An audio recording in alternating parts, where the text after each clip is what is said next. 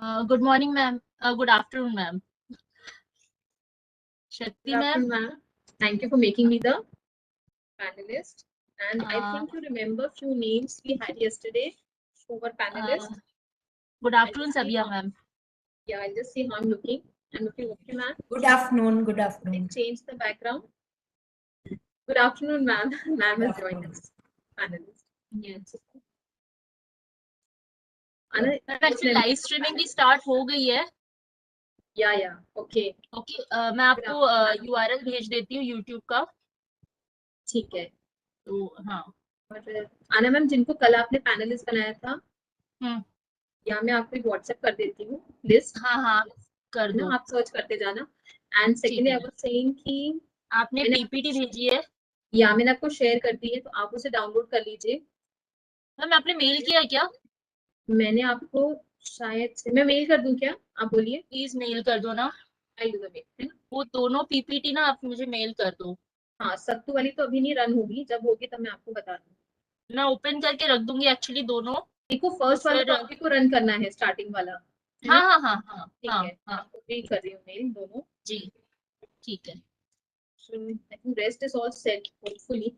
बहुत सारे लोगों का फोन चल रहा है, इसलिए मैं गड़बड़ ना करूँ आज. और बाकी आप फोन पे रहना मेरे साथ. हाँ ठीक है. तो सबसे पहले क्या होगा कि अपन पहले ही पीपीटी रन करेंगे. उसके पहले वाला स्लाइड ही अपना. उसके बाद अपन ये मैं विनर्स की भी दे रही हूँ आपको, और एक पोस्टर प्रेजेंटेशन है. मैं आपको सभी कुछ दे रही हूँ फिलहाल. आप मुझे ना पहले तो PPT भेजिए, मैं एक बार ना रन करके आप मुझे सीक्वेंस बता दीजिए. हाँ जी. तो उस हिसाब से फिर कहाँ यानी क्या होने वाला है एक बार आप बता देंगे ना, तो फिर वैसे मैं स्टॉप कर दूंगी. Will talk on phone. अगर किसी और भी मैम के अलावा कोई और ज्वाइन हुआ नहीं है ना? ठीक है. नहीं अभी तक नहीं हुआ है इसलिए. बस यस, आपने मुझे मेल किया है. मेल्स अपलोड हो रहा है. ओके 1000 KB की हो गई है फाइल. मैम सबसे पहले फर्स्ट पेज रन होगा, उसके बाद फर्स्ट MOC आ जाएंगी, वो ऑटोमेटिकली मेरे पास मैंने इसमें स्टार्ट किया है. आपने जो भेजा है मैम फर्स्ट पेज है, उसके बाद प्लेनरी सेशन है. हाँ, प्लेनरी सेशन आप रन करते हैं. जैसे मैं ओपनिंग दूंगी ना. Good afternoon everyone, welcome you to this plenary session. उसके बाद आप फर्स्ट प्लेनरी सेशन में जो जयश्री मैम है, या तो कविता गुप्ता को मैं इनवाइट कर दूंगी. जब कविता गुप्ता आ जाएगी उसके बाद आप वो जब बोलेगी जयश्री बहन, तो तब आप मुझे दे देना ना. मुझे जरूरत पड़ेगी तो मैं आपको इनवाइट करूंगी. आप मुझे राइट्स दे के रखना.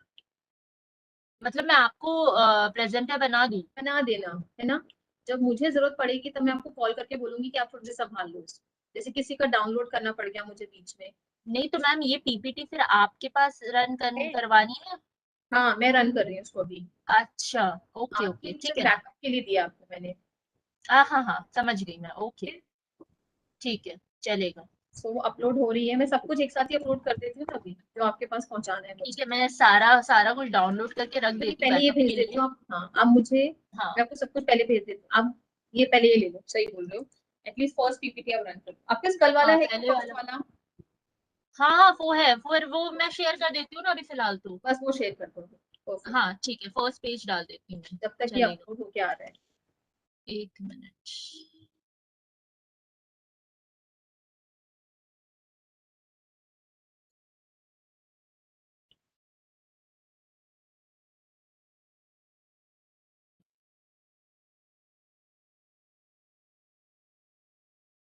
Good afternoon, Sabiha ma'am. Welcome to the second day of the conference, ma'am.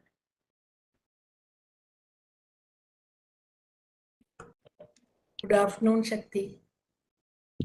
And hopefully everything goes well. जाएंगे, आज तो लेक्चर्स है ना.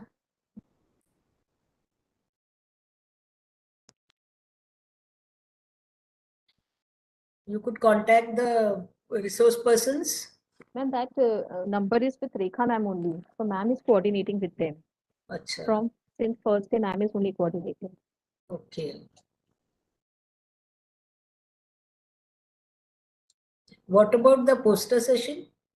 And there is only one poster, and I'll share today's schedule, ma'am. There's a change also in the schedule. I think ma'am has shared. Ma'am, because we are keeping valedictory after Shastri ma'am's session now. So that's because ma'am, Laxmaiah sir took a report from 1 day, 1 page report for the entire event. So he might be covering everything in his speech. So we thought ki we will have his speech at the last, and then declaration of results, followed by the vote of thanks, ma'am. Then we'll conclude. Ma'am has shared. I sent that new schedule to Rekha, ma'am. So I think ma'am has shared in the group. Ah, I didn't see. Okay, ma'am said she will share. I'll just see now.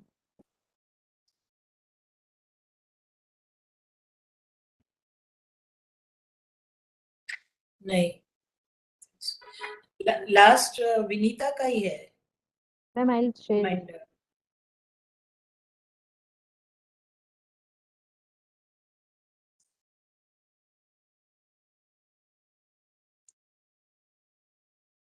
This one. Ma'am, I'll share.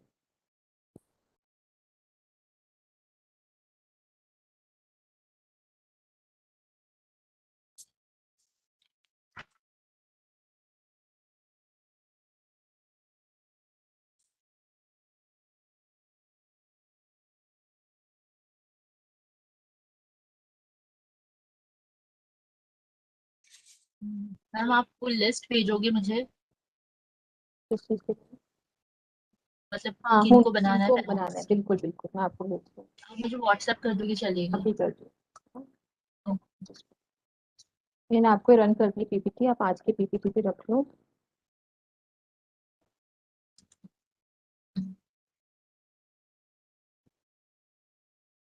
मुझे PPT मिली नहीं है. ये क्या आ रही है? मैंने तो दिखा दिया मुझे. हाँ हाँ, 2 मिनट रुक जाओ, आ जाएगी. यस.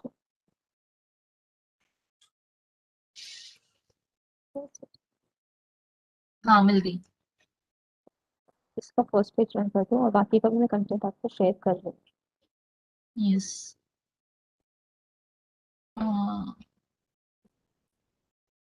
मैंने आपको लिंक भेजी है, मेल किया है. Yeah, I'll talk on phone now, है ना? Attendees are joining. Yes, okay, yes.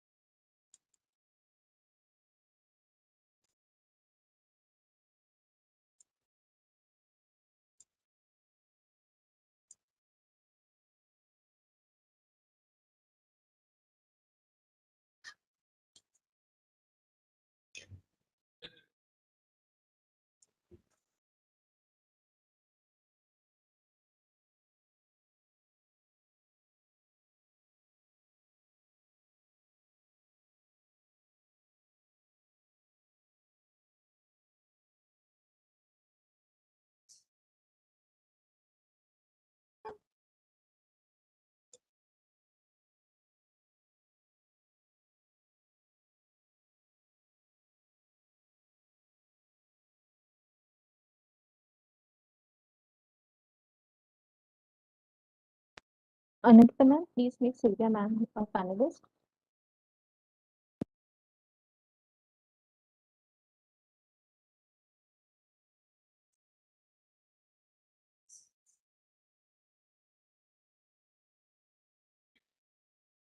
Just a minute.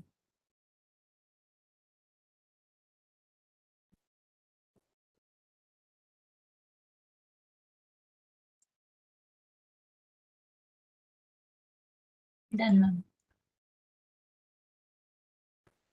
A very good afternoon, Sylvia ma'am.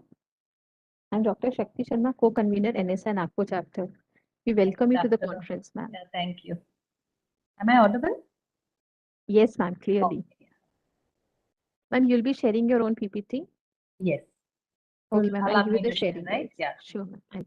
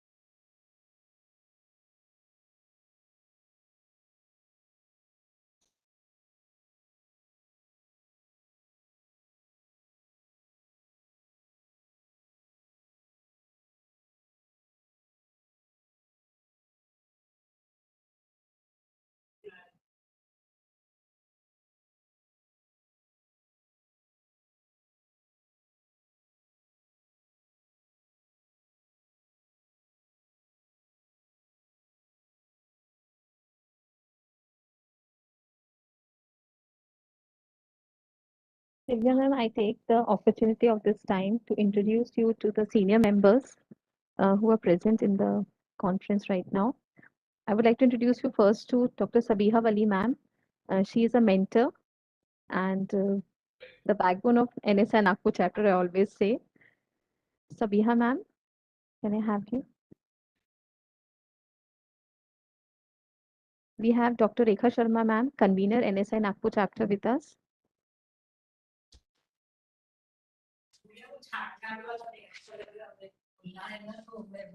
None वाला जो प्लेन था ना वो कर दे।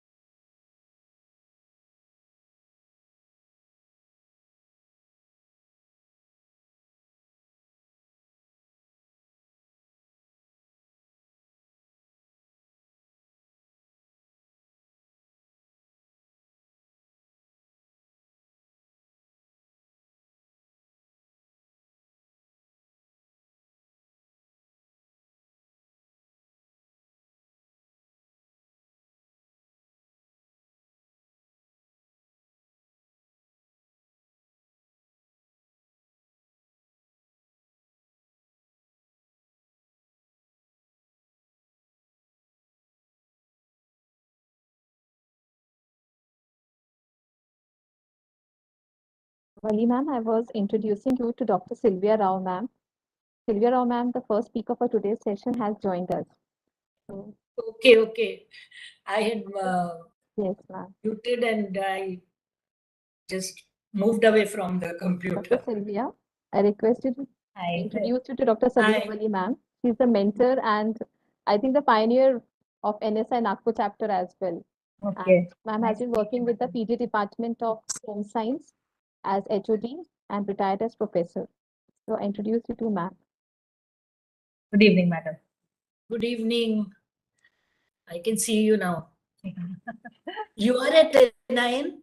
I'm at NIN, madam. Yes. Okay. Since when? I joined in 2008, but I had been working on various projects since 1999. Okay. So you knew Shehnaz?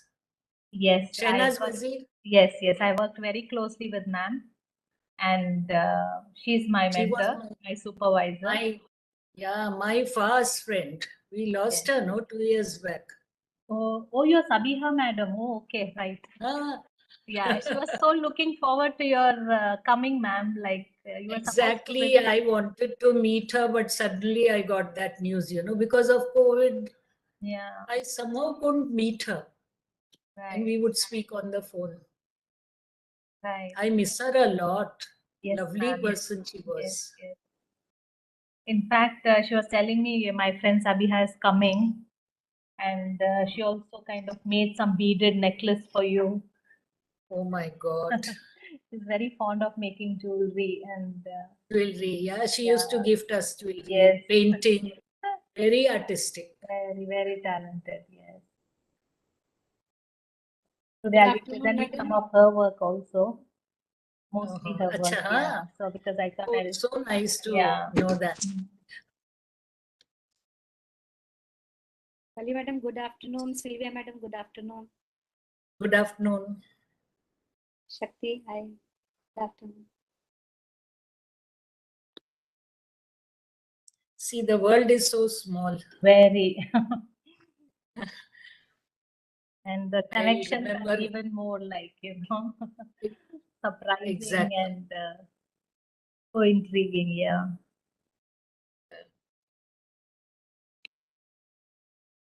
I think this is Rekha, madam. Yeah, I've seen. Yes. In your profile picture, madam. So, recognize you.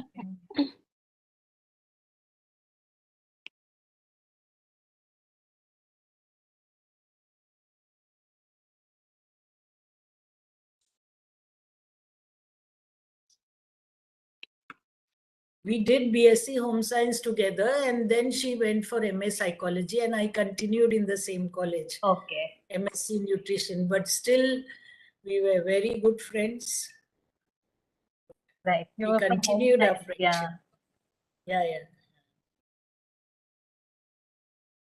Did you study in Mehboobiya too, ma'am? No, I was in Rosary Convent. Okay. Shahnaz was in Mehboobiya. We met in Home Science College. Okay, but yeah, I think she joined Rosary Convent, and then I think couple of years she was there, and then again her parents moved her to Mehboobiya. She really didn't like Rosary Convent much. Oh my God. And I think she had a good time in Mehboobiya. That was both schools were either side of the house. Correct. Mehboobiya was just opposite her home, and this thing also. Convent was a little inside in Gun Foundry. Right. Sherry also passed away last year, madam. I know what happened to her. She passed away suddenly. I used to talk to her, you know. Okay. After ma'am passed? After Shahnaz passed away, no, I used to talk to her. She said, you are Shahnaz for me now. Keep in touch with me. Right. Come and meet me. But unfortunately, I could not meet her also.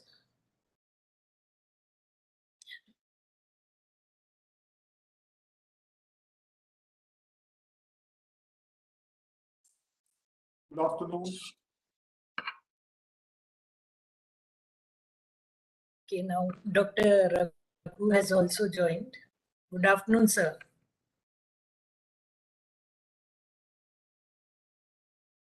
Good afternoon, Dr. Raghu. Welcome to the conference, sir.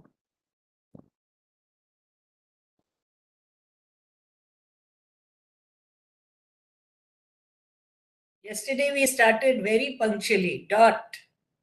Yeah, we still have 5 minutes, madam, sir. Yeah, I know, we have 5 minutes. We can start in time. Your sharing part is done?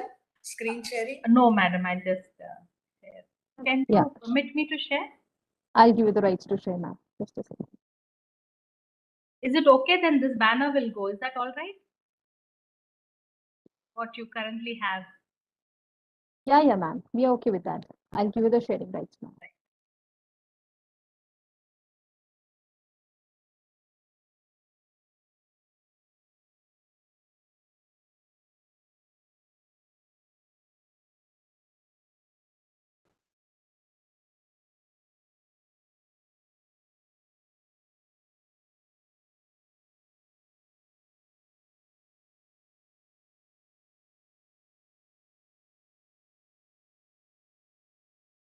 Good afternoon, ma'am.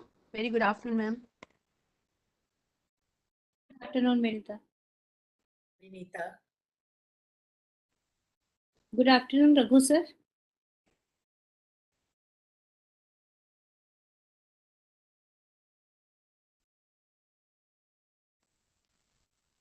Good afternoon, Vali, ma'am. Good afternoon, Vinita.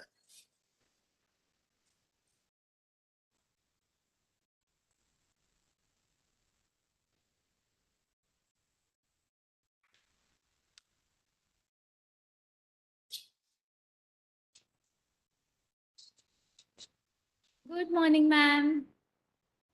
Hello, ma'am. Kavita, it is always morning for you. Whether afternoon, evening or night. Yes, ma'am. But ma'am, her voice is all fully active like it's a morning. Morning only. So that's actually, Dr. Sunil has put me into that habit. So he wants we should never sleep and keep working. What a novel way. Yeah. Making Kavita ma'am, people active. we have the guest also joined with us. So we'll start at sharp 3 o'clock. Even Pindarka ma'am has joined. I think we can start sharp. I'm still not able to share my slide. Ma'am, I'm sorry to say that we'll just introduce you, ma'am. Then I'll give you the sharing rights because Okay, no problem. No problem. Yeah. Thank you.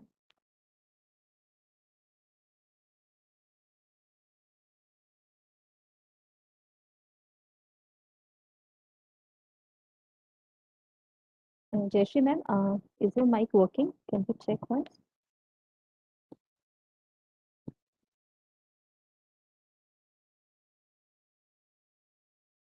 Jayashree Pendarkar ma'am, am I audible to you?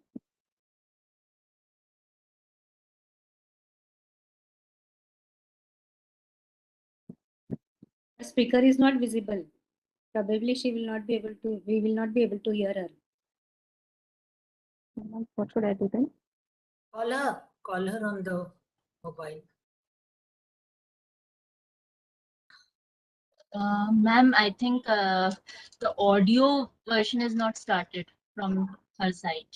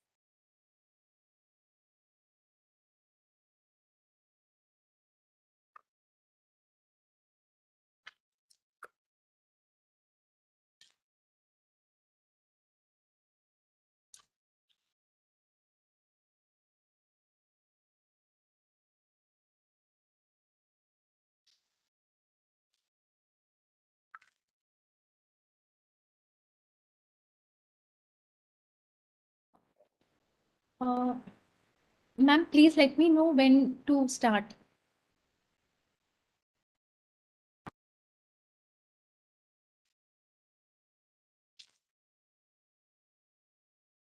Kavita, we can start. We all are present here. Only the problem is with Jayashree madam, I think. Okay, ma'am. We'll just wait. Is somebody calling ma'am or should... No, Shakti is talking to Dr. Jayashree. We'll wait for a few minutes.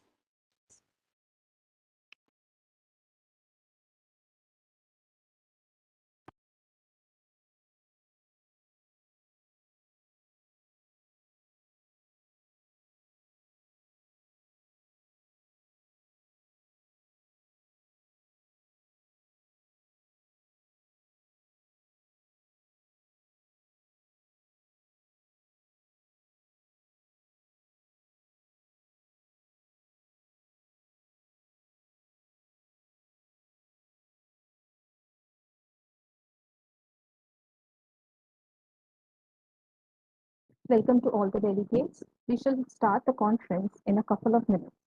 Thank you for your patience.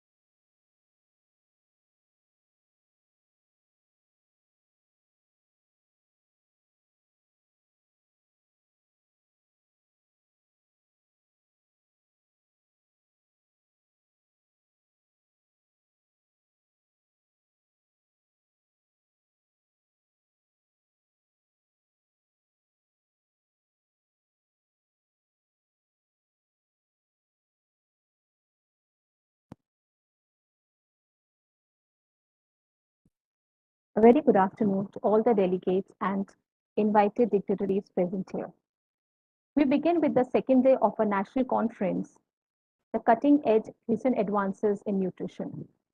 To begin with the first plenary session, I invite Dr. Kavita Gupta to introduce the chairperson and the guests for the session.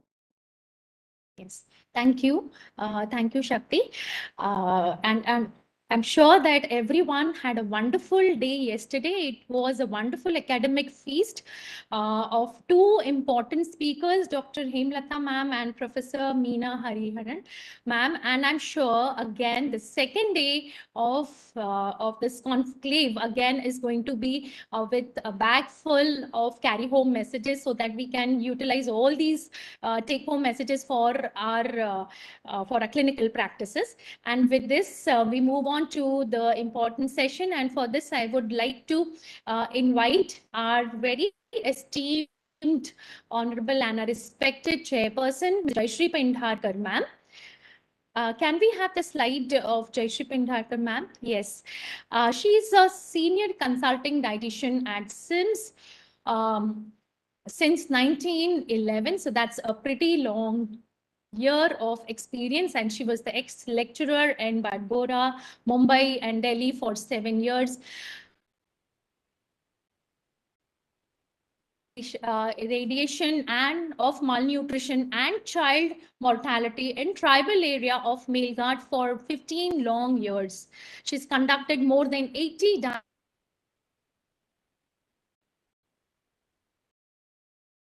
prevention of heart diseases workshops in many WCL units in MP and Orissa. Moreover, she has delivered number of talks in slum areas for more than 1,500 people, and she was being invited even in Maldives for lecture, and also consulted patients over there. She has also conducted programs and even given lectures in London in 2011.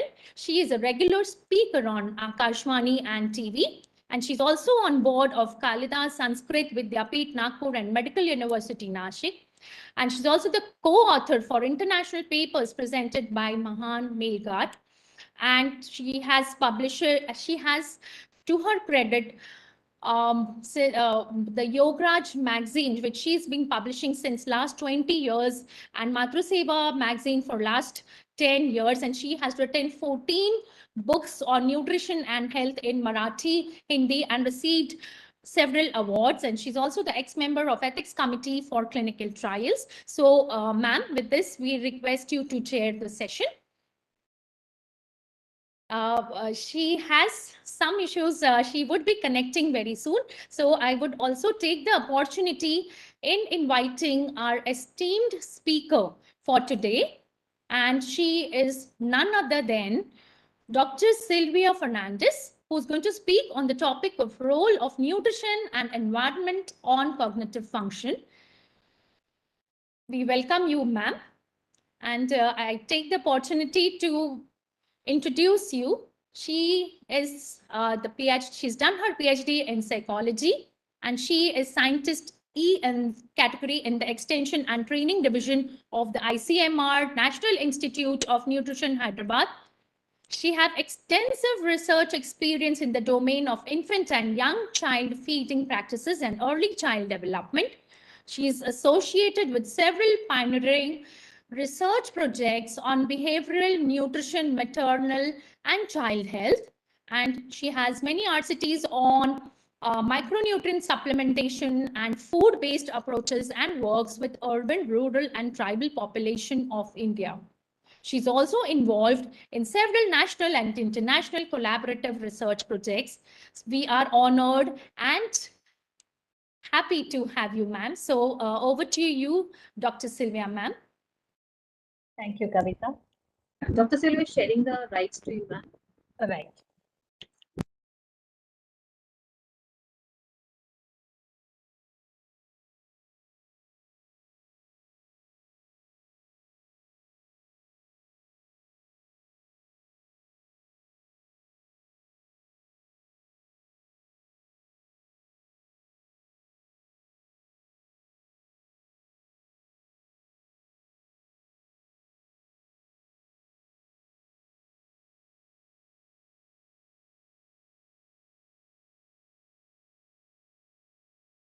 Yeah. Is my slide visible?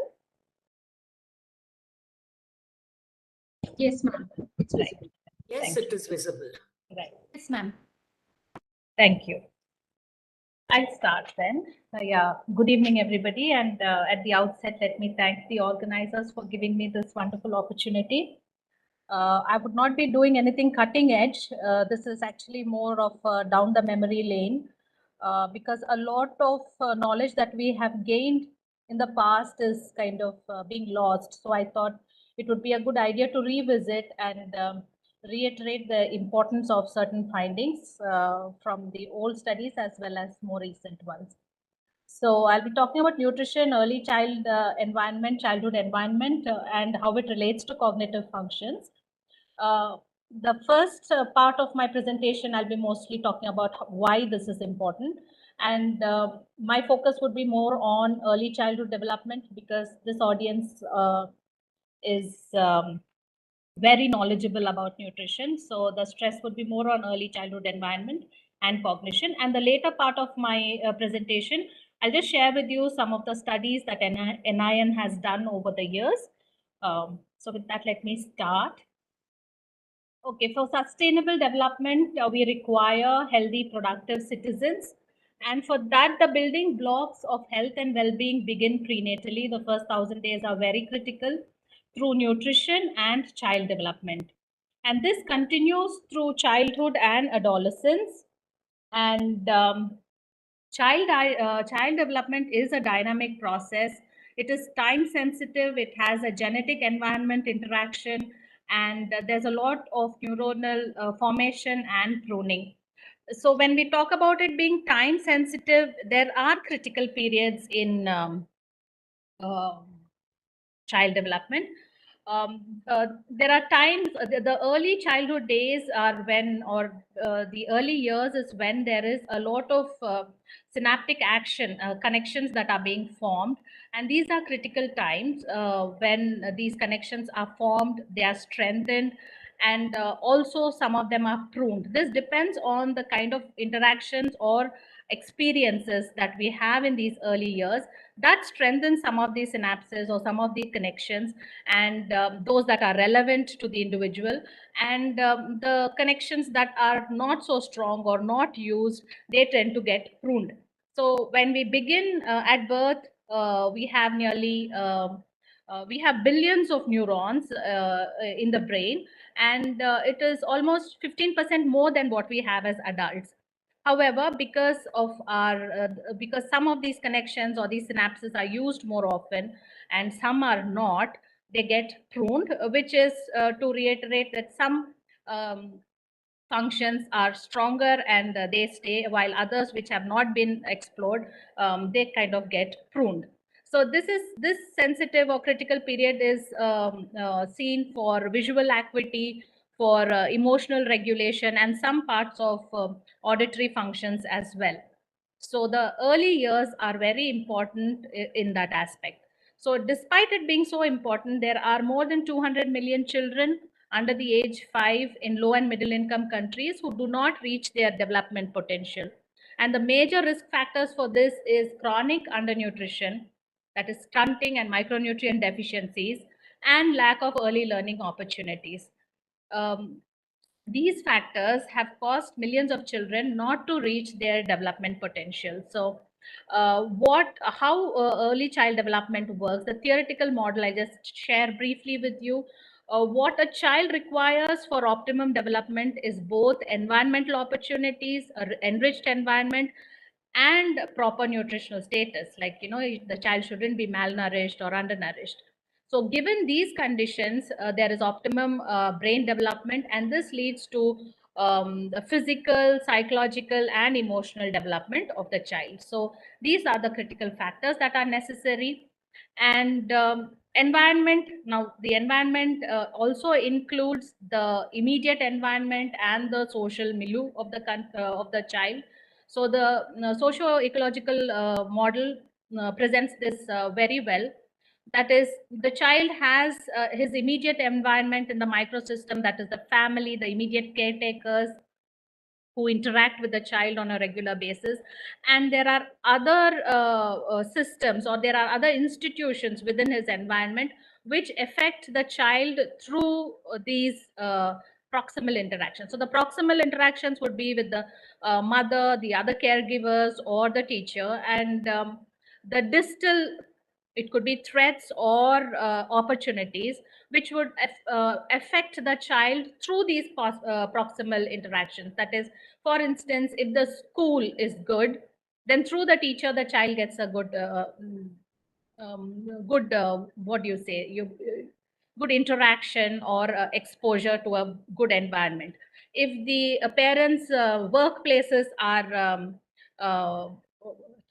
pro-child, or have facilities for good child care, then that again the child through the workplace, the child again gets the benefits of these policies or programs that are in place. So this is bi-directional, that is, the child and the environment together, they interact, and the child benefits from either the threats or the or gets disturbed by the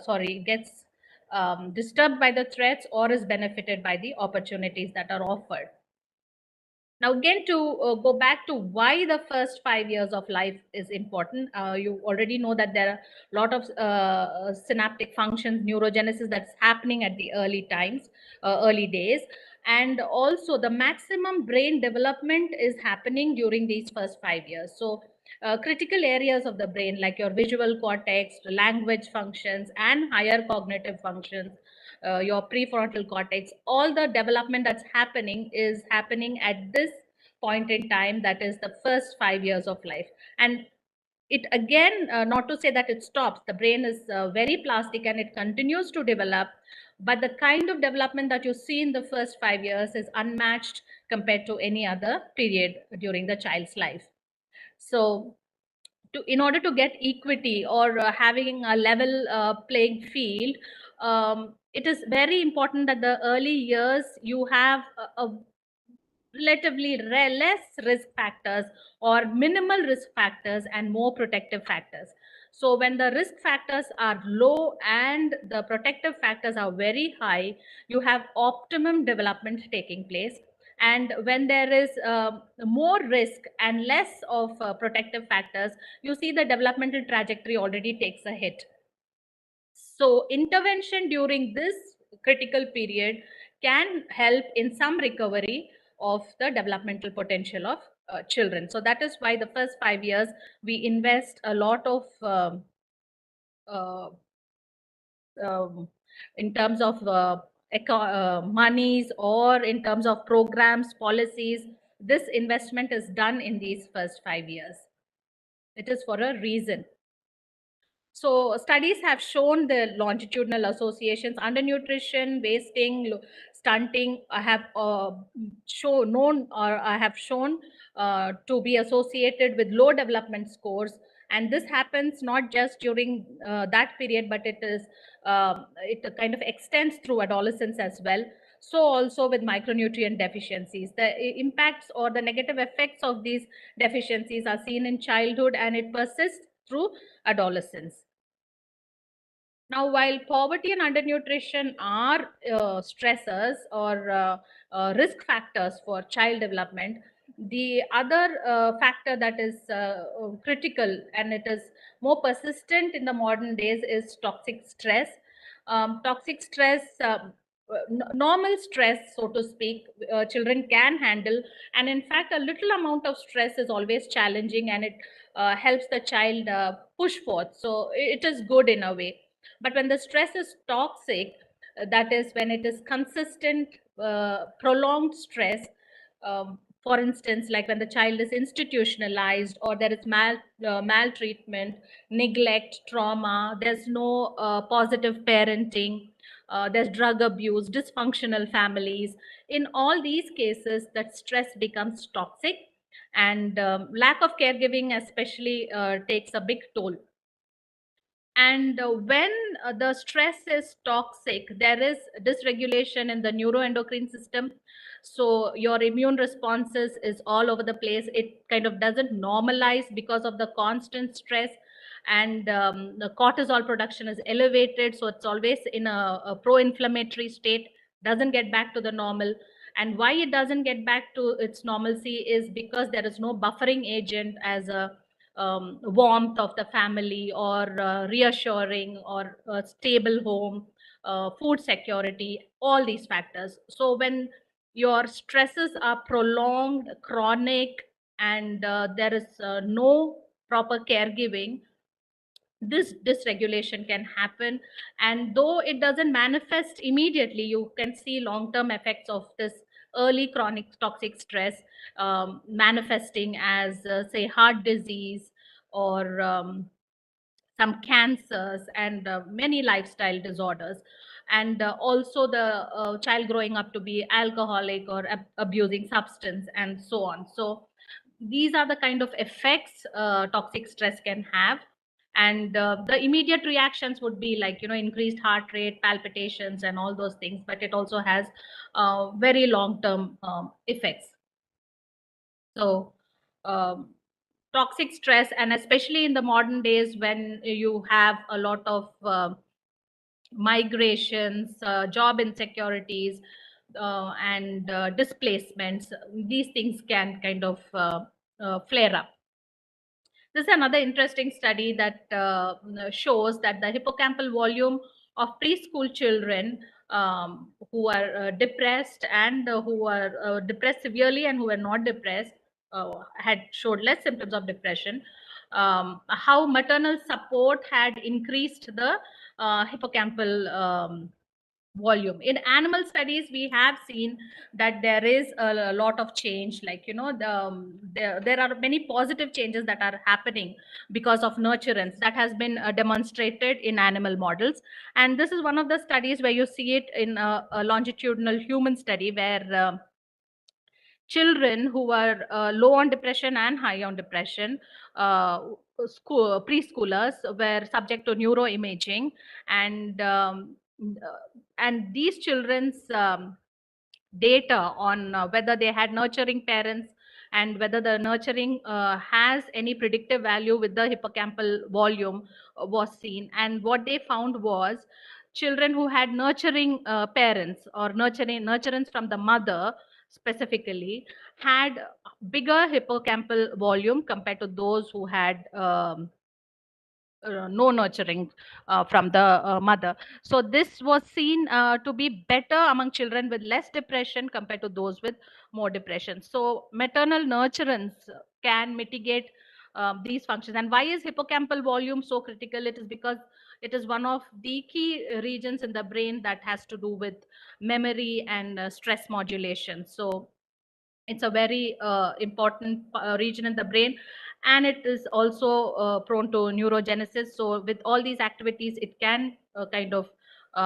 grow compared to the other structures in the brain. So what does a child need to thrive? It will need health and nutrition primarily, yes, but social protection, a stress-free environment, or at least stress that is we can cope with, learning opportunities, and responsive caregiving. So while health and nutrition are critical, that alone will not help the child thrive. So I'll quickly go into the mental health needs of the child. The physical needs are there, and the mental health needs. The mental health needs also includes the basic survival needs. So because without food and health care, the child will not be mentally healthy. So that is the basic need. However, the child has psychosocial needs, which includes adequate stimulation, new experiences that can be brought about through supervised play, appropriate guidance, assertive and instructive discipline. It doesn't mean the child is left free to do whatever he or she pleases. Even when you're disciplining, it should be assertive and it should be instructive, so that the child understands what he's being told. And you should kind of move towards positive parenting. Faith in God, unconditional love, security, and stability. The routines are extremely important and necessary for a child to feel safe and in a known environment. So for psychosocial development, you will what do we need for the psychosocial needs? We talk about psychosocial development, and psychosocial development is nothing but the individual's development in a social realm. We are social beings. We don't live in isolation, so it's very important to develop in the appropriate way in the society. So each one of us has a different trajectory towards the psychosocial development, and it depends on our biological processes and the environmental conditions that we are in. So for psychosocial development, we need psychosocial stimulation. That is what the environment can provide us in terms of stimulation through sensory input. So this could be visual, auditory, tactile. And it also includes emotional stimulation, which is the affectionate caregiver-child bond. So these things cannot be stressed more, like, they are extremely important. And this kind of exposure that the child has, psychosocial stimulation, along with appropriate nutrition, would give the child the best developmental start. So psychosocial stimulation is having meaningful interactions with the child, using colorful play materials, non-preschool education, non-formal preschool education, emotional care and warmth, encouragement to ask why, rewarding behaviors appropriately to motivate. So now these things seem very simple, and so they may get undermined, but these are very important for a child. So here, while you provide beautiful toys to a child, you're not really facilitating development until you are actually having an interaction with the child. So the toy per se is immaterial. What is important is that the interaction that you have while this play is going on. So that is more critical. So we should understand the importance of the underlying things that are happening when you're doing these kind of actions with the child. So earlier, these aspects, like, showing emotion or warmth and care was not so much, like, the families or societies, especially here in India, they were more withdrawn. The care and warmth was only the mother's job, like, but now it has opened up, and that is for the better. Something happened and I'm unable to move my slide. Okay, sorry. Yeah. So I have this slide actually just goes back to why how child development is affected by undernutrition or malnutrition. A malnourished infant has reduced psychomotor activity, which is natural. The energy is conserved, the child doesn't move much, and the infant becomes more apathetic and less demanding. So less demanding, parents will provide less stimulation. As I mentioned earlier in the ecological model, it is bidirectional. So when the child is demanding, the parents attend. So if the child is not demanding, then the parents provide less stimulation for the child, and the parent-child bond becomes weak and it is threatened. And this opens up to various repercussions in the child's life.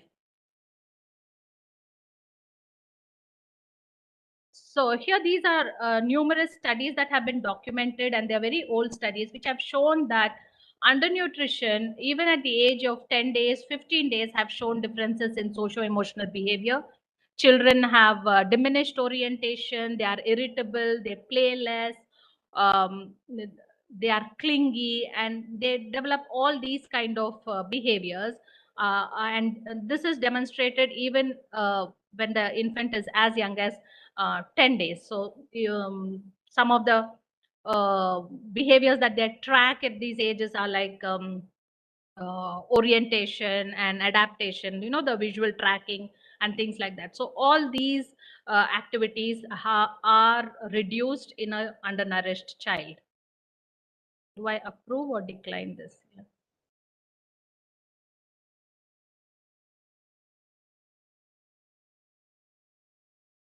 Sorry, I have done something.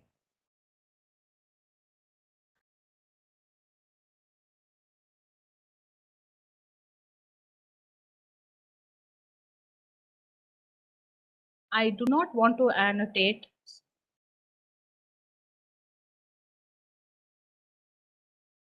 Can you please press escape button? Escape. Thank you.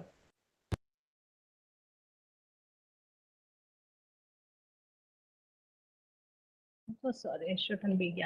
Yeah. Sorry about that.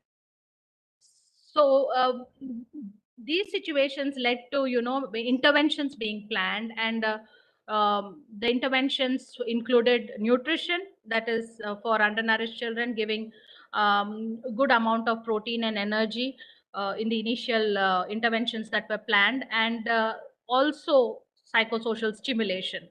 So here you can see there are 3 groups. The red one is the elite control group, normal kids, and the yellow and blue are malnourished kids who have been given the intervention. So the blue are malnourished control who have been given nutrition intervention, and the yellow have been given nutrition intervention and stimulation.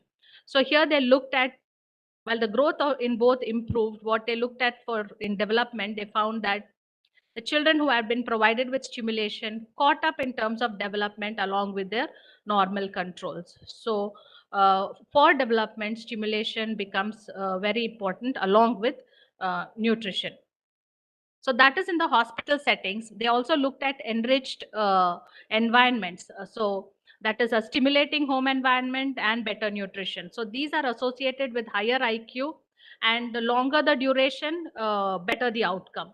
So this was observed in it's a natural settings, so to speak. Permanently enriched environment of they looked at adoption studies. These Korean children who were malnourished were adopted by American families, and what they found was marked improvement in their height and weight. Younger children benefited more. That means if the child was younger than 2 years while at the time of adoption, these children grew up better, had normal or exceeding IQs. Older children did not have the same benefit. So this led to some parenting interventions that can be done. So for 0 to 3, it is better to have home visits, guidance, support from healthcare providers, or group parenting meetings. And you will see better impacts when parents and children participate, and the interventions have, they actually show you how to do it, and the behaviors are modeled so that the mother can copy them. And the more the disadvantage, the better the progress is what has been observed. So this would be for children who are 0 to 3. And for preschoolers, this is what even I'm very interested in, because we have our Anganwadi set up and preschool children where a lot can be done. So the preschool improvement in cognitive and social development, and also school readiness. The program should be of high quality. Teacher-student ratio, sometimes it is met, sometimes it is not. Developmental curriculum, the curriculums are pretty good in these setups. Student exploration and teacher responsibility. These 2 areas are where we need to kind of tap and see that it is done appropriately, so that there is optimum development for the child.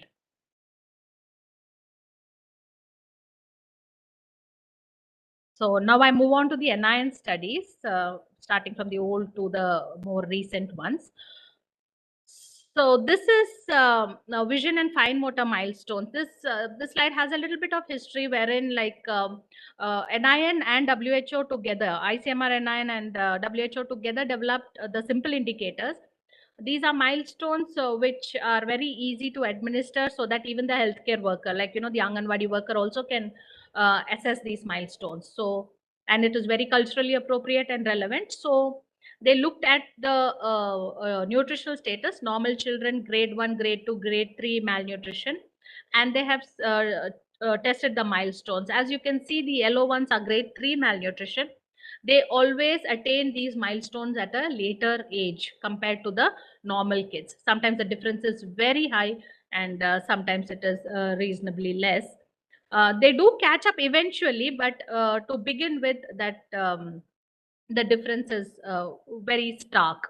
So this was seen in, this is for fine and vision and fine motor. It was also seen for language, social skills, and other milestones. They looked at home environment because if you go back to the model, home environment is very important. And they looked at the factors that are associated with growth and development. And what they found was, for weight for age, factors such as the health of the child, number of children in the family, whether the child is receiving cuddling, socioeconomic status, protected water, if the child sleeps well, has few temper tantrums. These factors seem to be associated with growth. And for psychosocial developmental milestones, family size, smaller the family, better the child's development. If the child lived closer to the nursery or the primary school, the development seemed to be better. Father's time with the child, telling stories, etc. Parents teaching the child and having access to media and play space. All these factors were associated with child development. And they also looked at the correlation between childhood and current nutritional status, socioeconomic variables, and adult intelligence. And what they found was current nutritional status was associated with the nutritional status at 5 years of age, both for all height for age, weight for age to a greater extent, followed by weight for height. Socioeconomic variables are the ones that were been associated with adult intelligence, which included education and income. So these were the factors that were associated with adult intelligence. And it's not here, but for performance quotient, the height, the childhood height was correlated to, I think, 0.05 level. Yeah.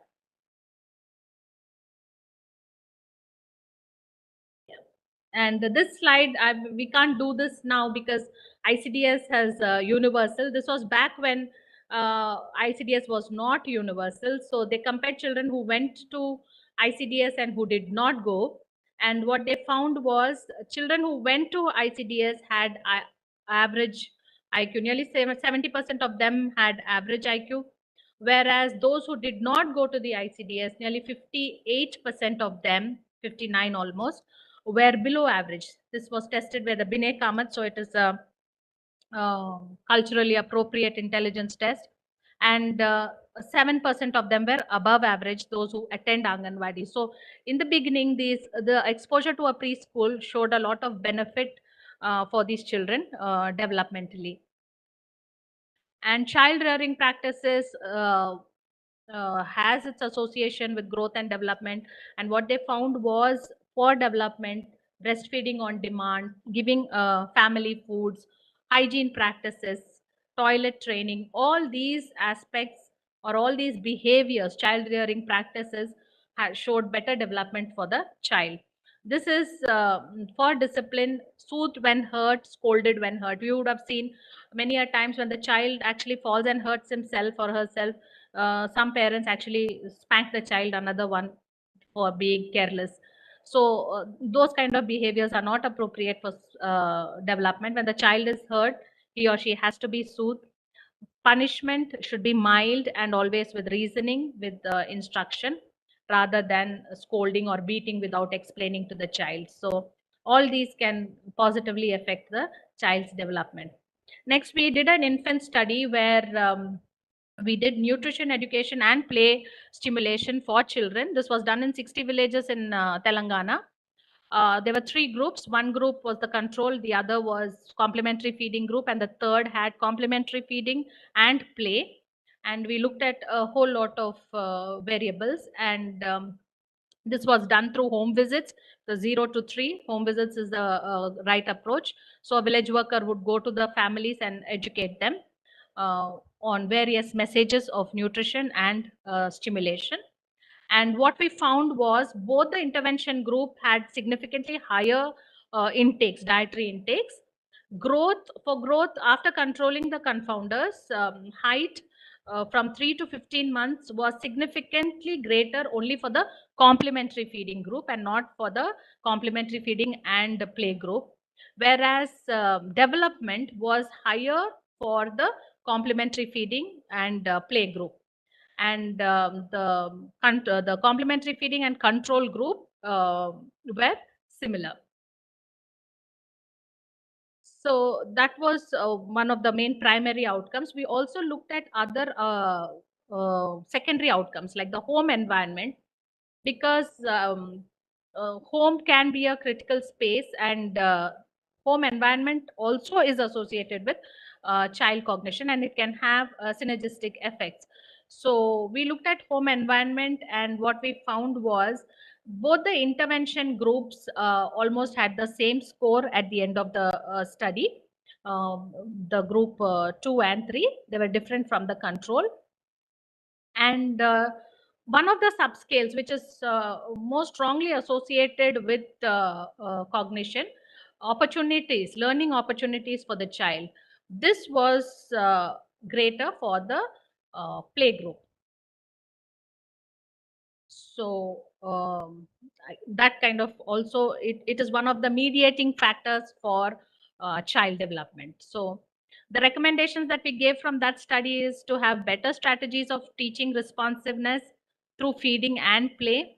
And it is very important to link nutrition more clearly with education, because education as a motivator is universal. So all the parents, all mothers, all fathers would want their children to be bright and study well.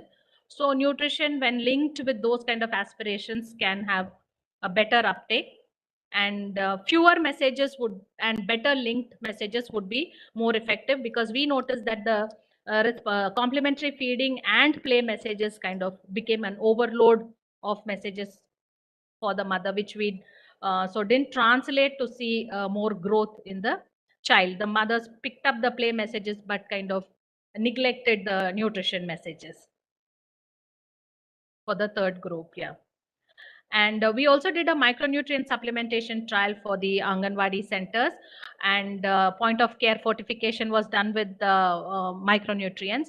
And what we found was that the performance in expressive language, inhibitory control, and behavior, which was reported by the caregivers, was better for the preschool children in the Anganwadis who were from low quality Anganwadis. Now this quality is, we categorized the quality of the Anganwadi based on observations. We looked at the teacher-child interactions. We looked at the hygiene, the sanitation facilities, all and various other parameters, and classified them as high and low quality. So what we found was development was better in low quality centers where they got the micronutrients, and in the high quality centers a trend was seen. So it is important to look at the context as well, because here nutrition alone sufficed to improve cognition or development. So nutrition per se improved language and inhibitory control, whereas in the high quality centers, they already started off with better expressive language and better inhibitory control. So the change was not so visible. And lastly, there was another breakfast study that we did among school children, and we found that those who consumed breakfast regularly, they had better attention and concentration in class, good memory, and better marks compared to those who skipped breakfast or had breakfast irregularly. And the point to note is those who had breakfast irregularly were worse off amongst the three groups. And most of the reasons what children gave for not having breakfast is that mother woke up late or the breakfast was not ready. So I think this is a good take home that I'm guilty too. It's a good take home that, you know, children are fed breakfast regularly before going to school. So coming back to characteristics of a good program, this is while talking to you about this, I have our ICDS and Anganwadis in mind. It has to be integrated across all sectors, especially like education and social service and social welfare, etc. It should all be integrated, and there are many issues that take place in these centers because of this lack of integration. The focus should be on disadvantaged children. Parents should be partners along with teachers to support. Should not be like a top-down approach. It should more be participatory in nature. Opportunities for children to initiate and learning play. This is one thing that is totally lacking. It is always teacher-driven, at least as per our observations. That needs to change a bit. Blend traditional care, cultural beliefs, evidence-based practices. This happens to some extent. Systematic in-service training, supervision, monitoring, and evaluation. So if these things are done, then the preschool environments will be a place to thrive for the young children, and they will kind of easily reach their developmental potential, or at least get a good start in life. Yeah, with that I end. Thank you. Hope I stuck to my time. Thank you, ma'am. May I request Jayashree Pendharkar, ma'am, to sum up the session? Hello, can you hear me now? Yes, ma'am. Sure. Yes, ma'am, we can hear you. Yeah. Sorry, I joined little late, but I don't think I have missed much because her speech and her talk was so interesting, and she has covered most of the things regarding child development. But what I feel when we are talking of nutrition, is there a requirement of what food exactly we should give to the children? I mean, we have to specify, because what I feel for these children, protein malnutrition is the main thing. So how will you give, in what form will you give them the food? What form the nutrition? And micronutrients in what form? Of course, they are supplements, but proteins and calories, and along with proteins, vitamin A or beta carotene is required.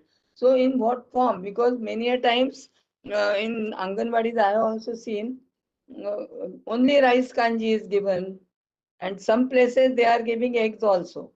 But protein is the main thing which is required for children's growth. That is what is most important. Right. And what I feel, if we give proper training to the parents also, those who are going to be would be parents and otherwise, if husband and wife both take care of their health before conception, or even the mothers during pregnancy, that is very important along with this, because many a times in these centers the parents come, many a times the mothers who are again pregnant, they also come. So they need to be told about this protein requirement.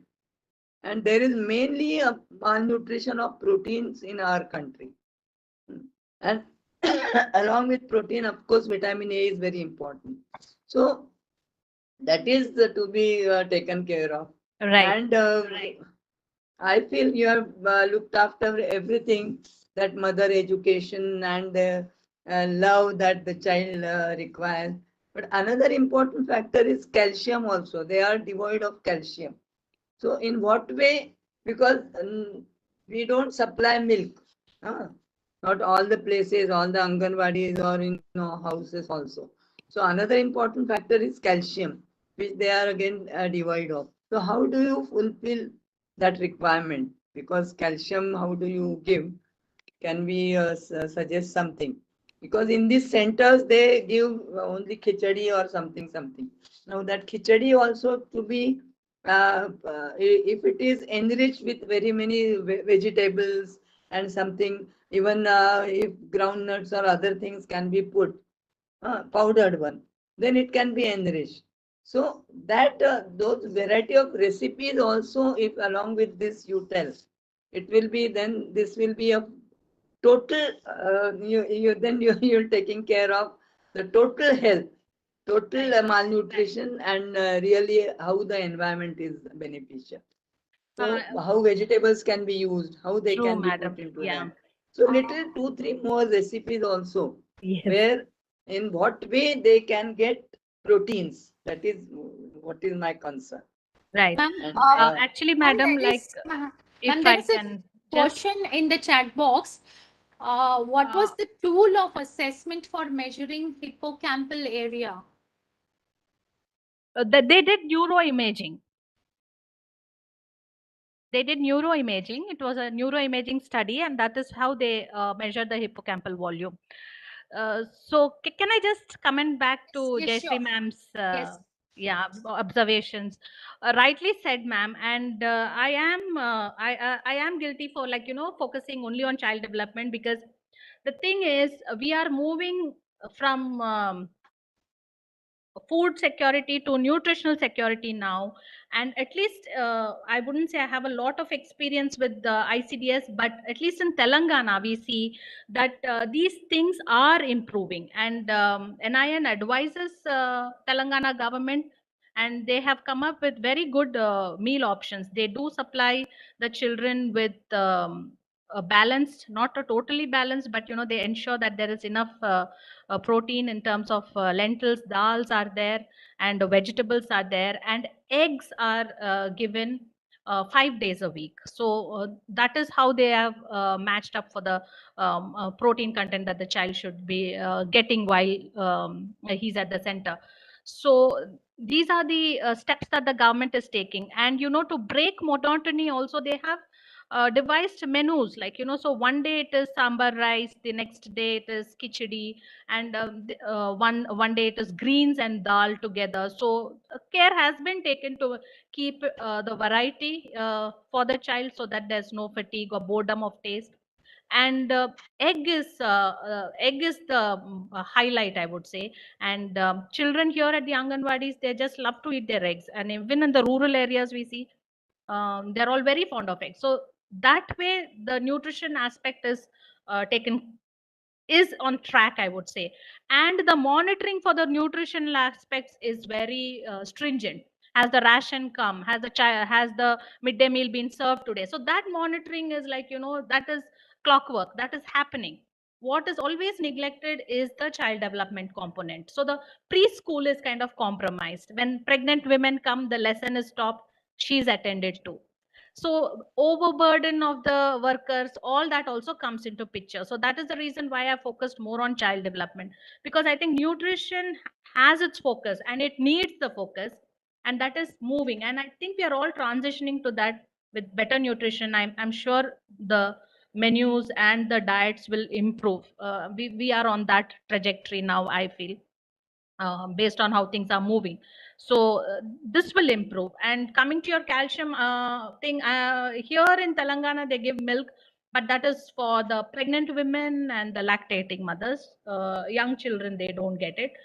So maybe they will eventually have a curd or something like that, so that could deal with the probiotic requirements as well. Like, micronutrients, I think even if we use it in a powder form, or which we have tested and it was very efficacious, doable in the natural settings, the existing settings. But even if we use it, it could be a midterm strategy until we go for balanced meals and see that the meal itself is nutrient rich.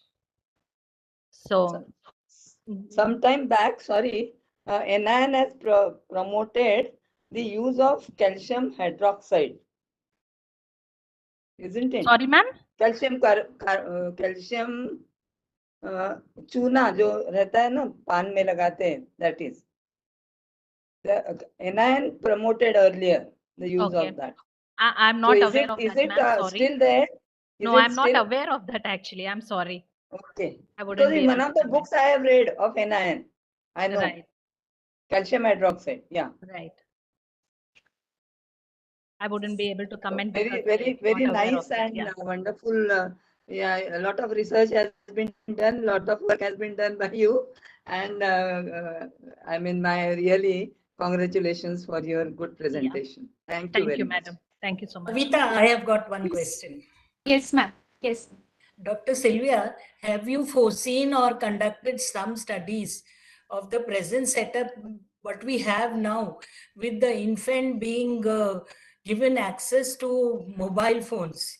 How does it affect the mental capacity? We talk about the first 5 years, and it has become a routine now. The mother and the caretaker both are taking aid, the mobile as an aid, True. There are mixed. I personally here we didn't do any studies, ma'am, but there are mixed reviews about use of screen time. In fact, some of them are in favor, showing positive associations, and some are not. So it's very inconclusive. We have to look at those aspects, because now when we are talking about digital classes, online classes, what is actually happening in the Anganwadis is the teacher's mobile phone is placed, and that's where the class is going on, and there are a group of 20 children who are actually focusing on that mobile phone and listening to what is happening. And even for mothers, it's become a tool to distract the child or help the child eat. which can have negative That's repercussions. what, even it's at too 6 much months. Even at high 6 stimulation. months. It is very high stimulation. After that, anything lesser stimulating will not appeal to the child. That is the commonsensical way of looking at it. It's too much of stimulation. The next thing that you do for the child, like read a book, it will not be as interesting, because here all the senses and sensory stimulation happen. So next, a reading book would be so much less stimulating. So these things have to be looked at. We should study that, ma'am. Thank you. We should Thank you conduct so a much. study. Yeah. Yes, thank you. Thank you, madam. Thank you so much. Thank you so much, ma'am, for that wonderful talk, which really highlights that nutrition plays a vital role in the overall development of the growth, the behavioral and the intellectual aspects. And with this, I would like to thank the speaker, that's Sylvia, ma'am. Thank you so much. And also, I would Thank like you for to the extend- opportunity. Yes, I would also like to thank Dr. Jayashree Pendharkar, ma'am, for chairing this session. Now, moving to the next session, I would like to invite Dr. Rita Bhargav, who is the Chief Dietitian of Care Hospital, to take over. Dr. Rita Bhargav, please. Yeah. Thank you, Kavita.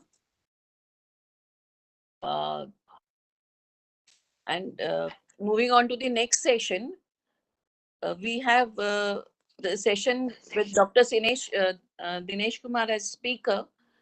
He would be talking on emerging challenges on nutrition pollutant interactions. The chairperson is Dr. Prakash Itankar. I would like to invite Dr. Prakash Itankar to chair the session. He's a professor of pharmacogenesis, section head, department pharmaceutical sciences, director technology park, RTMNU, Nagpur. He has total 27 years experience. He has research projects based on research problems of industry, around 41 projects. He has guided 102 MPharm students. He has guided PhD students also, around 7, and 5 still pursuing. He has around 70 research publications. He has been invited for 125 lectures. He has many prestigious awards to his credit. Few of them are Ethnopharmacology Outstanding Service Award 2015, Mahatma Phule Lifetime Achievement for Excellence in Social Work Anandibai Joshi Award for Services in Health in 2015, recipient of SS Outstanding Local Chapter Award 2018 at 18th International Congress of International Society of Ethnopharmacology at Dhaka University, Bangladesh. He's also a recipient of Best Teacher Award 2018 of Rashtrasan Tukroji Maharaj, Nagpur University 2018. His key areas and experience are developing educational strategies, driving the research activities with the perspective of natural products, on specialization, sensitization, socializing, and reinstatement of lost glory to the drugs of natural origin, planning and execution of project on Panchgavya from literature survey, field survey, and raw material exploration, standardization, formulation, etc. Seeking patents, collaborating with academic and industrial partners, imbibing entrepreneurship, supporting and bridging the gap of scientific ambiguity amongst the traditional practitioners and end users. So over to the chairperson, Dr. Prakash Itankar. Yeah, thank you so much, ma'am. Good afternoon to all. And it's a privilege for me to introduce today's speaker, Dr. B. Dinesh Kumar, sir. And while introducing, his biodata in a brief, sir is a senior deputy director and coordinator for Center for Advanced Research for Preclinical Toxicology. And he is head of the Department of Drug Toxicology Division and Instrumentation Coordinator of ICMR, NIN, and NCC. Sir is President of Indian Pharmacological Society and Secretary of Nutrition Society of India, ICMR, NIN. As a pharmacologist, he is serving at FDTRC, ICMR, NIN for over 34 years. His special areas of work are preclinical safety and efficacy evaluation of biopharmaceuticals, GMOs, social drug epidemiology, detection of early lead toxicity and prevention. And in the recent past, he has done challenging work for the first time in the country on preclinical safety evaluation of indigenously developed recombinant rDNA anti-rabies, human papilloma vaccine, innovative therapies. And sir has to his credit more than 45 different products which has been screened, and 20 of them are translated in clinical use or in clinical trials.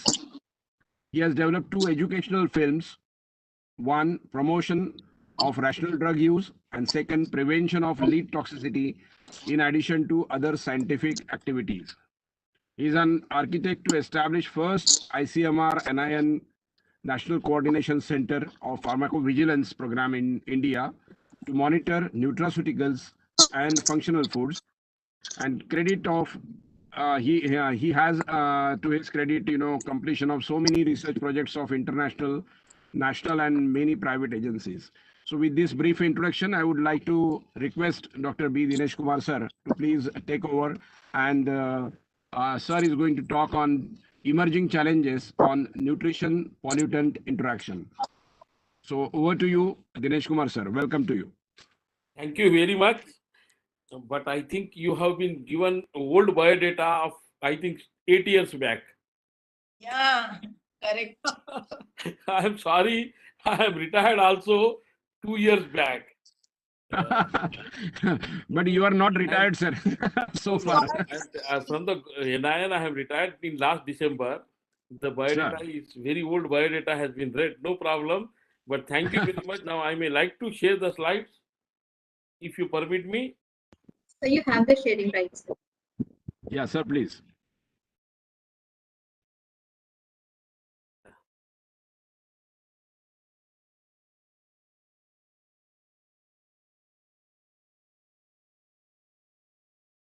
Can you give me, madam, sharing service to my So we have given you the laptop? sharing rights, sir. Yes, sir. Please give me, madam. Yes. So we have given you the rights.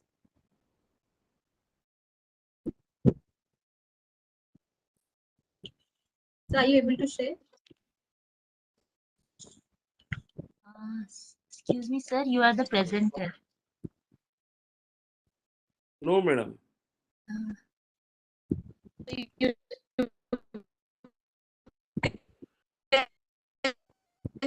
So from our screen, you are the presenter, sir. I am a presenter, but you have not given me the slide sharing. No, sir, you have the rights to share. I don't know why it is not sharing, sir. So what should I do? Ma'am, just remove and again make sir the presenter. Okay.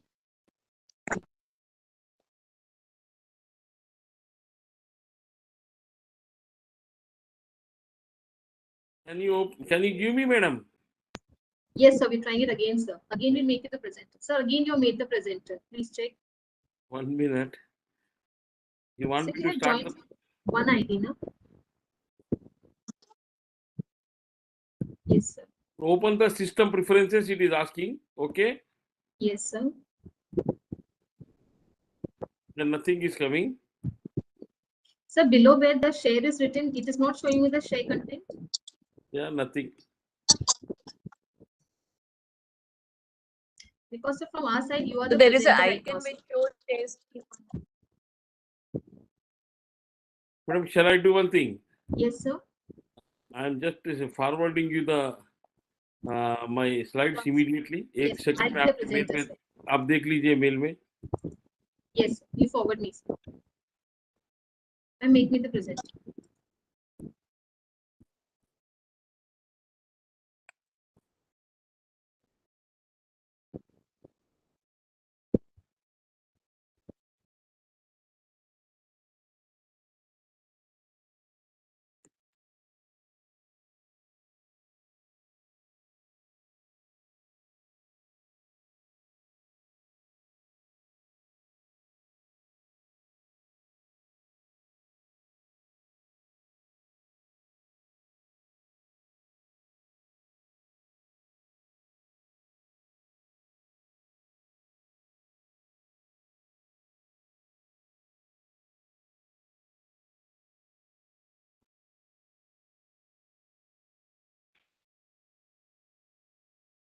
You are receiving the slides, madam.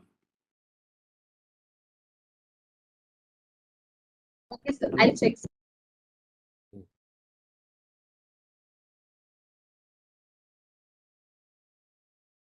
You are receiving the slides.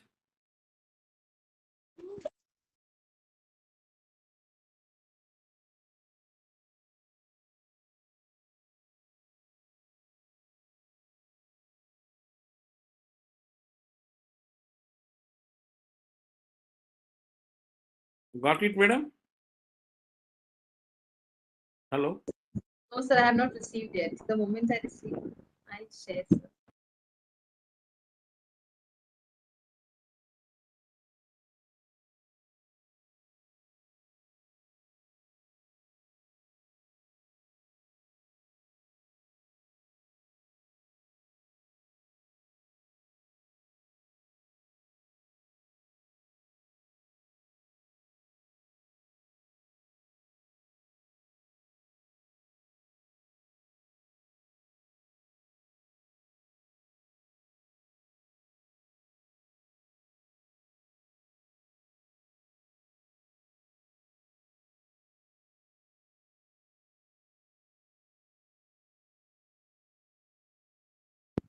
Sir, I have not received your email also. Ma'am, if again transfer rights to Dinesh, sir, in repeal, let sir try. Otherwise, I'll wait for. Sir, please send me otherwise. I will do. Dinesh, sir? Got the slides? No, no. Oh, You sir. didn't get? So you please send to Rekha ma'am also. You can send me on my email address. I have sent to You you. again try once, sir, from the share button. 1 minute, 1 minute. Yes, sir. From the share button, if you can try, sir. 1 minute. Yes. Can you just tell your mail ID? Sir, you can send me on the same mail where I have sent you link. 1 minute, madam. Sharma.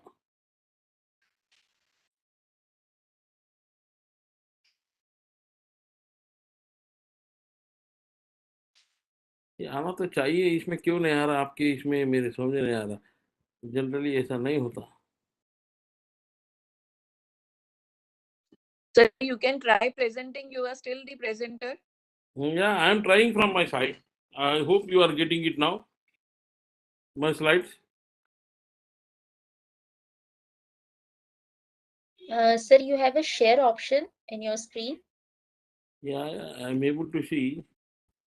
Now you are able to get the slides, madam.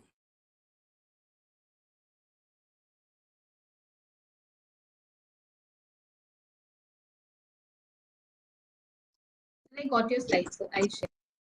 You got it? You got it, madam? Yes, sir, I got it, sir. I'm just downloading it, sir, and I'll share, sir.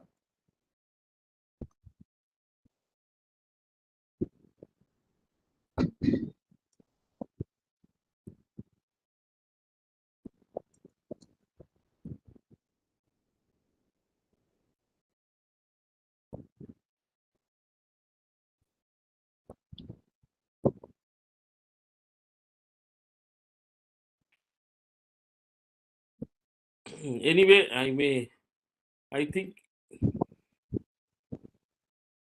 but I must compliment the Nagpur branch for every year conducting the program on a different aspects. This time we have decided to have the mental health. So we have done very minimum work in reference to the nutrition and pollution with the mental work and this thing. And it is a new topic which I am just actually sharing with you, which I have started, I think, 2002. Yeah, madam, can you blow up my first slide?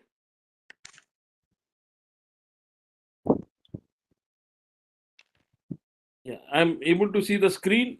Right. Yeah. I have put nutrition, pollution, interaction, and climate change on the top. And why I have to put this is that because, next slide.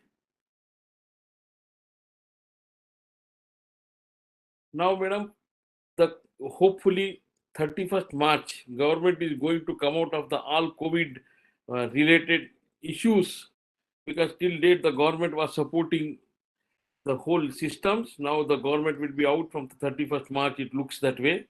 So we have to learn the lessons. The first lesson of the COVID is that I am hoping that the world was closed. Actually, till 31st March, it is closed for the renovation, and a grand reopening is soon. So you will be asking, sir, how it is related to nutrition. What happened in the COVID situations? You just think it is again a disease which has come out of the pandemic, and many reasons are there which you will be attributing from various angles. The lesson which we have learned, that the government of India wanted to distribute 8 crores of food, which is to the 8 crore target population, because the main reason was there, because of the pandemic and lockdown, there was no food available, no stores was available, no kirana shop was available. There were laborers who came from different states, and they were sitting and working for the different agencies, and they were not having any access even to purchase. So they targeted 8 crore of free distribution of the ration, but hardly it has reached only 22% to the maximum population. So you imagine the level of malnutrition might have gone during the COVID phase. Next slide. Then the government at present, that means in last 6 months to 1 year, they were always mentioning that we should have one country, one ration card, one Aadhaar card, one this thing, and oneness has to be there. But the issues were not being taken in a right perspective because of the politics, internal politics, external politics, and whatever the politics. There was no one ration, one system. Now the government has to wake up, and they have already woken up. Now there is a one ration, one nation, one ration card. That means this issue, wherever the lockdowns will happen, one can take the ration from the place where they are working or serving, so that the starvation of the food will not happen. Again, an incident by which the climate has changed, and this revolution has to bring, and that is how the government intervention programs have come into the existing. Next slide. Then you are fully aware, this all are going on under the Atmanirbhar Bharat. And yesterday I was listening to one of your presentations where one girl has presented on the economics aspects of the food distribution. Really innovative idea. I think we have to really change the dimensional changes of nutritional sciences to a different angle. Enough we have done anthropometry, enough we have done many things, but now we have to change our systems in such a way that we should have an applied research angle in this. Next slide. What is this climate change? Drought, floods, and hunger. I am very clearly putting this slide in front of you. You can see pink and orange. Pink is the thing where the things are very bad, and orange are the places where they are deteriorating, and climate change has gone very badly in these specific countries. Next slide. Now, what are the facts? How it is going to make an impact on you? When I am going to take at the end the nutrition pollution interaction, you will understand this specific slide, that agricultural production, nutrition, and food security is a triangle. If there is a global warming, there is every chance that the production will come down, or the product which is coming out, there may be a lot of compositional differences. There may be some factors which are playing an important this thing, on which I will be presenting the work which we have done during my tenure. And world hunger, undernutrition, calories, obesity, chronic diseases, micronutrient deficiencies literally have gone up. We have to just seriously think about this specific triangle and how we can make it balanced to understand the things. Next slide. You are fully aware of these sustainable goals. There are 17 sustainable goals, but I have put in a left hand side the people, planet, prosperity, partnership, and peace. And until now, why this concentration? Now the war is going on around the world. Just now, when we are watching today that Iran nuclear warfare is likely to happen, some people are rushing, and all those things. Once the peace is disturbed, whole planet is disturbed, and majority of the 17 sustainable goals will also get disturbed. Next slide. The conceptualization between the climate change and the nutrition. literally speaking, mean much of the work required to be documented from the Indian side. The work is not sufficiently been really taken up, or there are some real Nutrition Society of India and the people who are working in this area must collaborate with many other agricultural scientists, home science students, as well as the pharmacologists and other agencies, so that your health aspect, environmental aspect, and how they are actually making the drug nutrient interactions or drug therapeutic efficacies or drug which are the food which is going to give the nutrients, how it is going to impair the metabolism. These are all conceptually linked to each other. Next slide. You are fully aware we have only one earth. Our home earth is in real danger. What is the risk of being destroyed? If not the planet itself, but the conditions that have made it hospitable for the purposes. This is the one slide which you can just see. This has come in nature. And next slide will tell you why this picture has taken such importance. Next slide. You are able to see these vultures. It is nothing to again related to nutrition, but it is related to the pollutants. These vultures, which have become extinct species in Pakistan, there is no single vulture available. In India also it is a 5 to 10%. These vultures actually feed on the dead bodies. Most of the time the Parsis leave the dead bodies, and all these vultures were found to have the diclofenac metabolites. Next slide. And this has imbalanced the nature. What is that imbalance of the nature? These are the vultures. They used to take the pathogenic viruses and bacteria, and that is how they used to just keep the balance check. And now if you don't have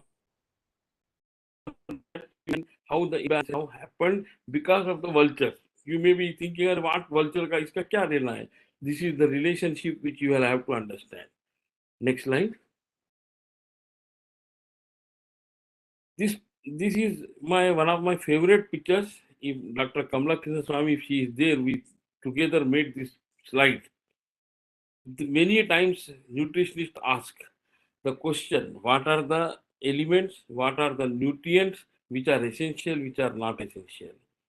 I have put down red, that is lead, cadmium, mercury, aluminium, arsenic. These are all not required elements at all to the body. What are the beneficial? That means orange one which I have put is a copper, zinc, selenium, molybdenum, manganese. But we have put a green signal to the calcium as a magnesium. Dr. Pendalkar madam was really asking a question on a calcium. Yes, madam, you are right. The calcium, any amount of calcium will not make any harm to the people. And magnesium also will not make any harm to the people. But these red metals which are there, they are known to cause this.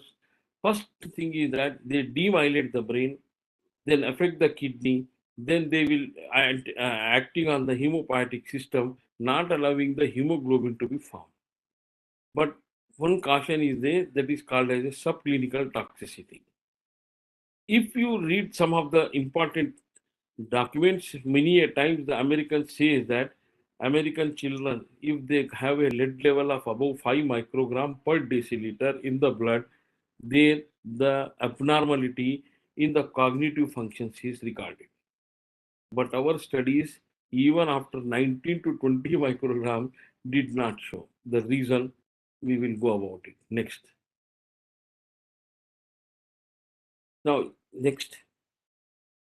Yeah, 1 minute. Stop there. This picture shows how the environmental factors are going to play. It is going to be a 21% impact of the heavy metals like lead, cadmium, and arsenic are going to make a lot of impact on the environmental pollution. And this impact has to be assessed. You cannot assess this impact by the clinical signs and symptoms. You have to go with the subclinical systems, and what are those subclinical systems and how we will monitor. People say the blood lead index is a good marker. Yes, it is a good marker. But the issue is that how the clinical signs are going to be. The clinical signs cannot be seen until the lead level goes above the 60 microgram per deciliter. So we have to take into this. You will be, again, the question comes, how it is going to make the cognitive dysfunction. Child age up to the age of 14, there will be a myelination process, the brain development things goes on. IP3 receptors, some of the important receptor, isopentonic receptor 3, which is present in the brain, and they are present in the myelin. The myelin is surrounded to the nerve, which takes the signals from one place to other place, and this lead or any heavy metal which is present, it will just go and block this myelin development. That means the blockage will happen. As a result, the cognitive dysfunctions are recorded. So you have to be very understandable that the first exposure to heavy metals is only going to attack the myelin, and the brain functions will come down. And that is one of the biomarkers which my former colleague Sylvia has mentioned how they went about with the studies. We have one joint study with her former colleague also, and where we have seen this type of observations. Next slide. I am just putting this slide to give you an awareness. Many a times you yourself can become the what we call an inspector or a reporter or a informer. We have put a left hand side one pig. This pig is actually having a arsenic poisoning. Right hand side of the pig, you can just see the nervous tissue pictures. In the picture, the gaps are there between the myelin sheath, and this gap has made the pig to just have the paralysis of the hind limb and a forelimb. In areas, if such things are reported with a pig or any of these things, immediately we must take it to suspicion. Either there may be arsenic poisoning, source we don't know, because we use so many things and so many plastic waste, and these sources will come, and this pig might have consumed, and that is how somewhere the arsenic poisoning. This is the way we have to go with an epidemic finding. Then come to hepatitis disease, then come to this mercury poisoning, where the Minamata disease has first reported in 1974. Minamata, that is, it is a rice producing place in Japan, and they were consuming the rice which is grown in the water, and this rice consumption has led to a Minamata disease. In 1962 it was discovered, and it was found maximum in one of the fishing village of Japan. Since then the mercury cases have started increasing. In India also, you will be coming across so many fishing farms or so many places, lakes, where the effluents are just coming from the sources. There will be the fishes. These fishes have a capacity to store them. And that is how the whole mercury is transferred to the human population, and they develop this specific disease. Coming to the next slide in the down is cadmium, which is used as a addition for the welding of the substances, and this substance is used along with the heavy metal. Most of the welders and other places they use, and this will be unorganizedly thrown into these places, and that is how the cadmium. You can just see one picture where I have put the spinal cord. There is a gap with a 0.05 level of cadmium was present in this specific population, and this total rib gap was there, and this the source was again a rice in the Japan. So please remember, all these heavy metals are common, and they are common poisoning substances along with the many food substances. Next slide. After telling to you, I am just putting this slide. This slide is 2017 slide, where you can just see in the Bangalore, you are getting a reports of frothing all over. The frothing was coming up to the second floor. I have taken the picture. These are my own pictures. You come to Hyderabad, the same thing you can observe. You come to New Delhi, where the situation is also same. Who is answerable for this?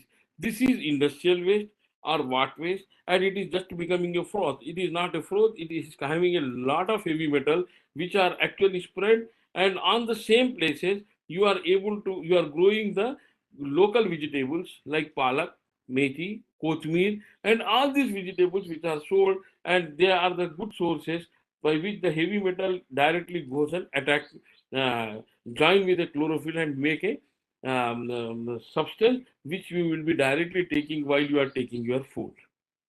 Next slide. This is our own work, where you can just see from the same effluents. You are able to see in the left hand side the effluents are coming from a pharma industry extract. Right side is the gungura, that is ambada vegetable, which you call it, which is a favorite vegetable.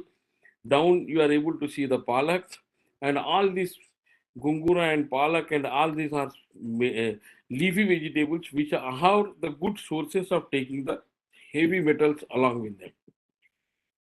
When I am going to take you the next slide, I would have shifted the slide, but I am not shifting the slide because this is related to Maharashtra State Union Territory, Thane, Mumbai.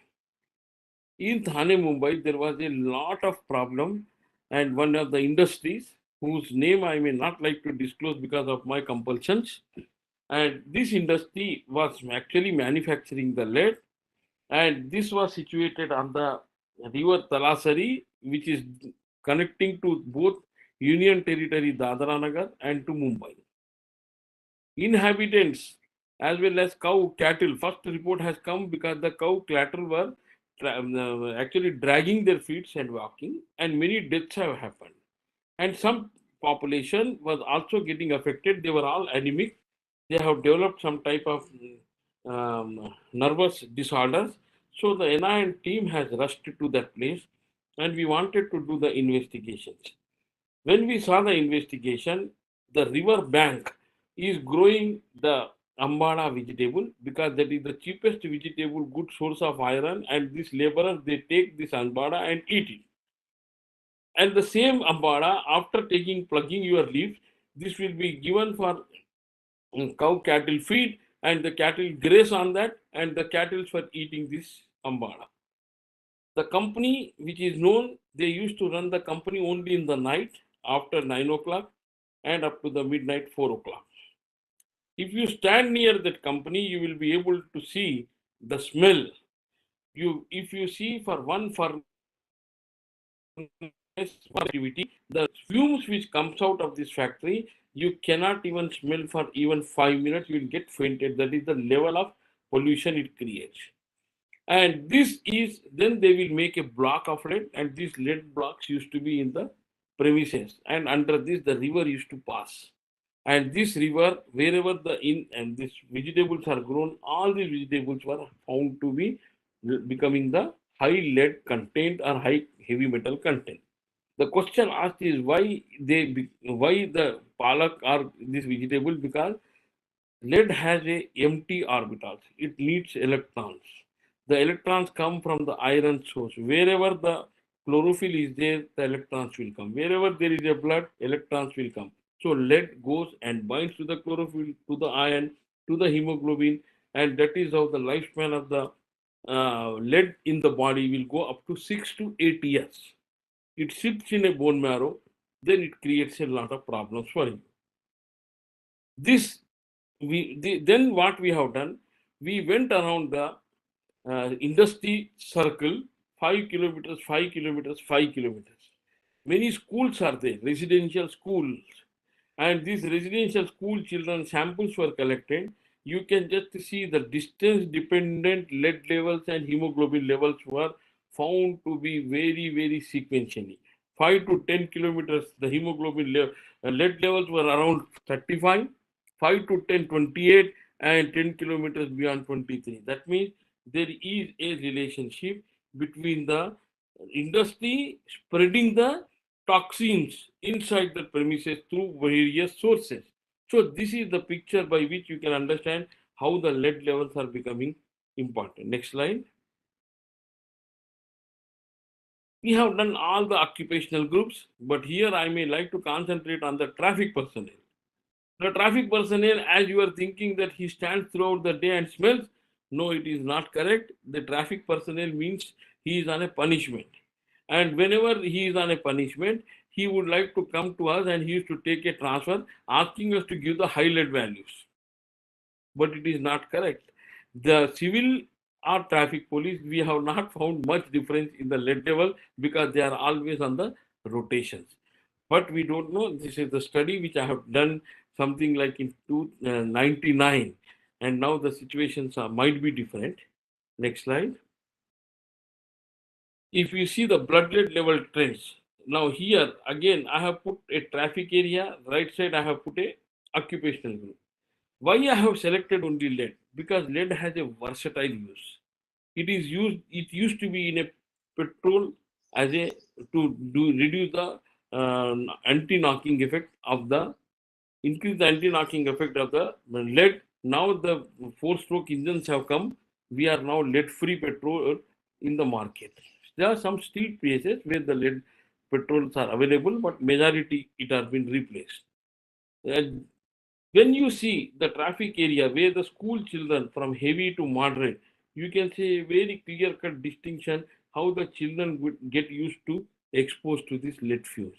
Come to the occupational side, we have put one bangle industry. Bangle industry is from Hyderabad, where you purchase lakka chudi. How they used to do this lak chudi, they put a small burner and they will take the diamond. The diamond, small diamonds will have this lead in the down. Without that diamond lead, it will not get stick to your lakka atta. So occupational exposure. Then pica eating. Children have a habit of eating the pica. This is how the lead used to enter, and it has a uniform, what we call universal pollutant. That is why we have worked heavily on the lead. Next slide. Next slide. Yeah, go back. This is the same which I have put it in occupational versus non-occupational. The red zone is very serious zone where 37%, 29% are just seen the children who are engaged in this type of business. That means they were on the petrol bunk industry, they were working in an unorganized battery sector. Next slide. And all were having a very, very low hemoglobin, and the delta aminolevulinic acid dehydratase, which is an enzyme to form the hemoglobin, also used to be very badly affected. This picture is again about the BMI, hemoglobin, and iron level among the children, which correlates very perfectly that the lead knocks away the iron from the body and it takes the spray, and that is how the hemoglobin changes.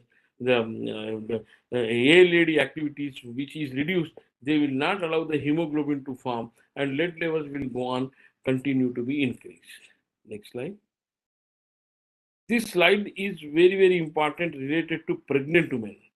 I can mention here that from Solapur, one doctor came to NIN for some of the training and MSc program. At that time, she has taken one of the big projects, but this is our project where we found that most of the pregnant women who are coming from a low socioeconomic group have a high lead level, and they are correlated till the delivery we have followed. In both neonate and a child, these lead levels were found to be high. Then question is how, what is the source? The source is that the demolitions, building demolitions, color paints, battery, unorganized battery work collections, and all those things. And these things are actually affecting, that means the socioeconomic factors, how they are affecting to the pregnant women. And this study in Solapur, where they make a lot of bed sheets and they use a lot of color, and this study has received a lot of attention. I know the doctor, she is now, I think, working somewhere in Bombay, and she has really found and given one good suggestions to Solapur industry, where they have now stopped and they have started organizing the cleaning of their color agents in a different systems. Next slide.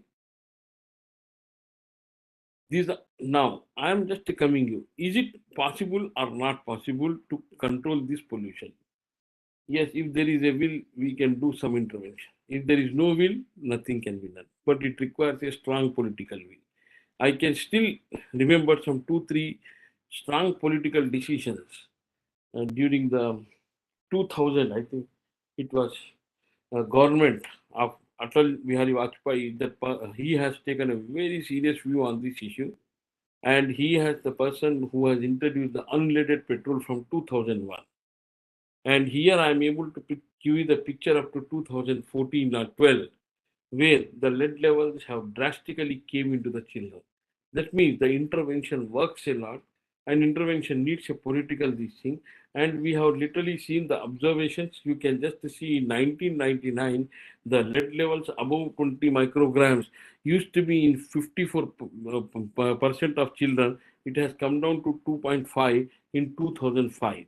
So this intervention is needed, and such interventions are happening, and such interventions must continue. But this intervention requires a raw and a basic data, for which you will have to take the student support and start working in a newer areas. This is a very new area and where you can definitely generate a lot of information. Next slide. Please remember, undernutrition and heavy metal pollution and undernutrition will have a common target systems.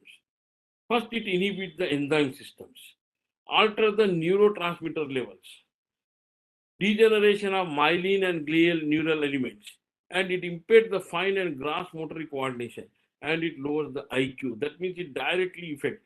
So interaction between the pollution and undernutrition are going to target on the same. If we have undernutrition, over and above you are going to have the pollution, you can imagine what will be the additive effect. And this effect we have to really think about it and generate the information as much as possible, which is still not available with us. Next slide. Then we ourselves have done a lot of studies with various nutrient implementations, where we have done thiamine and some other thing, and we found that thiamine supplementation has reduced the lead level at a dose of 50 milligrams twice daily. And this picture will show you lower the level of calcium and all those things, the higher the levels of heavy metals. So it is a direct interaction between the pollutant and the nutrient. And that is how the importance of pollution and nutritional interaction goes on. Next slide. I may just like to tell you these environmental factors and this such all economic factors. And there is every chance that there will be a food shortage and there will be contamination. Next slide. You are able to see how the impact of the drought and flood. There is a background. The moment the lake shrinks, the heavy metals get also shrink. The population consumes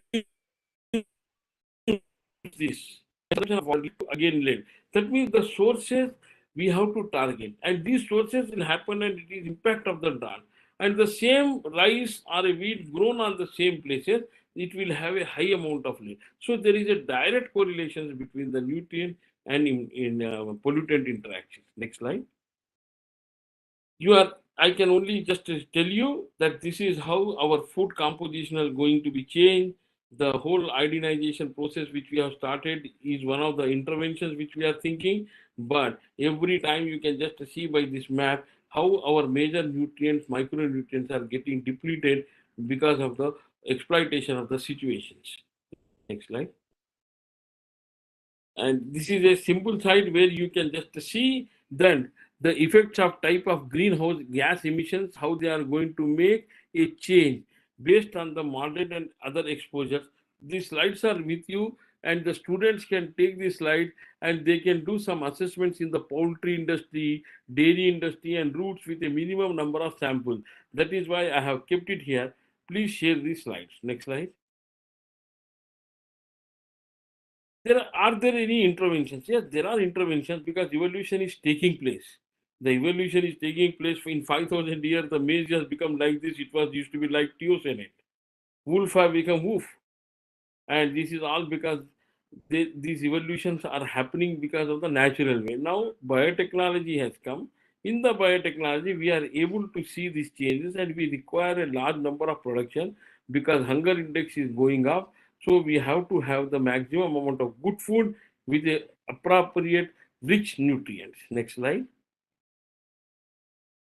In this picture, next slide, India is still not been placed. So I am just telling the NSI members, go back, madam. Go back. In NSI members can take a real revolution to start working on this specific aspect because it is a new nutrition science which is going to emerge and will have a lot of impact on the climate change and interactions. And this is how you can develop. Next slide. Now you can just see I am not talking about many political pappus are here. I am not talking about those pappus, and the doctor has told him to do the exercise. So you can just see how he is doing the exercise and what should be our promising strategies is the right side which I have put for your understanding. Next slide. My own message is that these poor children, you can just read in Hindi. Lakshmi ji से बस एक ही प्रार्थना है, धन बरसे या न बरसे, पर कभी कभी रोटी को ना तरसे. इसका चॉइस आपके ऊपर है, and how you are going to give a safe effective food with rich micronutrients. And I thank organizers for patiently listening to me. Thank you. Next slide. Yes, thank you very much.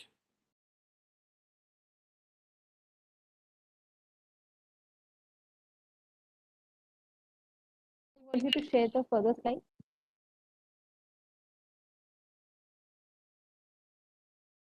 You can go ahead. So shall I share the further slide, sir? No, madam. I have put a gap there. Yes, yes. Okay. I invite the chairperson for the session. Thank you.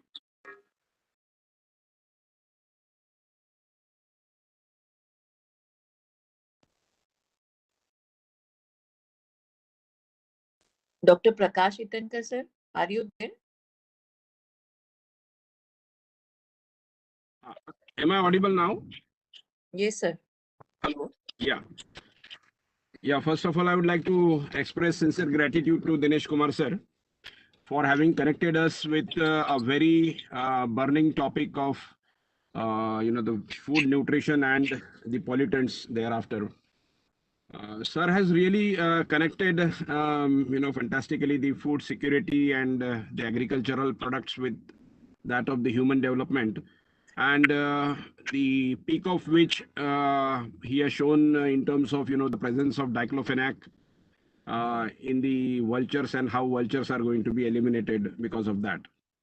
More so ever, very recently, means yesterday only, we have gotten news of getting plastic traces in the human blood. And sir has also highlighted the presence of lead, mercury, and arsenic in our hemopoietic samples, and how it affects our, vital organs. So ultimately, sir wanted to, give us a connect with that of a law of nature, as to whatever you give, the nature will give it back to you. And this is what is really happening. So whatever we as a human being, in the name of development and science, probably are playing the unscientifically with that of the nature. So the reaction from the nature is really remarkable, and that is what is visible from the slides which sir has shared with us. So thank you very much, sir, for first of all enlightening us to look into this particular aspect of what you give to Mother Earth, and that thing only will be given back from the Mother Earth in the form of a nutrition. So you have to keep the soil healthy, the mother healthy, so that the fruits or the food that is going to come out to us is going to remain healthy. So thank you so much. And sir has really connected two things which are very deadly. So number one is undernutrition, and the second was pollution. So if these two things at any places of the globe are coming together, then that would be most disastrous. And we as the scientist in the field of nutrition or the natural products, we really need to be on toes to check any worsening things with respect to both these things, like undernutrition we have to prevent, and we have to also prevent pollution as well. So thank you very much, sir. If at all any question is there, we can say the participants can ask the question. They can write in chat box also. Yeah, they can write in chat box if any questions are there. I have one question, doctor. Can I ask? Yes, ma'am. Sure. Initially, you were talking about myelin sheath and its function and related to pollutants and etc. So do we also need to take into consideration the blood-brain barrier, because these pollutants are not transported to that?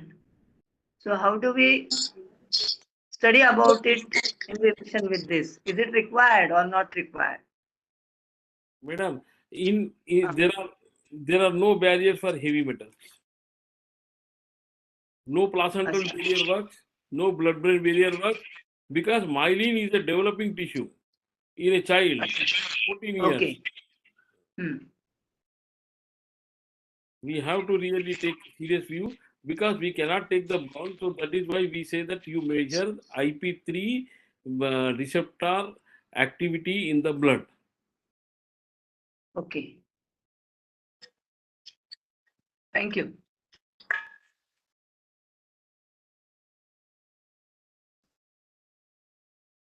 Thank you, Dinesh sir, for wonderful talk and enlightening all the nutritionists on the impact of pollutant and their nutritional status. It was an enlightening talk, and it gave a lot. I think the young budding dietitians would like to take one of the sessions, one of the topics for their research work. It will really help. It was a wonderful session. Thank you so much.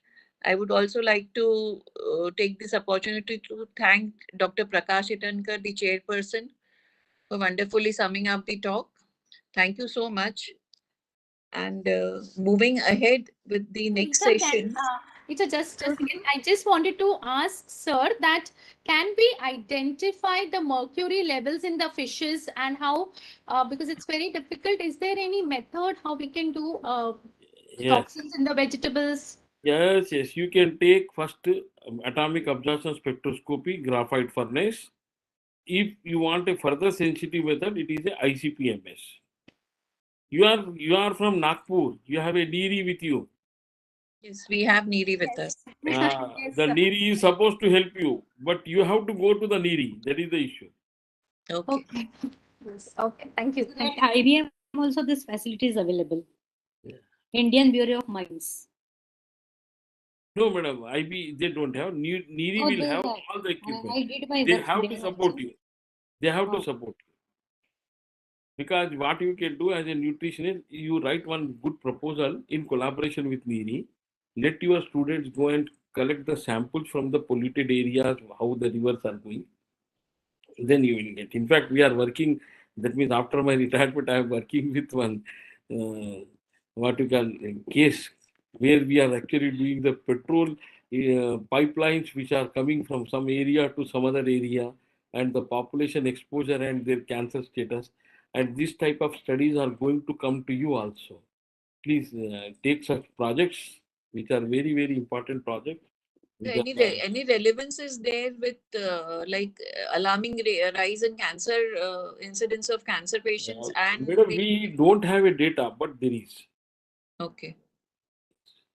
Because these pollutants may affect. You see, what happens in epidemiology, you will get only the data, but you will not get the biomarkers relationship to it. And in the recent past, we have started now developing biomarkers, monitoring these levels. So, what are their food habits, how they are taking, from where they are collecting the vegetable, what is the source, whether this source vegetable itself is contaminated. All those things are food chain cycle issues. Okay. Excuse me, sir. One question is there.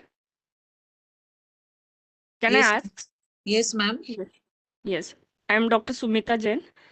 Sir, I want to ask that have you done any survey on lead toxicity in the people who are taking Ayurvedic bhasmas? Madam, to your question, yes. But here we have done one big animal experimentation where the Ayurvedic doctors, they prescribe the bhasma, but if the bhasma is not prepared properly and used beyond the 200 milligram, exactly I don't know, for a period of over 3 months, they have the renal failures.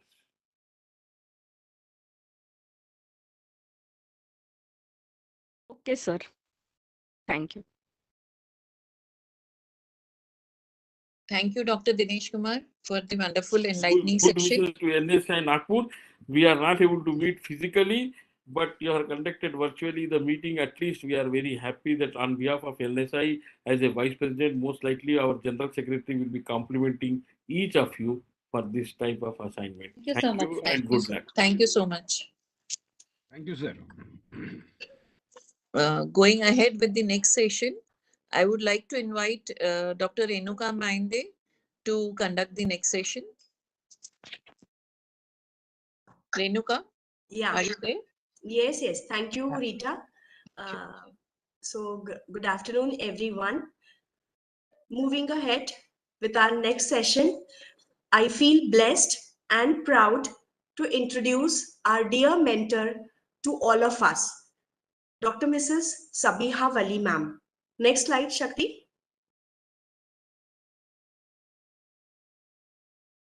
Yes, Madam needs no introduction. She is the most loved and knowledgeable personality in the fraternity. Professor Dr. Sabiha Wali ma'am has done her MSc Food Science and Nutrition. She is a gold medalist from Andhra Pradesh Agricultural University, Hyderabad. She had done her PhD in Food and Nutrition, Department of Pharmacy, Nagpur University, and Registered Dietitian Honors. Her present assignment is she is a research counselor in MSc DFSM IGNOU. She is a content reviewer, Swayam online course on functional food and nutraceuticals, which is under HRD Ministry portal. Madam has experience of around 36 years at postgraduate level, and she was a head. She is a retired head, postgraduate department of home science, Rashtra Santa Tukdoji Maharaj, Nagpur University, Nagpur. Madam has a credit of guiding 30 PhD students, 250 MSc and MPhil students of Nagpur University and IGNOU. The prestigious research project what Madam has undertaken was solar energy for household purposes and development of Nutri biscuits from malted soybean and ragi flour, UGC sponsored project. She had also worked on control of fluorosis in the Chandrapur district, funded by Rajiv Gandhi Drinking Water Mission, UNICEF, Water Supply and Sanitation and Government of Maharashtra. Madam has more than 75 research papers in national and international journals, co-authored book on diabetes and sport, nutrition, MAUA and wheat germ. She is actively involved in co-curricular activities, delivered keynote addresses, lecture at national conference, symposium, workshops, webinar, and conducted many nutrition education programs in rural and tribal areas. In fact, ma'am has not written here, but we all have learned she had conducted many diet exhibitions pertaining to diet awareness, and we had learned from her. Madam has served as a Dean, Faculty of Home Science. She was a Chairman, Board of Studies in Food and Nutrition, Research Recognition RRC Committee, member of several statutory and non-statutory university bodies.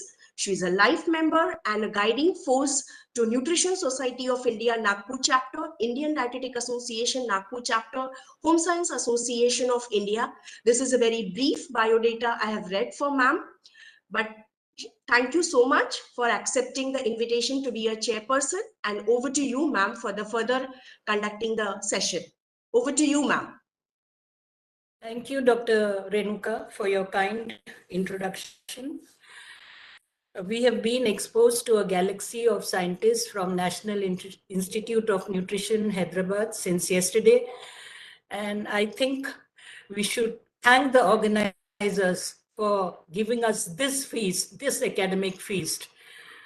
Radha Madam, who has been instrumental in inviting all the people, backed by Dr. Rekha Sharma, Dr. Shakti Sharma, Vinita Mehta and the team. Thank you all for giving me this opportunity to chair this session and to introduce Dr. Raghu Pullakhandam, who is from National Institute of Nutrition and who is going to speak to us and guide us on RDA 2020 for holistic health.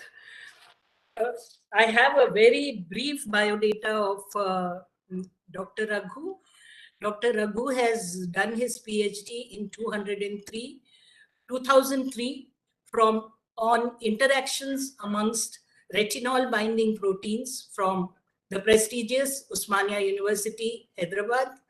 Currently, he is Scientist F, ICMR National Institute of Nutrition, Hyderabad. His area of specialization includes nutritional biochemistry, mechanism of intestinal absorption and interactions of iron, zinc, and provitamin A carotenoids.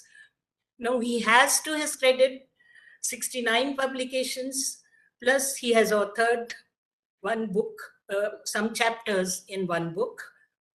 He is also recipient of awards, CSIR UGC Fellowship between 1999 to 2002, then DPT International Fellow 2005 to 2006.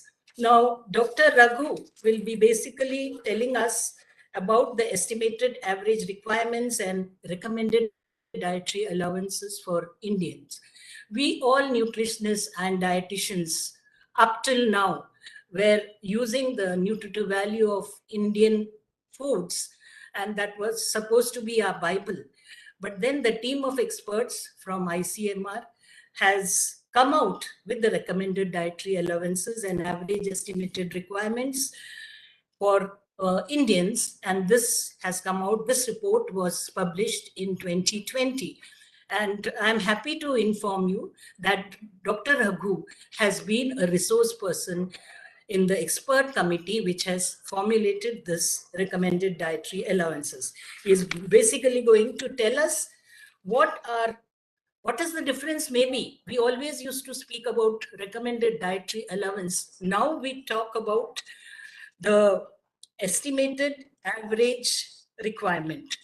In between, there was also like recommended dietary intake. So there is a huge gap between allowance and intake.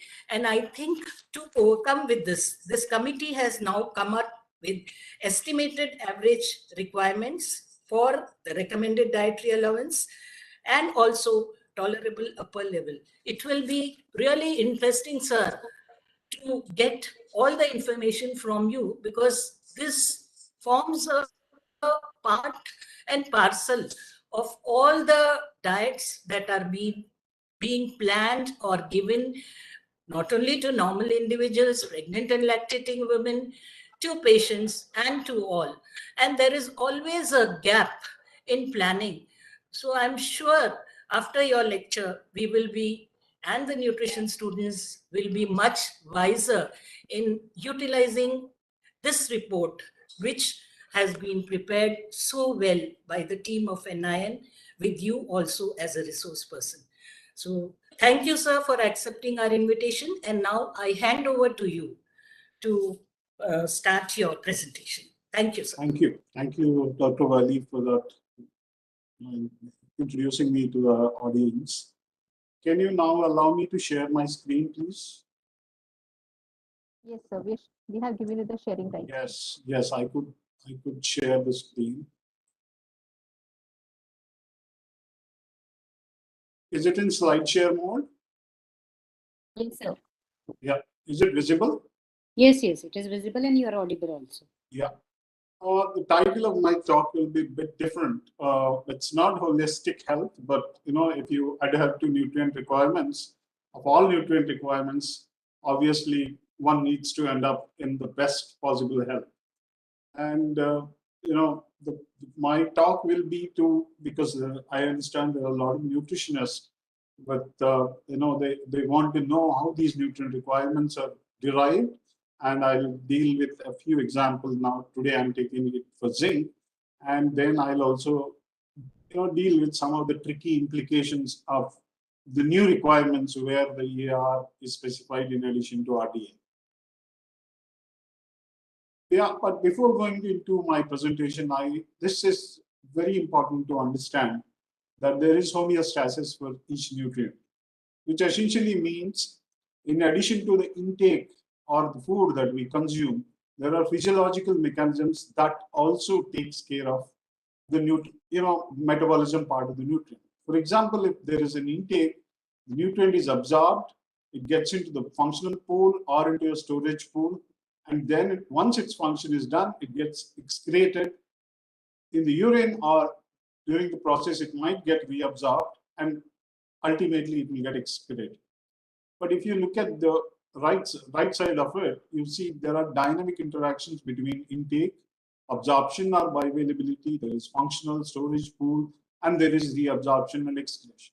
All these things will be interactive. For example, what happens in a deficiency, the absorption goes up, excretion comes down. Therefore, even at a lower level of intake, a person is deficient, he is going to meet his requirements. And when there is an excess or you're consuming more than that you need, you either tend to reduce your absorption or increase the excretion. Therefore, these physiological beautiful physiological adaptations will adjust the differences in intakes between the days. But there is also a condition called balance, where we define it as normal, where absorption equals to excretion. When you are absolutely normal with respect to your nutrient status, then all these dynamic interactions between absorption and excretion will become equal, and therefore they are independent of each other. And this is one of the fundamental assumptions that we consider or assume for deriving the nutrient requirements, which essentially I want to say the nutrient requirements are amount of nutrient required to maintain a steady state in a healthy subject. The healthy subject means, by definition, this person is already in balance for that particular nutrient. So don't interpret this requirement for a deficient or an excess subject, where the intake equals to expenditure in case of energy, or absorption equals to excretion of that nutrient. But again, there are two types of requirements. For those who have seen in the RDA 2020 book, you might have seen the requirement, physiological requirement, and then the EAR and RDA, that is dietary requirement. The physiological requirement is quantity of absorbed nutrient required to maintain balance in that particular individual, and then that is get converted into a dietary requirement where we adjust that for the bioavailability or absorption. So physiological requirement, when you adjust for bioavailability or absorption, gets converted into dietary requirements. So does the requirements for all population are same? This is a big question that is important to interpret the dietary requirements. There are three kinds of variations that are possible. Once you're at a very young age or during pregnancy, there are, when a child is growing, his requirements are going to be obviously higher. And in a physiological group, for example, pregnancy and lactation, there are additional nutrient required. Additional, nutrient is required in addition to their basal, metabolic requirements. And then there is additional individual variation in requirements even when at balance. For example, if a person to maintain his balance requires X, the other person requires Y. We don't know why. There could be many causes. And in addition to that, there is physiological variation that is influenced by the status of this particular nutrient, either deficiency, normal, or excess, which is not relevant in deriving the requirements. So the first thing that one has to understand is the requirements vary in population. This is not intake curve, but rather requirement. For example, when you put requirement of all the individuals, it is expected that the requirement distribution is normal. And the mean of that is estimated average requirement. And the plus 2 SD is recommended dietary allowance, minus 2 SD is lowest nutrient requirement intake, where 2.5% of the people require this level, 50% of the population require this level, and 97.5% of the population require less than this level to be normal. That means only 2.5% of the population requirements are more than the RDA level. So the definitions are here. I just explained. I'll just get into the next slide. And essentially, these are the three metrics that ICMR 2020 gives. That is estimated average requirement, recommended dietary allowance, and the tolerable upper limits. And the EAR and RDA I explained, and TUL is a tolerable upper intake beyond which the risk of toxicity increases. I'm not saying this causes the toxicity, but it increases the risk of toxicity. And this metric is derived mostly from the toxicological studies where, mostly acute dose studies. So all these values were given, ER and RDA, TUL for all the nutrients except for energy, where ER equals to RDA or ER is specified because we don't want to give more than the mean of the population because we don't want to increase the weight. And here we know exactly how to measure the expenditure and we match it with the intake. Therefore, we don't need RDA here because there is no variation. So these are the definitions if someone wants to see it later on. And then how these requirements are derived. I just said the requirements are normally distributed in population. Then how these are derived, that requirement distribution needs to be derived to define mean and 95% mean plus its 2SD, which is ER and RDA. These are done with the data from balance studies or factorial computation or functional. The balance studies, the good olden days it was possible, but now it is not possible. Or the factorial computation, which majority of the nutrient requirements are derived using factorial computation, and some nutrients it uses functional indicator where the level of blood nutrient required to do a particular enzymatic function is derived, and that level is adjusted with the bioavailability. So essentially, this requirement distribution derivation requires the data on basal losses, data on menstrual losses, and additional needs for growth. You essentially pool all these losses and the associated SDs wherever possible, and then you get a distribution of the growth. And what you get from this distribution is a physiological requirement. For that data, you convert that into, from each study you have body weight, you convert that into a per kg body weight. And then, for example, if requirement is 0.1 mg per kg body weight, then the requirement of a reference weight of 60 kg will be 6 mg. And if you know the absorption or bioavailability is 10%, let us say for iron and zinc, and if your requirement is 6 mg, you adjust that for the bioavailability. That means to get 6 mg, you need to consume 60 mg of that nutrient. So imagine how much variation. Your physiological requirement is 6 mg, but your dietary requirement is 60 mg. That is because the bioavailability of few of the nutrients is very low. So for example, let's do a case with the zinc. There are 3 routes of excretion. As I said, basal losses are needed, where semen and menstrual losses, and there are urinary losses, and there is sweat loss. In addition to that, there is endogenous fecal loss of zinc, which is always correlated with the dietary zinc intake. Therefore, we need to measure what is the endogenous loss in addition to these losses. So you see the basal losses and bioavailability of zinc. These are the losses of zinc. For men and women, it varies because their surface area is different. And then you have menstrual losses in women and semen losses in men. And we also know the bioavailability in men and women is same, except in lactating women, it is 30% because they are losing the nutrient. Therefore, they tend to absorb more. This is one of the physiological adaptation that we have to consider. So as I said, the intake of zinc and excretion of zinc, the absorption of zinc and excretion of zinc are closely related if you look at this graph. So what we did, since absorption and excretion is related, there is no fixed value that we can get. So what we did to this value, we summed all the losses derived from the previous slide and we added.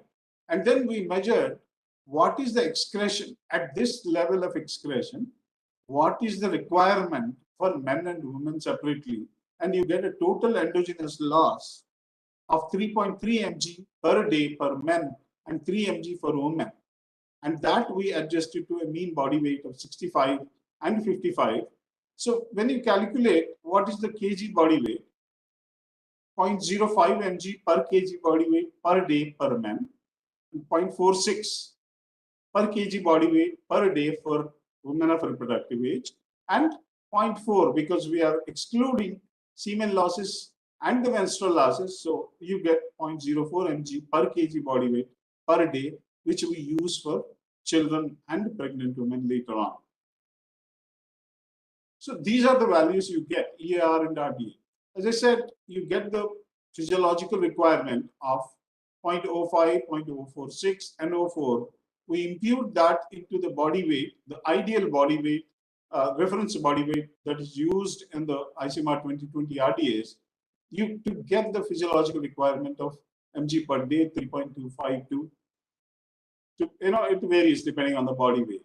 And then we look at the absorption in different groups. You see the requirement is high in this group, but 3.25 and 3.53, and then your ER is lower because the absorption is higher. Therefore, your requirement will not automatically, proportional to the dietary requirement, because if you have inherent capacity to absorb more, guided by your physiology, your requirements are going to be still less, even when you have your actual requirements are high. And then there is another metric, as I said, the TUL, which is 40 mg per day in adult women or men based on the zinc intakes. This is computed the level of intake of zinc that disturbs the copper metabolism in the adult subjects. And therefore 40 mg is a TUL for adults. Therefore, in a population, we expect that this is the level of intake that one should achieve in a population. I want to be very specific in saying that it is not an individual but a population. And then in any case, the intake should not go beyond 40 mg per day. So the same is the case with iron. You see the physiological requirement of iron in pregnant women is highest among all the age groups. And therefore the RDA is, ER is also higher, but RDA is lower than other groups because the variation associated with this data is lower. Therefore, the requirement distribution of pregnant women for iron is narrower compared to other age groups. Therefore, you find ER and RDA are closer, whereas others are kind of wider. And then the question is, do these dietary requirements are cast in stone? As I said, these are all adjusted for bioavailability. This is the study by Dr. Nair and his group from NIN. What they have done is for a rice-based meal, along with that, they have given a fruit guava, which is rich in ascorbic acid, vitamin C, which is a potent inhibitor, enhancer of iron absorption. And you see in girls, when you supply guava, the bioavailability increases to 14.2%, and in boys, it increases from 8.6 to 10.6. This is where the nutritionist should understand. If the physiological requirement for this adolescence is 1.3 mg, the ER given, assuming 8% bioavailability. But in your case, specific case, if you think the bioavailability is higher, then let us say, but if we improve the bioavailability to 16%, the dietary requirement is only 7.5 mg. Therefore, one needs to be cautious in interpreting these ERs and RDAs because it is very contextual depending on the consumption of the diet of that population. And the other thing is there is a misconception that increasing the intake will reduce the deficiency, which is not always true. For example, if you look at the conversion of beta carotene to vitamin A, and as the carotene dose increases, the conversion ratio increases. That means what? The efficiency of carotene conversion, for example, at 1.5 mg, 3.9 molecules are required, but at 10 mg, 16 molecules are required to give you same amount of vitamin A.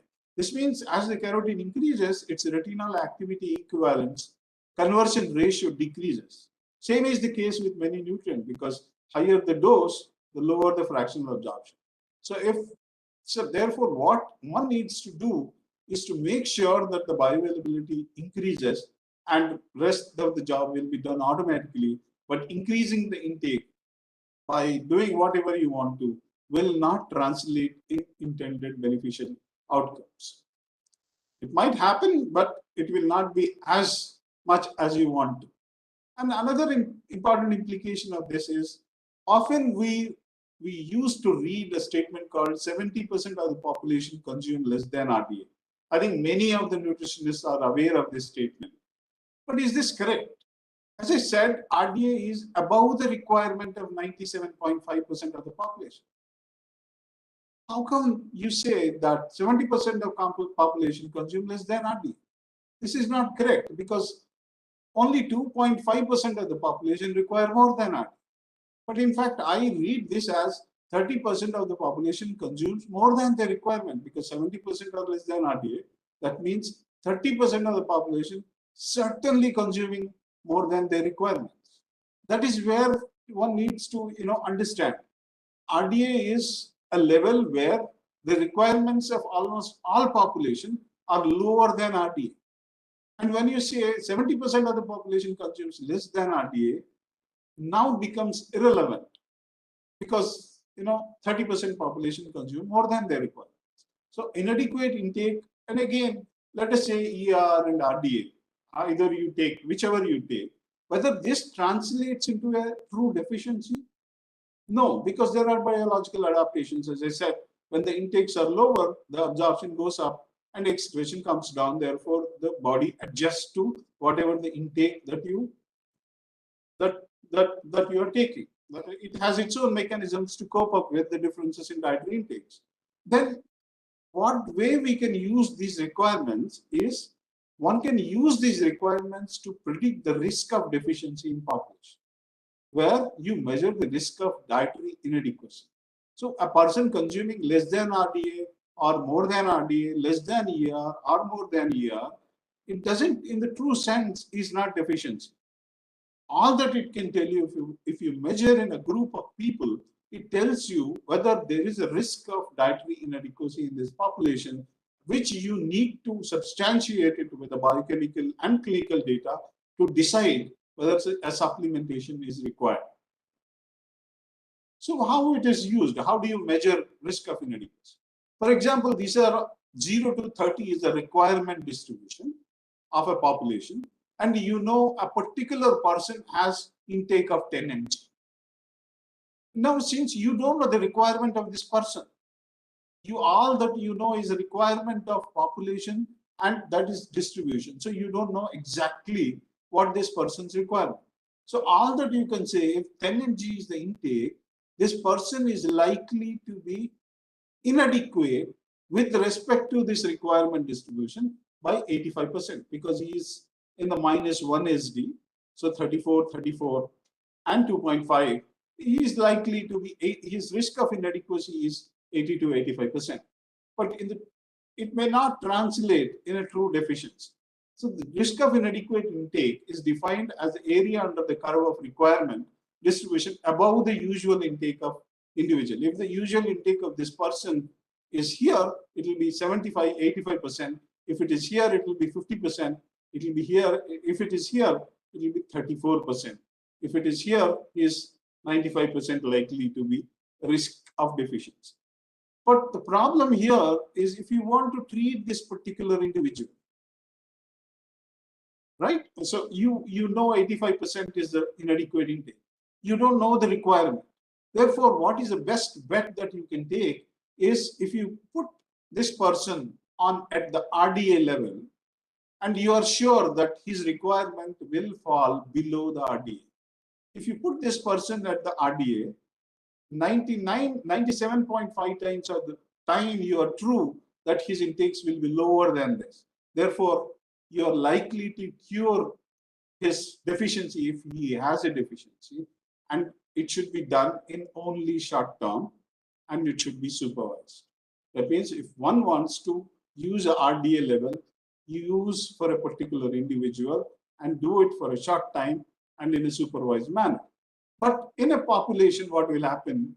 You have this intake distribution as well as requirement distribution. Both needs to be compared.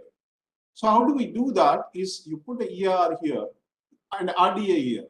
So essentially, the risk of inadequacy in a population is not either measured against ER or measured against RDA. It is measured against entire distribution, which encompasses ER as well as RDA. And you get at ER, the risk of inadequacy or adequacy is 50%, but at the level of RDA, the risk of inadequacy is 2.5, but adequacy is 97.5% of the 5% of the time. You can also simply count the people below and above the ER, where the variance in intake is higher compared to the variance in requirement, which is simple. But when you have skewed distribution of your intake data, it's almost always ideal to use a probability approach, which is, all that I'm talking today is described beautifully in the ER book. You just need to, and even the statistical codes, how to perform these inadequacy assessments were given in the RDA 2020 book. So one needs to read it thoroughly to understand further. So let us consider, so now, as I said, at the ER level, the inadequacy is 50%. So what is the inadequacy or adequacy that one should aim to achieve in a population by whatever the programmatic setting? Let's consider a scenario of perfect case where every individual requirement, let us say 10 people, requirements that varies from X to Y, and you also know their intakes from X to Y, they exactly match. And then you put that values into the probability equation, you get 50% of inadequacy. That essentially means that any population, the intake distribution superimposes with the requirement distribution, the level of inadequacy is expected to be is 50%. Therefore, the goal of all the interventions in a population interventions should aim to achieve risk of inadequacy or adequacy to 50%. And just to see that, we have recently measured the dietary inadequacy of vitamin A and the expected deficiency from the dietary inadequacy and the true deficiency in the children, 1 to 19-year-old children. You see the dietary inadequacy is 68, 69, 78. From this, if you subtract that 50, you get 18%, 19, 28. These are the percentages of deficiencies that one would expect, and you see what is going to happen. It is not true. It is close to the risk of deficiency after subtracting the 50%. Therefore, we are kind of sure that one needs to use neither supplement ER nor supplement RDA, but you systematically measure the inadequacy of a population and then impute the level required to reduce that inadequacy to 50%. And then, as I said, what should be ideal approach to increase the intakes? You compare, if the intakes are here, you shift that intakes in a way that the mean becomes ER, the intake mean becomes ER. That means you are superimposing your requirement distribution with intake distribution. And if you try to do that with RDA, for some nutrients where the RDA is closer to TUL, for example, iron, you end up pushing majority of some of the people into crossing the TUL, which we don't want to do under any conditions. So set the target to achieve 50% dietary inadequacy and ensure exposure to TUL is extremely minimal.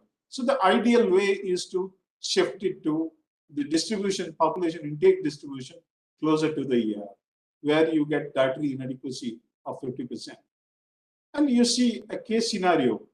You see, this is ICMR 2010 RDA, or we call it as ER, and ER, which is now the estimate. This is the paper by Dr. St. John's from Dr. Anura's group published in Journal of Nutrition.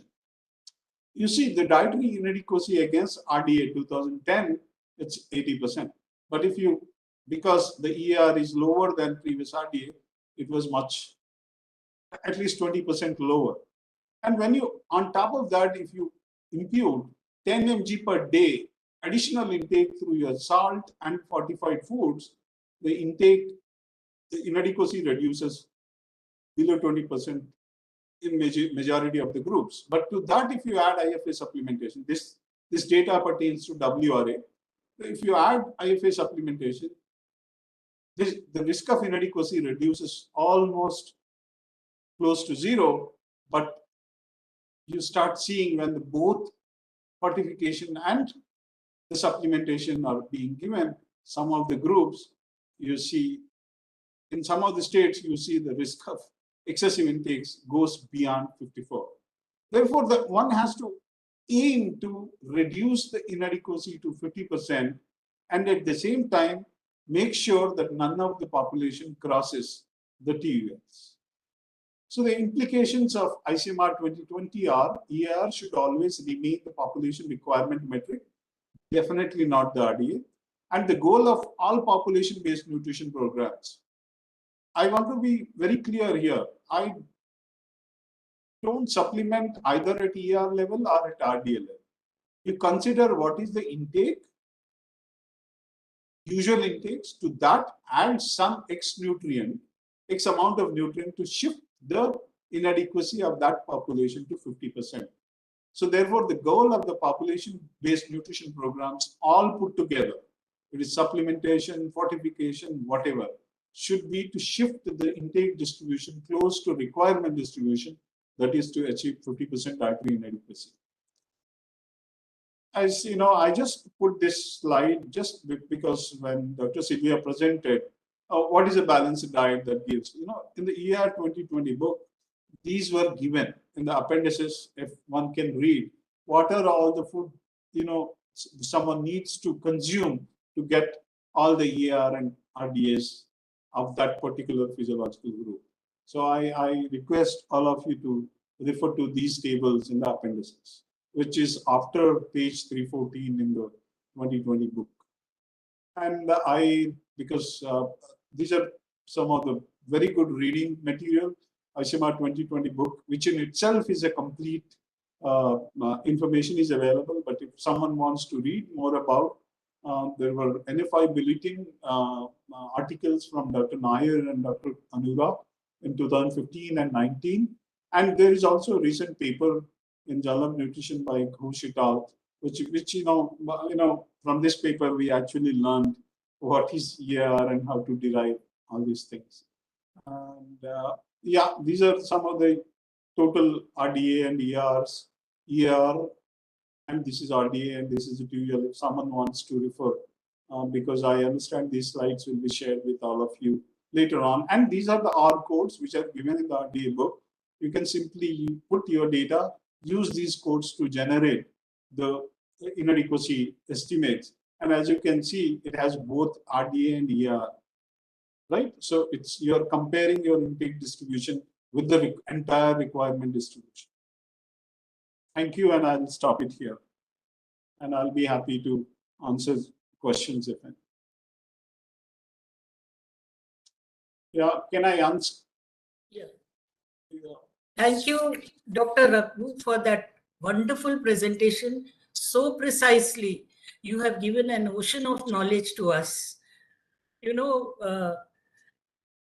Everything about RDA, EAR, lower levels, upper levels, and you started with nutritional homeostatic, how this is a dynamic interaction between absorption, functional pool created in the body, storage, reabsorption and excretion, and how they differ in normal and individuals who are deficient. And probably all these factors have been taken into consideration when you have coined the estimated average requirement.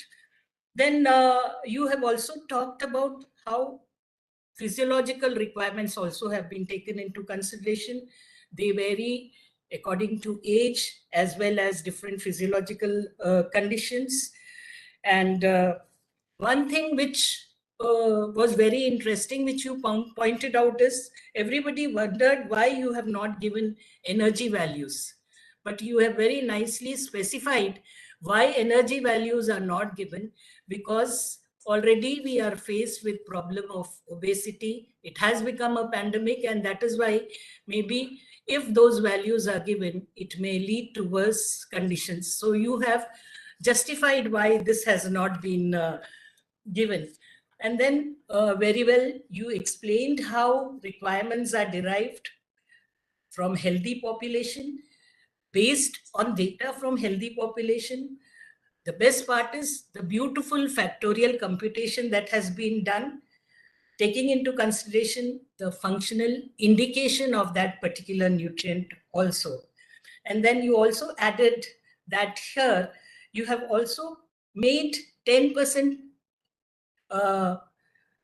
you have kept 10% for absorption and bioavailability for a particular nutrient, and very well you have given us examples of zinc to make home your point how this has been calculated. It was beautifully presented, and I'm sure everybody will now know that taking RDA or EAR is not just taking for calculation, how much work has really gone into it.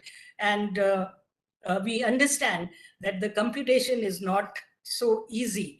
And then you said RDA is a level where all levels of populations show inadequate intake.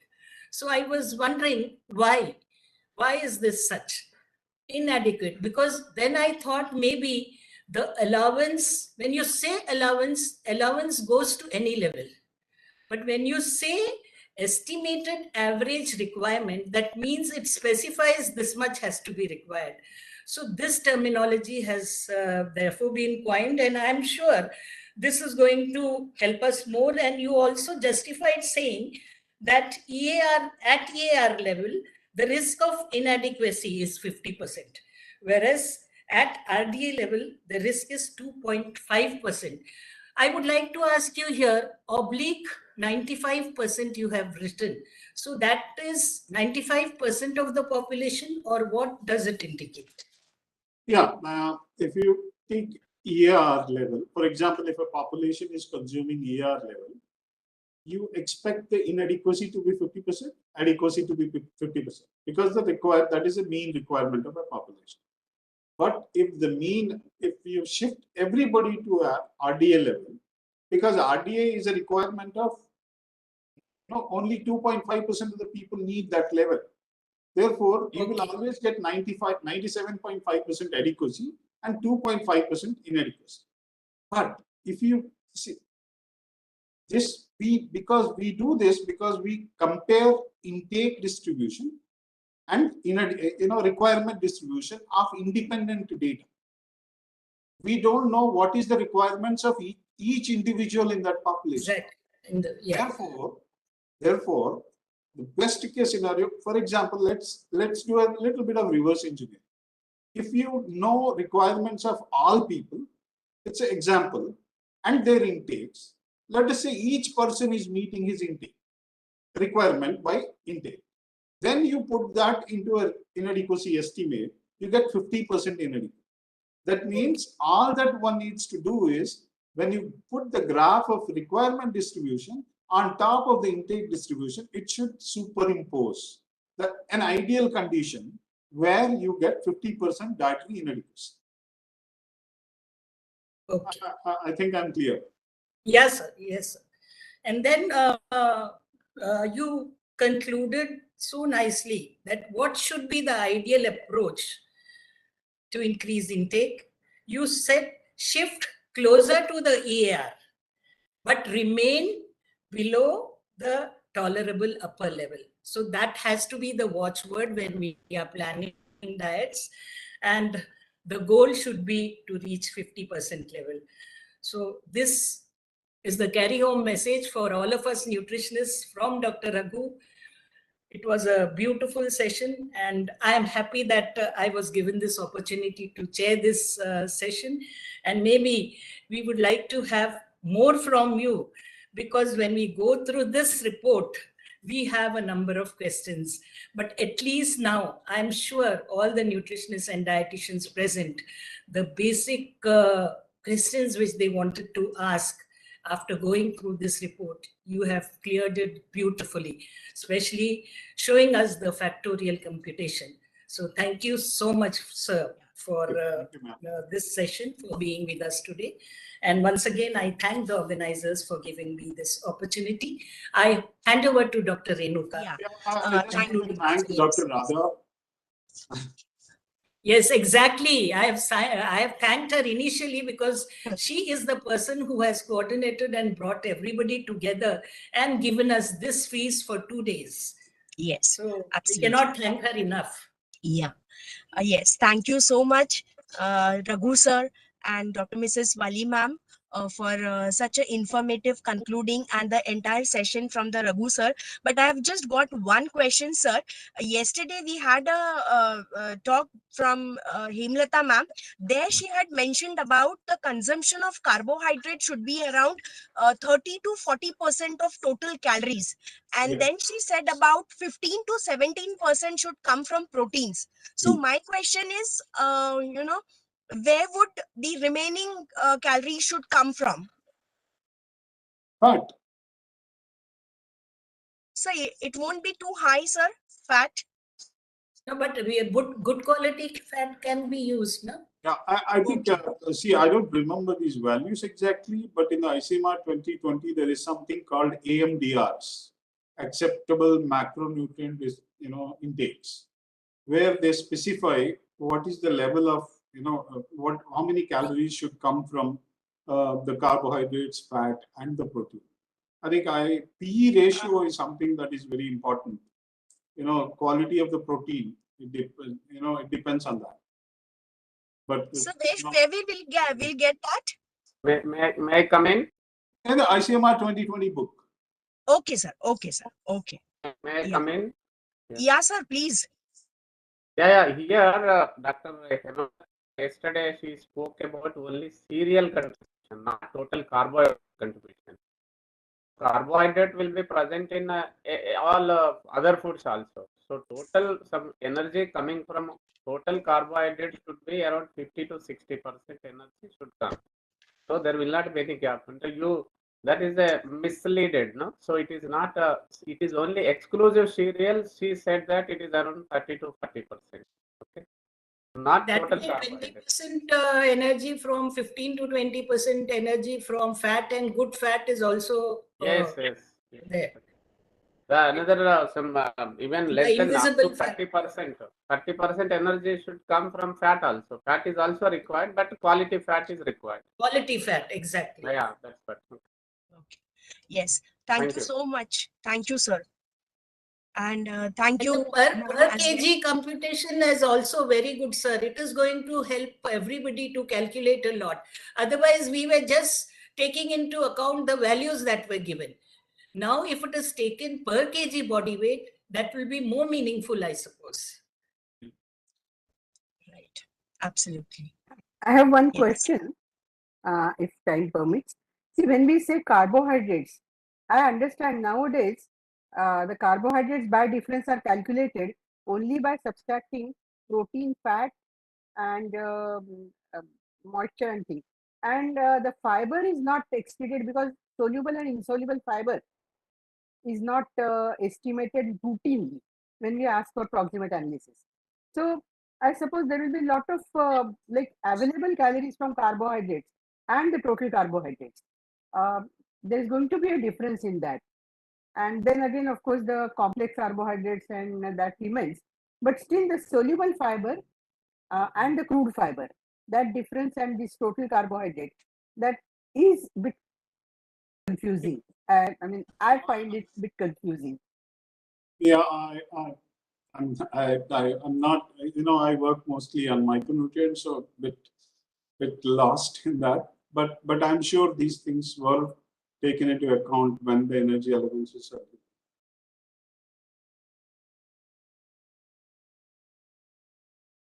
given. Right, sir. So I take an opportunity to thank everyone for this very informative and most, everybody wants to have the more clarity on the particular subject pertaining to RDA 2020. And as Vali ma'am has said, most of the nutritionists, their doubts must have cleared.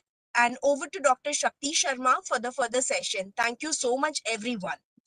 And I take an opportunity to thank Organizing Committee for giving me this opportunity to conduct the session. So over to Dr. Shakti Sharma now. Very much, ma'am. Thank you, sir, for a wonderful session. Moving towards the last part, I think we have one poster presentation session coming up. I invite Kavita Bakshi ma'am for the same. Yes, thank you, Shakti. A very good afternoon to each one of you. And after this wonderful session, we will move on to the poster session. Is Amulya there? Amulya Murthy? Yes, ma'am. Yeah. Okay. Am I audible? I invite Dr. Prakash Itankar sir to kindly judge the poster. Amulya, you can take it over and present your poster, please. Okay, ma'am. There is only one entry for the poster presentation. Yeah, there is only one entry. We are presenting this. Amulya, we've shared your PPT with us. You want to? Ma'am, if possible, can I share my own PPT? Is this not because the same one? This is not the one. Okay, I'll make her the presenter. Yeah. Please make Amulya the presenter.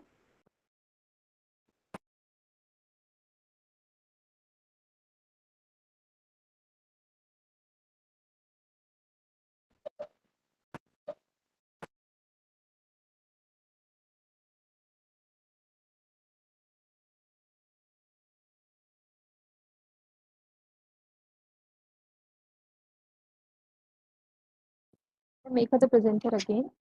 Ma'am, I'm not able to share. Wait a second. Make her the presenter again.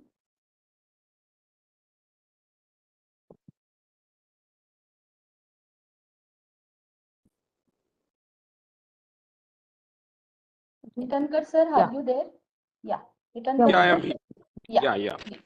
Thank you, sir.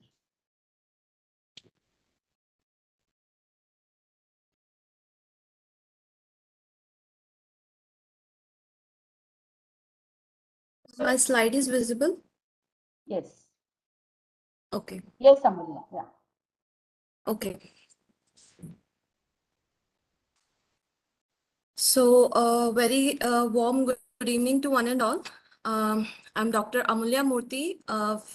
I'm doing my MD Scholar. I'm an MD Scholar from KLE Ayurveda Mahavidyalaya. And today I take this as an opportunity to be able to present this poster in front of you all, in front of all the dignitaries present here. So quickly moving on to my topic. So my topic is basically related to gut microbiota and how it has affected the medical professionals and in turn, their mental health and everything, and how this nutritional and lifestyle intervention can help them. So mental health in a whole is a very neglected part when it comes to human health. And why it is being neglected? Because we cannot actually see it. Something that it is a human, a shortcoming, that something that we cannot see, we don't believe in it, sort of. So mental health is something that we can only perceive and cannot be seen. So we mainly focus on physical health, and in that terms, the mental health is, neglected. Although even WHO has said that health is a state of complete physical, mental, and social well-being, still the mental health has been highly neglected. In this case, there are many reasons that can, directly correlate between between this mental health and its deterioration. One of them is gut microbiota and gut-brain axis, which states that there is a direct relationship between these. And stress is one of the most important mental disorder, which is highly influenced by the gut microbiota. It is also proven by many researchers that healthy gut creates an environment in the body which can modulate the host's response to stress by altering the hormone, producing or hormones levels, etc. So there are many natural ways through which we can, alter this. One of them is diet and lifestyle. Because we can see that serotonin, tryptophan, tyrosine, these are all related, and this can be highly influenced by diet containing rich in omega-3, vitamin B, magnesium, selenium, and probiotics, prebiotics, etc. So what we sort of did is we came up with a study with an objective to study the relationship between gut microbiota and stress, and to see the patterns of gut microbiota during the nutritional and lifestyle intervention, and to establish the hypothesis, for the future clinical work, etc. So this was the study that was conducted in my institute, that is KLE, where we took the medical professionals, 120 each group, and lifestyle and dietary intervention or modification was given in group A, while only lifestyle modification was given in group B. And this was conducted for a period of 3 months, and follow-up was there for every 1 month. So what we see, the results were very, very much astonishing. The parameters here were PSS score. So whoever having the PSS score more than 13 were included in the study, and other than that, who were not medical professionals and who had PSS score less than 13 were excluded from this study. So these were the parameters that basically were taken. So the results were astonishing. We can see that the percentage change in gut microbiota, the richness and the number of species increased after the intervention that was given. We can see that group A, with a combination of diet and lifestyle, the change in lactobacillus, I'm focusing on certain bacteria only because it is a poster. I cannot show everything here. So I'm just focusing on what is important. So lactobacillus, that is 24.3-fold, while change in group B was just 12.1. Similarly, in Bifidobacterium, it was 263.9-fold, and in change in group B was less as compared. And scores, when it comes to stress level scores, that is PSS score and WHO score, here also we can see that percentage change in group A was much higher as compared to group B.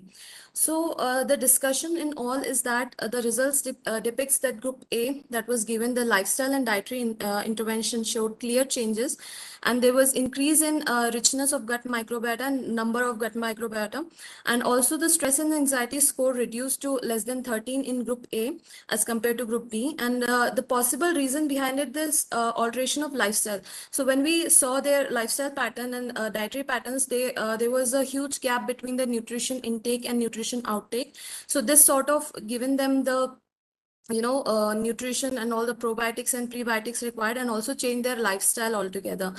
So in conclusion, we can say that simple alteration in diet and lifestyle can do wonders to human body. And in this regard, also we did, last month I was in NIN only doing my PGCCN course. So there we conducted a very small pilot study under Dr. Suresh Challa sir, who was my guide. So here we wanted to see whether this kind of alterations are seen in also in the IT professionals or not. That study was in medical professionals. This was in IT professionals. We did a very small pilot study, which also concluded that there is a direct relationship between the both. And, further studies will be conducted in near future. I thank you all for giving me this opportunity. Thank you so much. Yeah, thank you, Amelia. Wonderful presentation. Sir, if you have any questions, or anybody else also, if Vali ma'am or anybody wants to ask I would first congratulate Dr. Amulya for doing this very compact study and presenting it very nicely. Moreover, thank you, sir. What we really feel is that the connect that you have given between the stress and nutrition is highly appreciable. And the percentage change that you have shown in the group A, that is that is quite inspiring, because it means that if you change the environment around the person outside and then in the microbiota inside, right, then the person can really improve upon his stress levels and can cope up with the stress of the life. So this is a wonderful thing. My question is, what kind of interventions straight away you can suggest for day to day, so that there won't be any impact of stress to the much extent, we can say. So what kind of interventions would you suggest as far as your own Ayurveda background is concerned? Yes, sir. Yes, sir. That's a very wonderful question, sir. Thank you so much. So the intervention, so we have to first see what are the problems that these people are actually going through. Mainly, we saw that they were not into eating anything healthy. They were eating outside. So first and foremost, if we stop their, consumption of outside food, first thing. And second thing, if they start eating more nutritious food, prebiotics like salads, vegetables, and probiotics like curd, yogurt, chats, etc. We have in Ayurveda, we have a special formulation for making chats or buttermilk and all that can be given as an intervention. And in lifestyle intervention, I've seen that mostly their sleep pattern was altered in a very high level. Like they used to sleep late at the night, waking up late in the morning. So if we kind of focus on that as well, it will do wonders, sir. Okay, and can you suggest something like for IBS? Because the situation that you are talking about is can be reflected in the form of a disease called as irritable bowel syndrome. And Yes, sir. Yes, sir.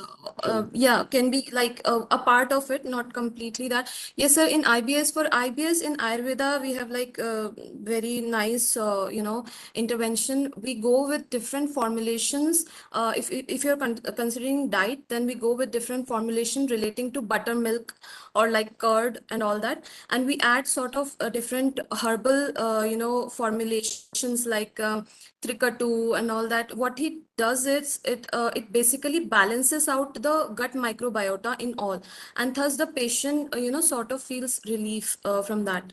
And other than that, if we are not talking about that, then there are so many other drugs and all that can help. yeah, Yes, sir. yeah. Thank you so much. Yes. And maybe we can now have some questions from the participants. Yes, sir. Yeah. Are there any questions? If not, then we can give it back to the coordinator of today's this session. Thank you, Amulya, and thank you, Tankar sir, for judging Yeah, this. thanks to you all and Radha madam in particular for a wonderful organization and giving us the opportunity. Thank you so much. Yeah. Thank you so much, sir. Now I hand it Thank over you. to Thank you so much. Shakti. Yeah, Shakti, you can take it over now. Yes, ma'am. Thank you so much, ma'am. Now we come to the next part of our program. That is, I invite Meena Pandit, ma'am, to take over the session.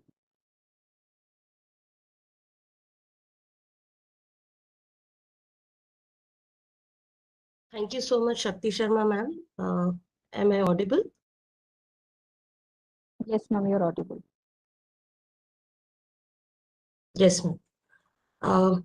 It is my honor and privilege to introduce our mentor and one of the most energetic personalities in our energetic and committed personalities in our fraternity, Dr. Pratima Shastri, ma'am. Dr. Pratima Shastri, ma'am, next slide, please. We will make it next, ma'am. Please proceed. Dr. Pratima Shastri, ma'am, is the president of Apang Mahila Bal Vikas Sanstha, which is a non-profit organization for the welfare of Divyangs, and the retired professor and head Department of Food Technology, Laxmaiah Institute of Food Technology, Nagpur University. Ma'am is a gold medalist in Masters in Biochemistry and has earned her PhD in Microbial Biochemistry. Ma'am has a rich teaching experience of 37 years and a long research experience of 30 years. Her research areas of interest are traditional foods, community nutrition, food biotechnology, and novel food product development. And she has been the principal investigator for several research projects sponsored by national and international agencies. Ma'am has also a patent for grain-based probiotic food. Ma'am also works tirelessly to promote health and nutrition awareness in the community. Ma'am has been recognized for her exemplary work and is the recipient of Swatantra Veer Savarkar Smriti Pratishthan Tejaswini Gaurav Puraskar 2018.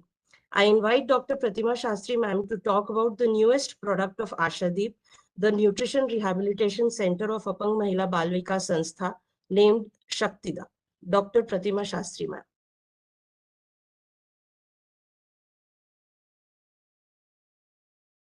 Hello. Can I Ma'am, you're you audible start? to us, ma'am. You? Start the... I'm audible? Yes, ma'am. Yeah. Yes, ma'am. So, yeah. See, okay. I think Yes. You'll be sharing the PPT, or should I? I'll share the PPT now. Ma'am, I'll Okay, share the that's PPT. better. Yeah, I mean, we lose less time. Meanwhile, at the outset, I would congratulate the whole team, the enthusiastic and the active team of Nutrition Society of India Nagpur chapter, and of course, the guidance given by Radha madam and her contacts with all August speakers whom we have been listening for last 2 days, and a very successful organization of this conclave. I also thank the organizers to give me this opportunity to interact with such an august gathering and share our small efforts towards improving the nutrition and the practical approach. It's not really a research, you can say. It's a practical implementation or practical application of the knowledge.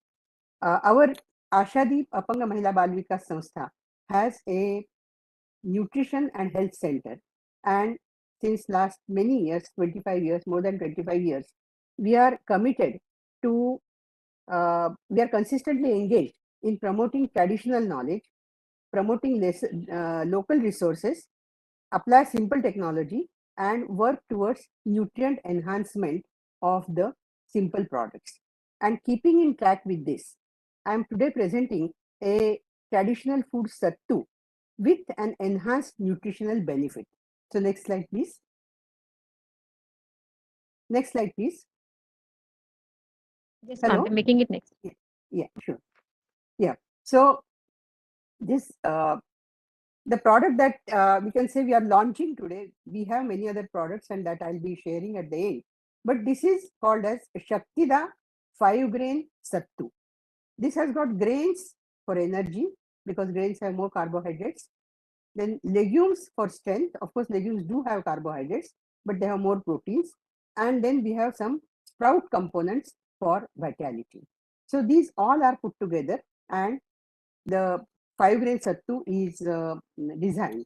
Now, talking about Sattu, Sattu is a traditional product which is grain-based, ready-to-eat food, and it is prepared in various parts of India with locally available grains. Like somewhere it's prepared with rice, somewhere it is chana dal, somewhere it is a combination of wheat and chana. In Karnataka, it is prepared from ragi. So in different parts, different things are used. And the meaning Sattu means it is a, the common factor is sometimes there is condition, sometimes it is germinated, sometimes it is simple soaking, but roasting it in a slightly moist condition, that is the common feature. So when it is roasted in slightly moist condition, there is sort of puffing or not exactly puffing like murmura or lahi, but there is a sudden expansion of moisture. There is partial cooking and partial dextrinization of the starches. So next one. With these changes, the Sattu becomes more tasty and it is easily consumed. It can be consumed in various ways. It is consumed in various forms and various combinations, various spices and variety of flavors, consistency and textures. Such as it is consumed as beverages, either with chaat masala or with sugar. It can be made into a porridge with milk or buttermilk, adding sugar or spicy. It can be used in filling in bati, kachori or paratha. You can make laddu out of it. And you can also use it in the form of chutney, like have cut cucumber, cut onions and anything, and add the spices of your choice and oil. So it can be an accompaniment to the chapati or bhakri. The health benefits of Sattu. Sattu has health benefits particularly because it's partly cooked. So it is more digestible. It has got low glycemic index because, as I said, because of the dextrinization and the changes associated with roasting, the glycemic index is low and hence it maintains stamina because of slow release of glucose. Then multigrain Sattu particularly is a well-balanced combination of macro and micronutrients because the proteins are increased and the amino acid balance is also achieved, and also the iron, calcium and other micronutrients, they are also added from different grains. This is suitable for weight management. Interestingly, Sattu can be used for weight gain or also for weight loss. Because of low glycemic index, it can be used for weight loss, but at the same time, if consumed ghee and sugar in form of laddu, it can be used for weight gain. It's a nowadays there is a trend towards vegans, and therefore this Sattu represents excellent balanced protein source for vegans who are not taking any milk or any animal protein. Next one, please. The benefits, that was the health benefits or nutrition benefits. The other benefits is it is ready to eat, it has got long shelf life, and that is why it was usually carried on when people used to go for yatra. They used to keep a packet of Sattu with them. So anywhere if you don't get anything to eat, you can just eat it even with salt and water, and that would retain your stamina.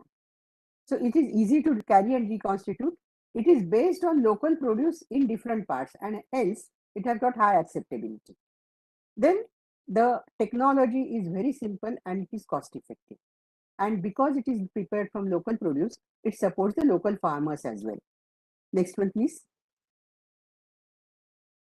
The next slide. Here I have given 10 different ways how you can consume this Shaktida Sattu. Shaktida Sattu can be consumed as beverage. You add 1 to 2 teaspoons in a glass of chilled water or chilled milk. Add chaat masala or add sugar.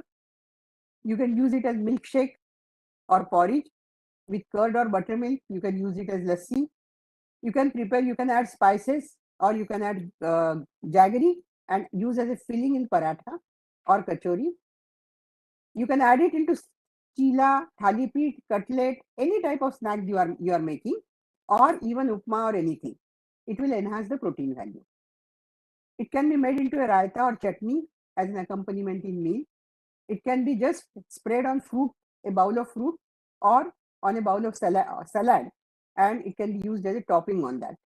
In soup or kadhi like things or gravy, it can be used as a thickener. You can prepare kheer, shira, or you can even make a cocoa-based dessert with that. And of course, you can make laddu and halwas. So these are 10 different ways. And let me tell you, all these ways have been tried and tested. Now, coming to its actual composition, the nutritive value, I'll show the nutritive value in next slide because it's not very clearly visible. The ingredients here are, all ingredients are roasted. The ingredients include wheat, malted ragi, then Bengal gram dal, germinated green gram, and heat processed soybean. Now here the advantage is 2 of the ingredients are germinated, so they become amylase rich, and because of that the pest viscosity comes down and the nutrient density or the caloric density is increased. So you can use more of this to get the same thickness. In order to get the same thickness, you can add more powder because of these malted ingredients. Then the wheat part, all other parts are there. The ragi gives calcium and the protein comes from Bengal gram and green gram and of course processed soybean.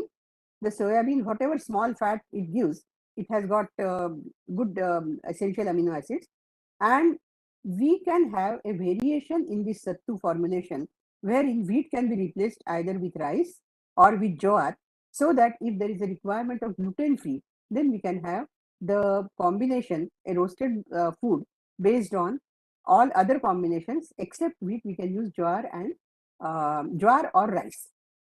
Next one. Because as we know, the test factor is very important when we talk of any other nutritious food. So generally the taste of wheat, roasted wheat, is liked by everybody because it is familiar. But then rice eating population may find a rice based sattu more familiar, and we can add jowar to increase the fiber content. The nutrients as they are as estimated according to the standard methods. The calories are 397.7, protein is 21.6, total fat is 4.88, carbohydrate 66.8, and here we can see that the protein calories come out to be nearly 20%. Generally, we were talking about the protein calories, and the protein calories should be somewhere between 15% or 10%. Earlier, I remember for a normal person it should be 10%, for growing children it should be around 15%, and for diabetics it should be 15%. But here we can see the protein calories are nearly 20%, and this protein, because it is coming from 3 different sources, the cereals, grains, and the soybean, that is the oil seed, the amino acids are all totally balanced. The calcium content is 223.3 and iron is 2.54 milligrams per 100 gram. Next one. Next one, please. So this the advantages of sattu in general and advantages of the specially modified 5-grain sattu I have been sharing with you. This as I said in the beginning, our Sharif Health and Nutrition Center, we also have many other Nutri products which are based on the same idea, that using local things, using simple technique, and optimizing the nutrient content. So we have ragi malt, then multigrain cookies where whole wheat is flour. Whole wheat flour is used with ragi, soya, and other millets. We have multigrain flour combinations. Navanna atta, it has got 9 types of grains, that is 5 cereals, ragi, wheat, rice, jwari, bajra, and ragi, and 4 legumes, that is chana, moong, urad, and soyabean. Similarly, we have Navanna suji and Thalipi atta. Then there are ready to cook mixes. The Upperpendi is an upma-like product which is quite popular in central India. The muthia mix or laddu mix, which need very minimal preparation, and they can be prepared into edible products. So these different products are there. All these products, along with the Shaktida Sattu, the products are designed that they should be for every family and for everybody in the family. Like ragi malt is for the small child as well as for the geriatric person. And all other products, you can use it for growing children, you can use it for adolescents, lactating mothers, and pregnancy, and everybody. The products are also available online now from 1st April onwards from the nutrigood.com. So you can have our other products, you can view our other products also and have this also. Next one. Next one, please. So please, the back one. Our call is, your nutrition is your concern. So choose your diet carefully. Eat right to keep fit. That was the call given by our Honorable Prime Minister. And the main thing is, think global, eat local. Think global, the meaning is, get the knowledge from every corner of the world. We have been gathering this knowledge, cutting edge research. We have been listening to all aspects of recent research in various aspects for last 2 days, but then come down to eat local. That's all the message that I want to give. I again thank organizers for giving me this platform, for sharing with all nutrition experts whatever small thing we are doing. Not a big thing, but whatever small thing that we are doing. So thank you. The next slide is thank you slide, and that's over. Any questions are welcome. Thank you very much, ma'am. And congratulations, ma'am, on the launch of your new product, the Sattu, and hope it becomes popular and it provides nutrition to everyone. Thank you so much, ma'am. We now move to the valedictory function. And for that, I invite Dr. Sri Lakshmi Potlari to please take over the session.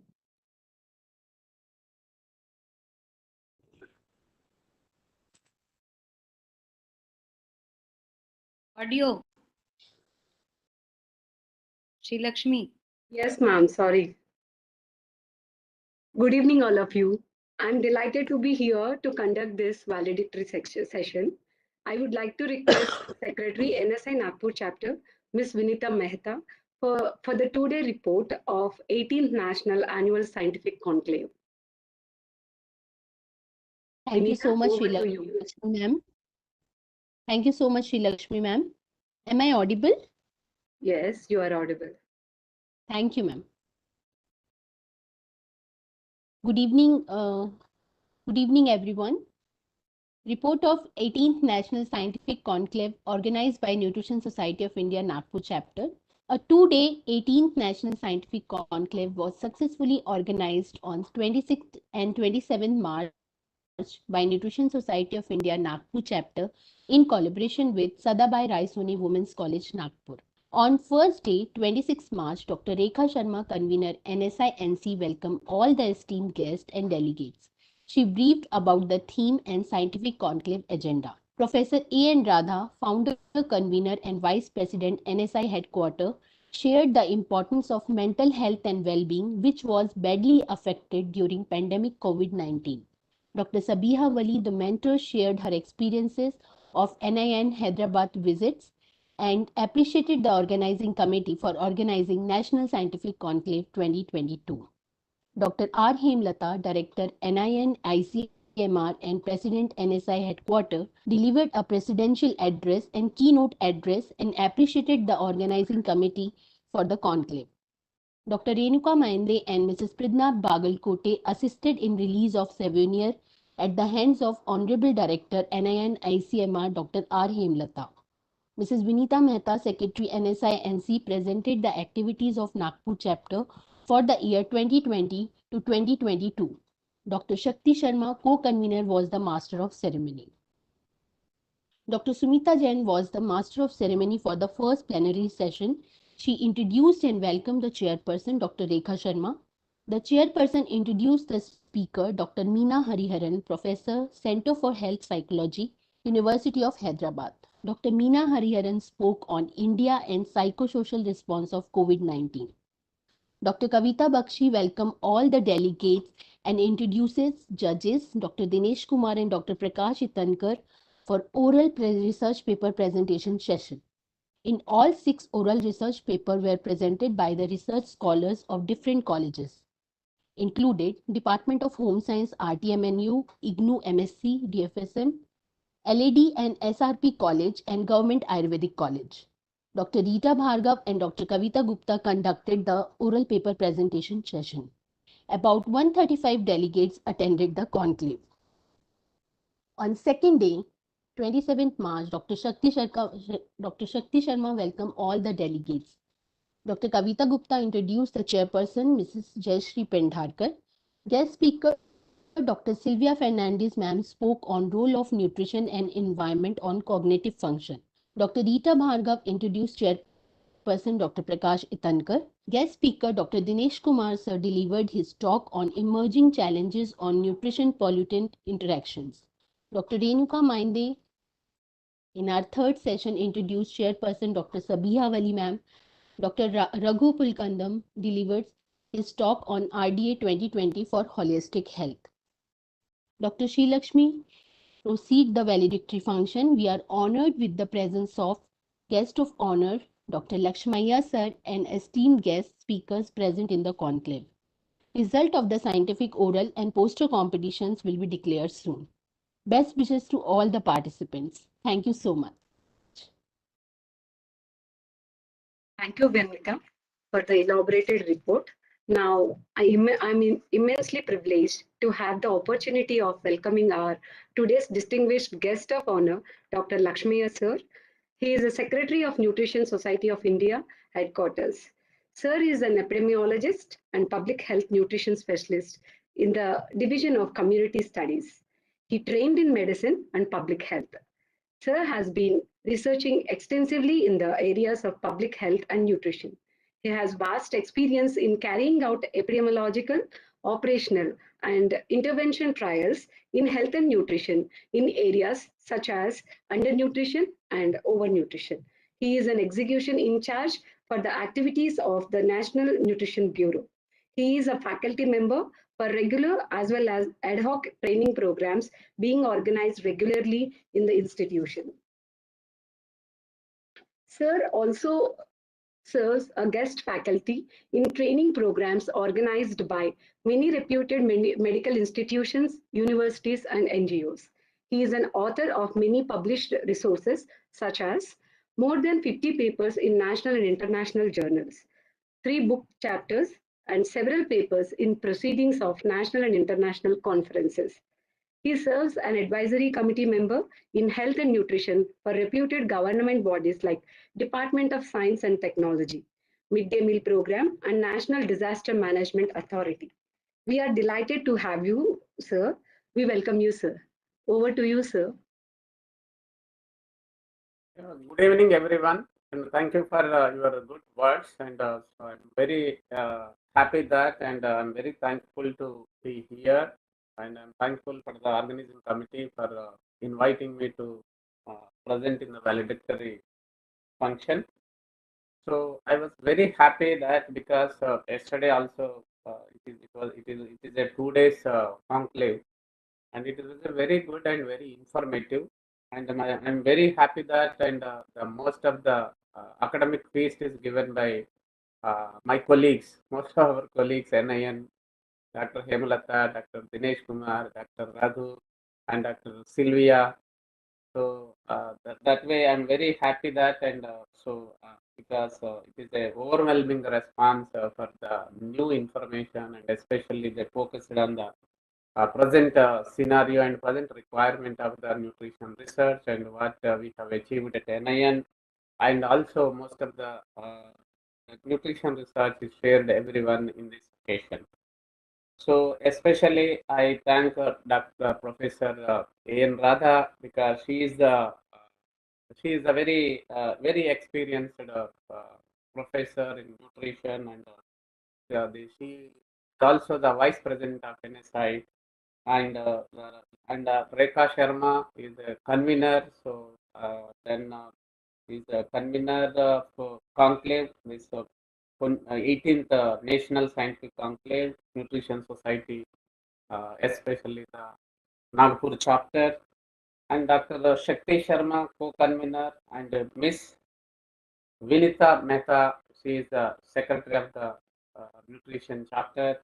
So congratulations for all the organizing committee for successful conduct of this very excellent conclave.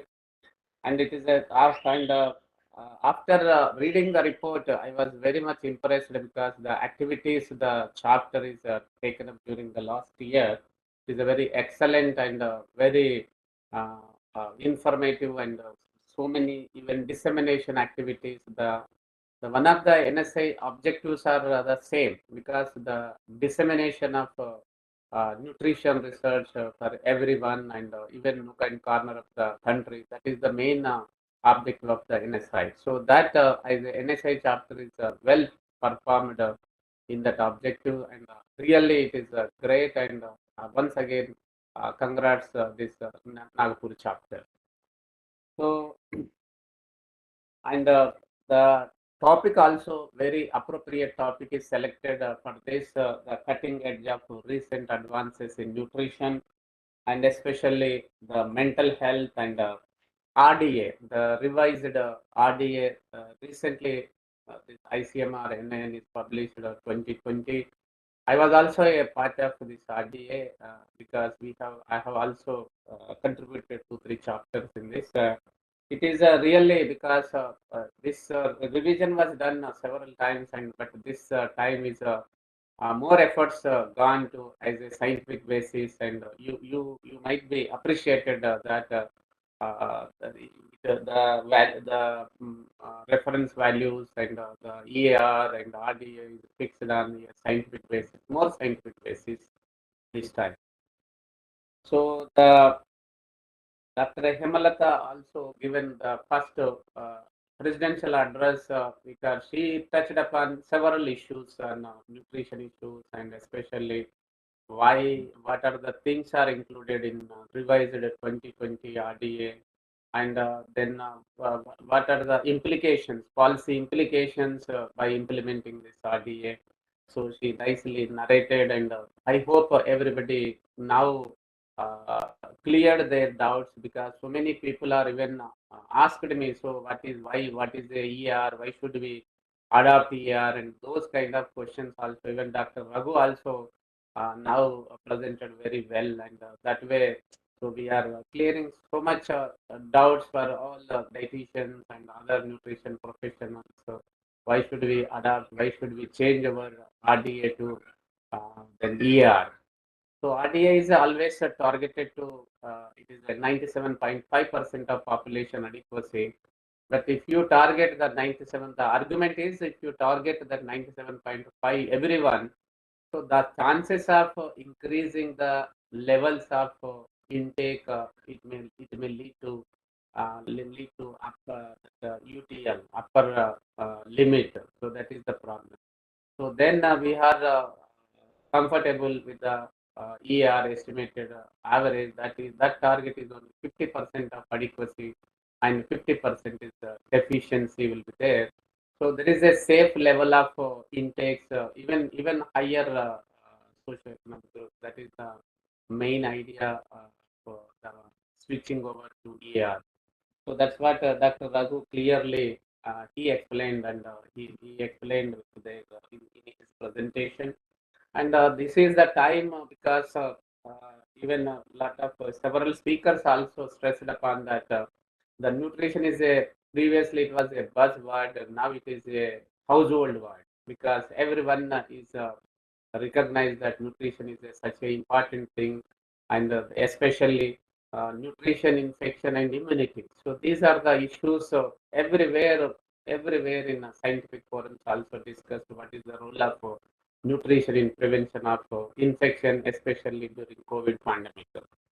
So in the COVID pandemic, even though it is a destructive thing and so many people we lost, but so many good things also happen because of COVID. Because that way I can pursue that, especially nutrition. So everywhere, even nook and corner of interior rural population and even urban population, everybody know that the importance of nutrition during COVID because whenever we go to the even villages, the people are asking. So people are telling that okay, morning we'll take ginger tea and we take some egg and fish and whoever is the vegetarian and the protein food and those kind of things they are telling now.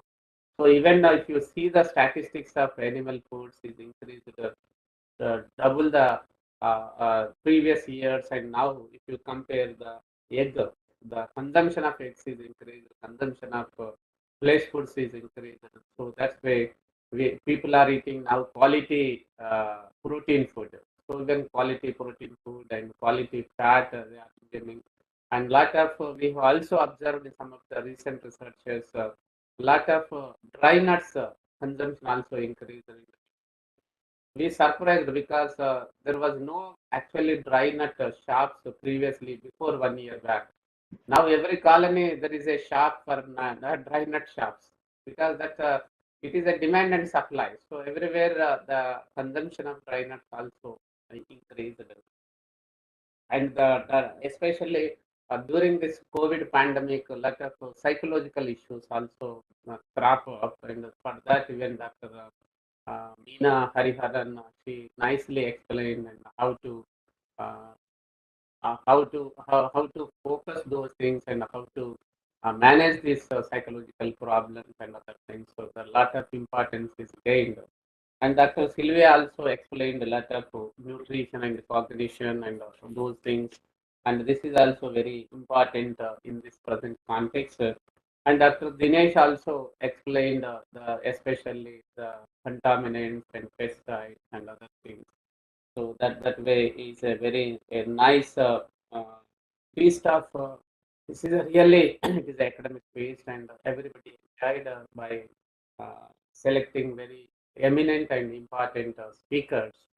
So then now especially this is the area now we are more focused. We have to that one is the nutrition and immunity. So even though is published and just even ICMR is compiling all nutrition related papers and almost they observed that some 5,600 papers published during the pandemic in different contexts of COVID pandemic, and uh,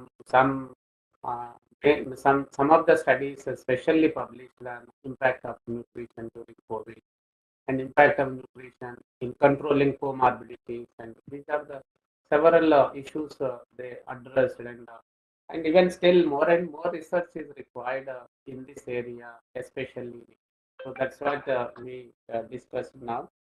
And another thing is the most of the people now talking about precision nutrition. So not a general guidelines of nutrition.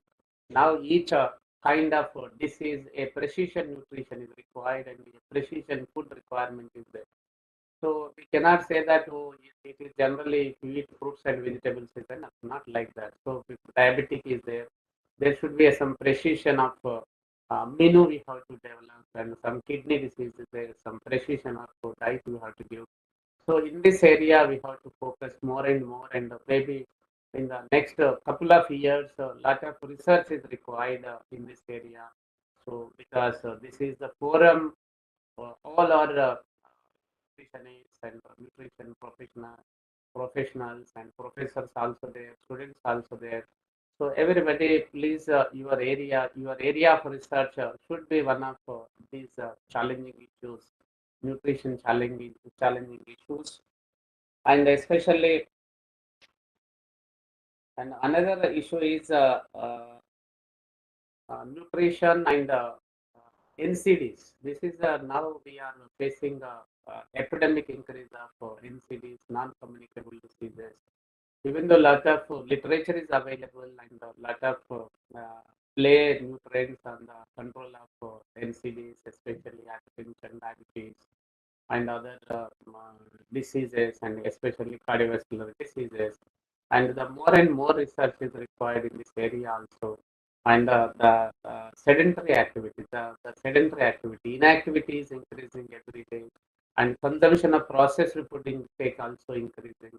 So we have to address all these issues, and another important burning issue or persistent issue are the two things. One is undernutrition. So especially undernutrition is very high, even though it is reducing over a period of time. But if you compare the undernutrition prevalence, especially stunting, underweight, and other things, compared to other developed countries, we are far high in the prevalence, and we are almost gold medalist in this area. Even though the India is economically improving very fast, but we are unable to reduce the undernutrition. And because of this, even our Honorable Prime Minister already launched a very good program, that Poshan Abhiyan 10, Poshan Abhiyan 20 now they launched, and the objective of this is to reduce the undernutrition. Previous records and previous evidences shows that the undernutrition or stunting is reducing every year only 1% points. So that is not enough to reach the sustainable development goals. And if you want to reach sustainable development goals, we have to reduce the undernutrition at least 2 percentage points every year. So the government of India is already fixed goals. So by 2022, we have to reduce at least 6 percentage points from 38 to 32. So now we are at 35. So already we reached 22. We are short of the target, and everyone, all nutritionists and all nutrition professionals and health professionals, we have to target to reach this goal. That is more important. And another issue is anemia. So we have to reduce anemia. And anemia also, we are contributing globally very high population, anemic population, to the global burden of disease. So these two issues we have to focus, and we have to try to reduce, and especially the supplementary programs and several we have, because I have attended several DWCD meetings in different states and even central ministry. But all the state governments, they are struggling with what are the ready-to-eat foods. Now, just now, Pratima Madam is given some different recipes.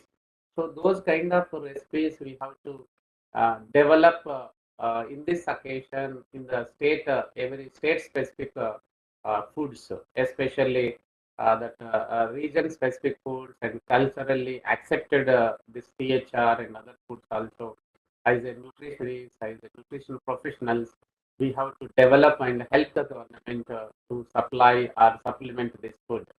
So that is also one of the challenge, because here under my leadership we have developed a Balamuratam in state of in Telangana and Andhra Pradesh, and it was a very successful THR product. Now the Balamuratam is being consumed more than 60 lakh children every day.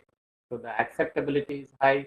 It is a multi-grain approach, and we have also added some milk powder, skimmed milk powder. The acceptability is very good for the children. So this kind of THR should be available in every state. We have to try and develop and these recipes and help to the state governments, and in order to reduce the burden of undernutrition. So because we have already running short of time, I don't want to take much time. because once again, I want to congratulate everyone for this wonderful conclave and everybody's contribution. I hope even this Nagpur chapter, even still more and more this kind of conclaves, seminars, and conferences may conduct in future also, and they help in dissemination of this kind of nutrition sciences and recent advances. And thank you once again. Congratulate and thanks to the organizers to giving this opportunity. And also I congratulate all the winners, so award winners, and those who are now it is just now they organizers may announce, and I'm advance congratulations I'm saying.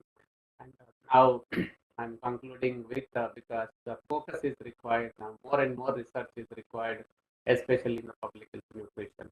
Thank you for giving. Thank you, sir.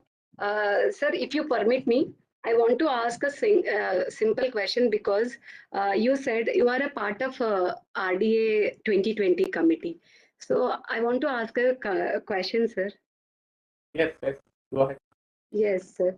Actually, 130 grams of carbohydrate requirements are put in RDA 2020, right? But if we convert in percentage of energy, even for 1800 calorie diet comes to only 28%, which is not going to reach the range of even AMDR. EAR, the values are given 100 grams, and in RDA table, carbohydrate requirement is given only 130 grams. And if you convert that 130 grams into a percentage of 1800 calorie diet, it comes to only 28%.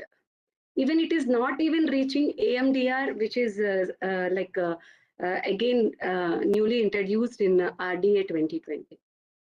It is the lowest minimum amount of carbohydrate needed.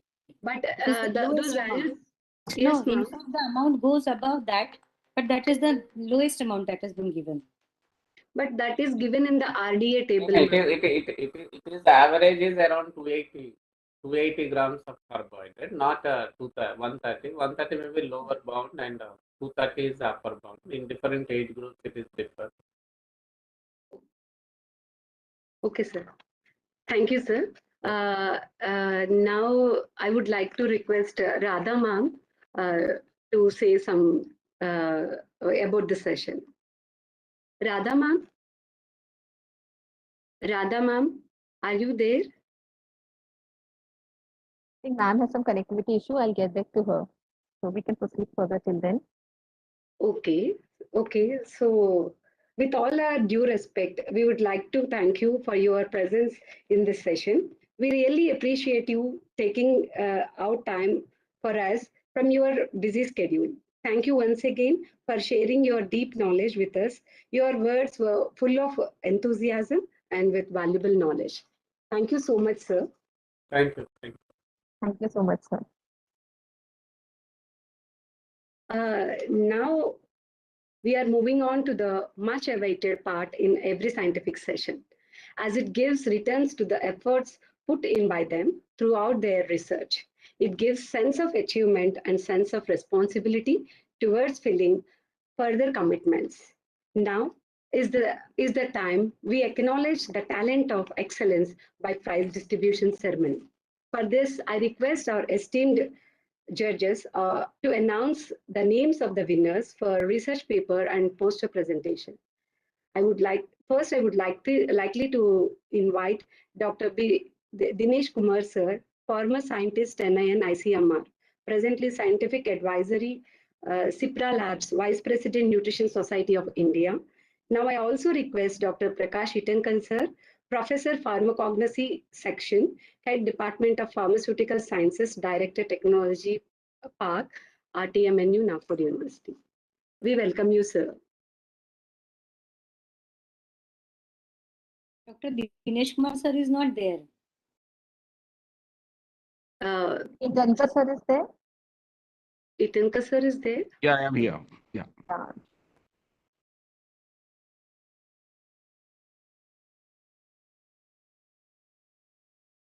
So we request you to kindly share your thoughts about the presentations, and then you can declare the results. The PPT is ready.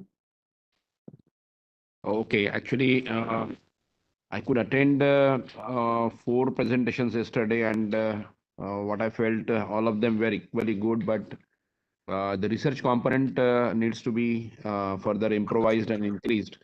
And nevertheless, it is learning for those who are in the studying side right now, but those who are in the practicing side, they should show the way because of, the last 2 years of disconnection. Yes, there is a gap that we could observe and we can find out, but there is always a big scope for improvement. And what we really felt is basically the problems where, the clinical one were also good, and those were from laboratory and survey side were also, good. So there was no kind of a competition as such in one specific area, and it was, just the depth of their work, which was supposed to be assessed, and the outcome that they wish to share with us all. So their intent of the presentation plus the scientific component, and then the outcome was, supposed to be guessed, besides their, following the time and presentation, technique. So all of that was highly appreciable, and we have already communicated the marks and the credits of each one of them to the organizing team. So what I really wanted in future is, let us have, some more concrete surveys, and based on which we can have really good amount of research work, which would be really useful for the community as such. So that's my observation, and all participants, I would like to congratulate them for their participation, wishing them, all the best. Thank you.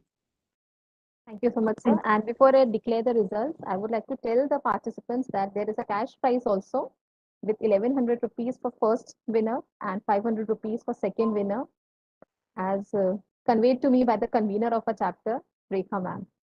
So next slide is for the winner of oral paper presentation award, and the first prize goes to Dr. Mayura Kathane, and second prize is bagged by Dr. Sakina Raghib. Congratulations to both the participants. Congratulations. Next is the award for poster presentation, and earlier it was said that if worth presenting and if worth winning, we will give the award, but the presentation was really worth an award, and it goes to Dr. Amulya Murthy. Thank you so much, Idanka sir, for joining in. Yeah, congratulations to Amulya also.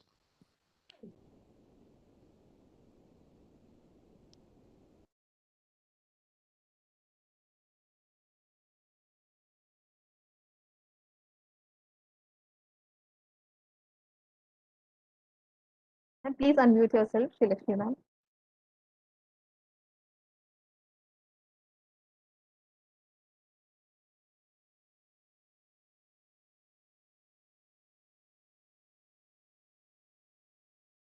Congratulations to all the participants and winners of research paper and poster presentation.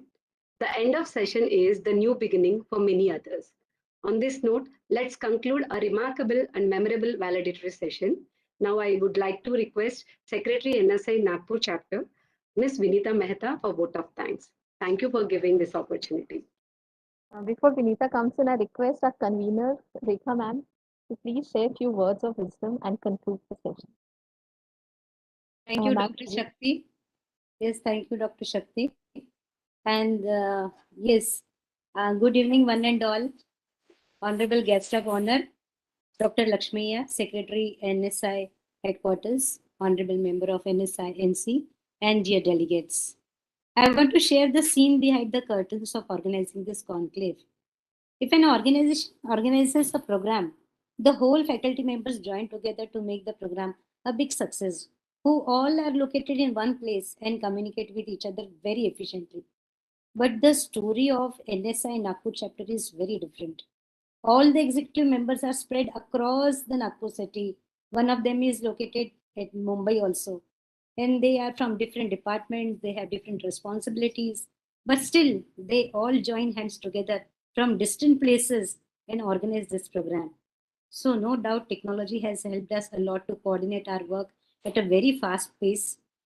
Contacting eminent speakers, publication of souvenir, promotion of conclave, managing registration and communicating to speakers and delegates have been beautifully managed by whole NSI NC. My special thanks to Dr. Hemalatha, Director NIN-ICMR, for a presidential address. My heartiest congratulations to all the NSI team. Special thanks are due to Professor A. and Radha for inviting speakers. My sincere gratitude to Dr. Sabihawil Madam for her unstinted support. I thank all speakers, chairpersons, master of ceremonies, all NSI team who work day and night to make this National Scientific Conclave a big success. Thank you. Thank you, dear Shakti Sharma and Vinita. And I remember हम लोग की meeting रात को 11 बजे चालू होती थी, 12 बजे तक चलती थी, because दिन भर टाइम नहीं मिलता था और रात में बैठते थे. So core team used to have meeting usually after 11 o'clock only. So thank you so much. और विनीता मैडम पूरे टाइम मेरे पीछे पड़ी थी. मैडम एक बार मीटिंग ले लेते हैं, एक बार एक चीज पूछिए, आज कंफर्म कर लेते हैं. सो ये जितना भी आपने शक्ति विनीता आप लोगों ने किया, थैंक यू सो मच. और बाद में धीरे धीरे रिस्पॉन्सिबिलिटी सारे मेंबर्स को गई and they have done it wonderfully. Souvenir बहुत अच्छे से समय पे बन गया, साइंटिफिक कमिटी ने बहुत अच्छे से काम कर लिया और सारे जितने भी पार्टिसिपेंट्स आए उनको भी सबको thank you so much. Thank you so much. Over to you, Shakti. Yes. I request everyone to please put on their cameras so we can have a group photograph since we have Laxmaiah sir with us. So that will be a great memory for us to remember forever. So can we have you? Thank you so much. I request Sabihawali ma'am also. Please start the camera, ma'am. Tankar sir also, I think is there. Yes. Dr. Tankar sir, Kavita Bakshi ma'am. And I think even Radha ma'am, we would like to have Radha ma'am. Yes. Yeah, thank you everyone.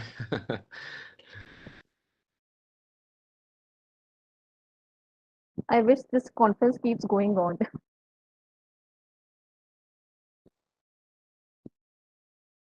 Thank you so much, everyone. I now invite Vinita. Shakti ma'am, before this, I request respected Radha ma'am to say few words to us. Yes, ma'am. Radha ma'am, are you there? She's very much there, but I think maybe having some. Radha ma'am, please unmute yourself. Anandita ma'am, please make Rita Bhargav ma'am a panelist. Can you hear? Yes. Yes. Yes, ma'am. Make Rita Bhargav ma'am a panelist. So what to say? We had a wonderful team and wonderful work done. And this is 18 conclave means 9, no? 9 is infinite. So we will be going on and down. And I just wanted to tell Dr. Laxmaiah for joining us. And in your team, if I'm permitted to take 1 minute, I just want to say, right from Dr. Prahlad Rao, we have visitors. You may not have even joined at that time. So Dr. Prahlad Rao, Dr.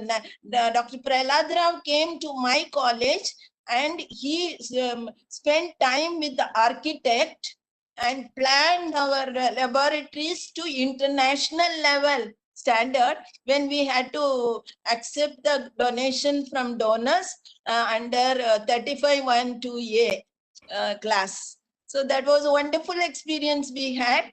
And Dr. Narasimha Rao, Vinod Reddy, Kamla Krishna Swami, Shivakumar, Shashikaran, Madhavan Nair, Anil Kumar, then of course Subbarao, Sirsan, Dinesh Kumar is always with us, and Laxmaiah, you are always with us now henceforth, and Sylvia Rao, Dr. Raghu, and not but not the least, Dr. Hemalatha is always our friend and she always guides. And one more thing I just want to share, when we were in Ludhiana, She is the one who came first and told me. She was secretary at that time.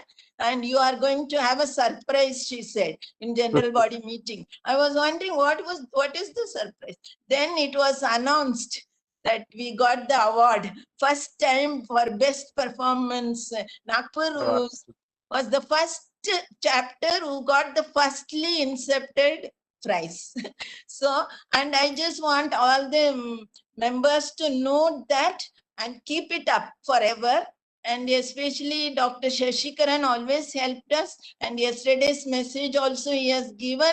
You should keep it up and go in line with the objectives of Nutrition Society of India. And whatever we know at the cutting edge level, I5 research finding, it should reach the ground level, grassroots level, and where we work. Especially I work in a community college where we work only with ground level, grassroots level people.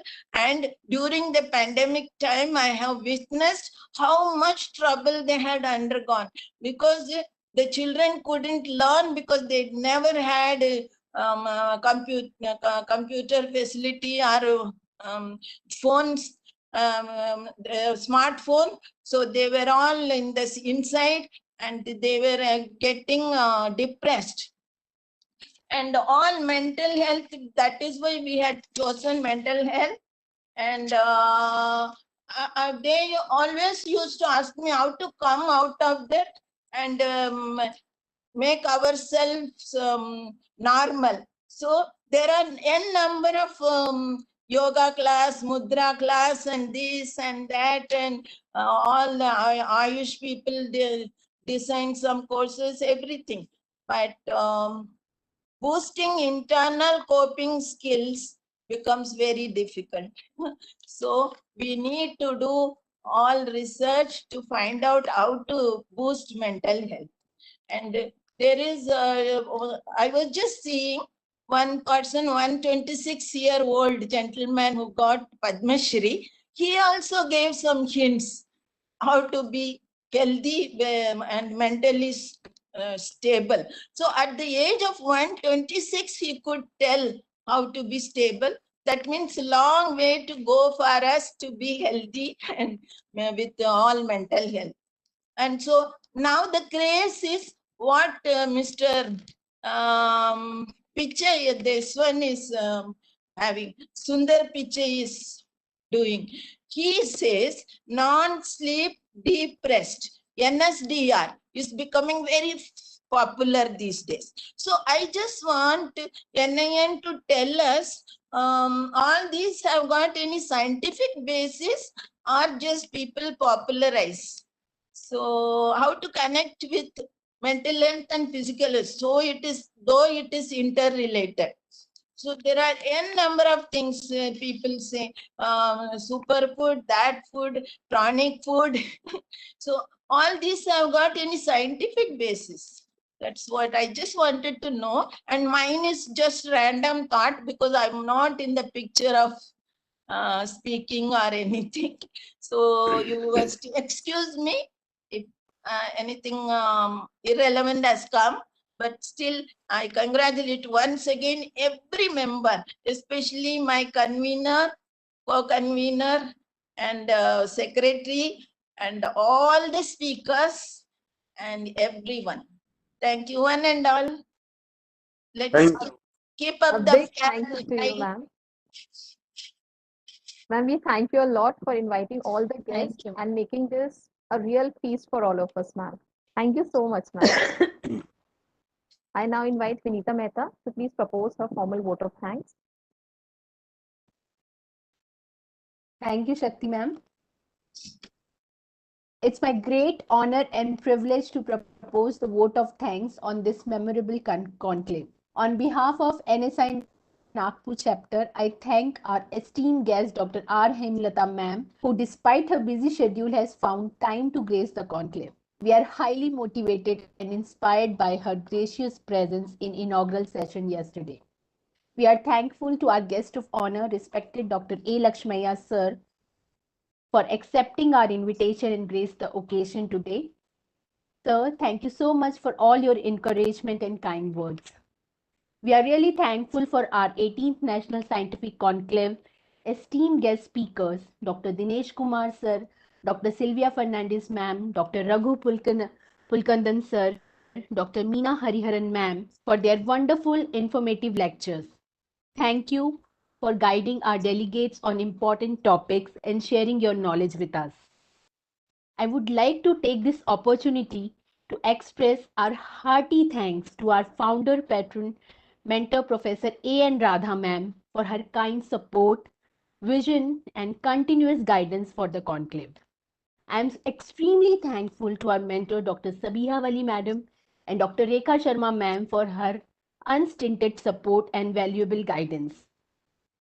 My special thanks to NSI Nagpur chapter, advisory committee and executive committee members, especially scientific committee led by Dr. Kavita Bakshi, Dr. Rita Bhargav, Dr. Kavita Gupta, 7-year committee Dr. Renuka Mainde, Pradnya Bagalkote and Meghna Pandit, and promotional committee by Dr. Prakash Itankar, Dr. Sumita Jain and Aditi Barve, who have worked very hard for this conclave. My heartfelt thanks to the head of various departments and the faculty for their valuable contribution and encouragement in all our efforts. We are really thankful to Sadabai Raisoni Women's College for this wonderful collaboration and all the support. Special thanks to technical team who worked hard behind the screen. My special thanks to Dr. Shakti Sharma, co-convener, for her minute-to-minute guidance and continuous support. Thank you so much, ma'am.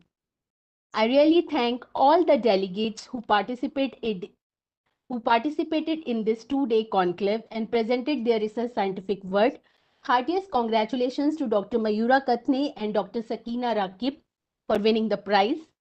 And thank you so much for all your active participation. Looking forward to meet you all in our next conclave soon. Thank you so much. Thank you so much, everyone.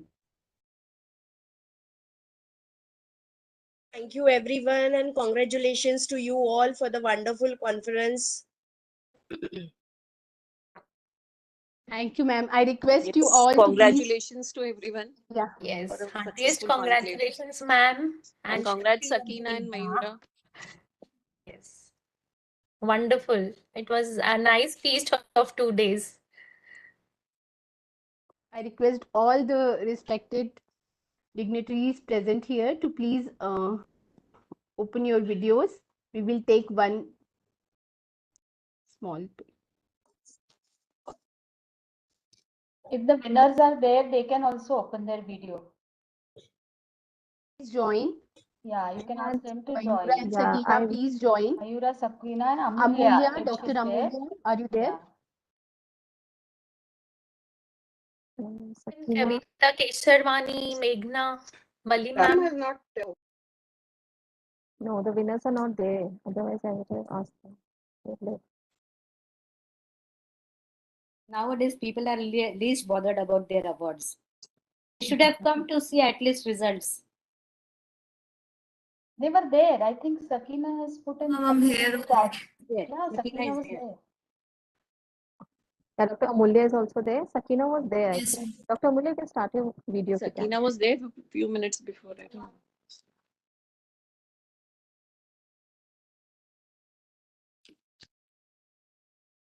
Just to the whole team, very nicely arranging it, and hope next year we have the physical conclave. Ma'am. Yes, ma'am. Face to face we'll have. इस बार बहुत लोगों ने बोला कि हम face to face करेंगे. I was the one who was resisting it. Yes, I was the one who was. But ma'am, one positive thing, online था ma'am, इसलिए हमें इतने अच्छे speakers सब एक 2 दिन में arrange हुए ma'am. 2 दिन में हम एक बिल्कुल yes ma'am. They would not have come.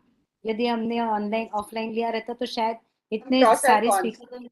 Yeah. We got full benefit. हम हेमलता मैम को हम बहुत 2-3 सालों से बुलाने चाह रहे हैं, but she is not able to make it. But we were really happy to have her and listen to her deliberation. Yes, ma'am. Yes. Ma'am, the YouTube Radha link- ma'am, Ma'am, the Kavita YouTube- Kesharwani, thank you so much. Kavita ने भी बहुत support Yeah, 6 or 7 years before she Kavita came. ji, thank you so much. Yeah, I had a talk every day with Kavita Kesharwani and she's the best support to me. Thank you so सारा much, Kavita जाना ji. कविता केसरवानी के पास में है। She used to Next number सब चीजें जिसको भी Kavita ji, thank you so much. she used to say कि मेरे घर की शादी है. I said yeah. Ma'am, we will be sharing the YouTube link for the 2 days workshop conference. If Chat somebody में has डाल missed दीजिए ना, something, chat में डाल yes, दीजिए। ma'am. I will put in the डाल group. दीजिए, सब लोग ले लेंगे। Yes, ma'am. Okay, ma'am. Mail भी Yes, कर देंगे ma'am. हम Thank सबको। you so much, ma'am. Yeah. Dr. Thank you so much, ma'am. Hemalatha, Yes, ma'am. Radha ma'am, please unmute yourself again.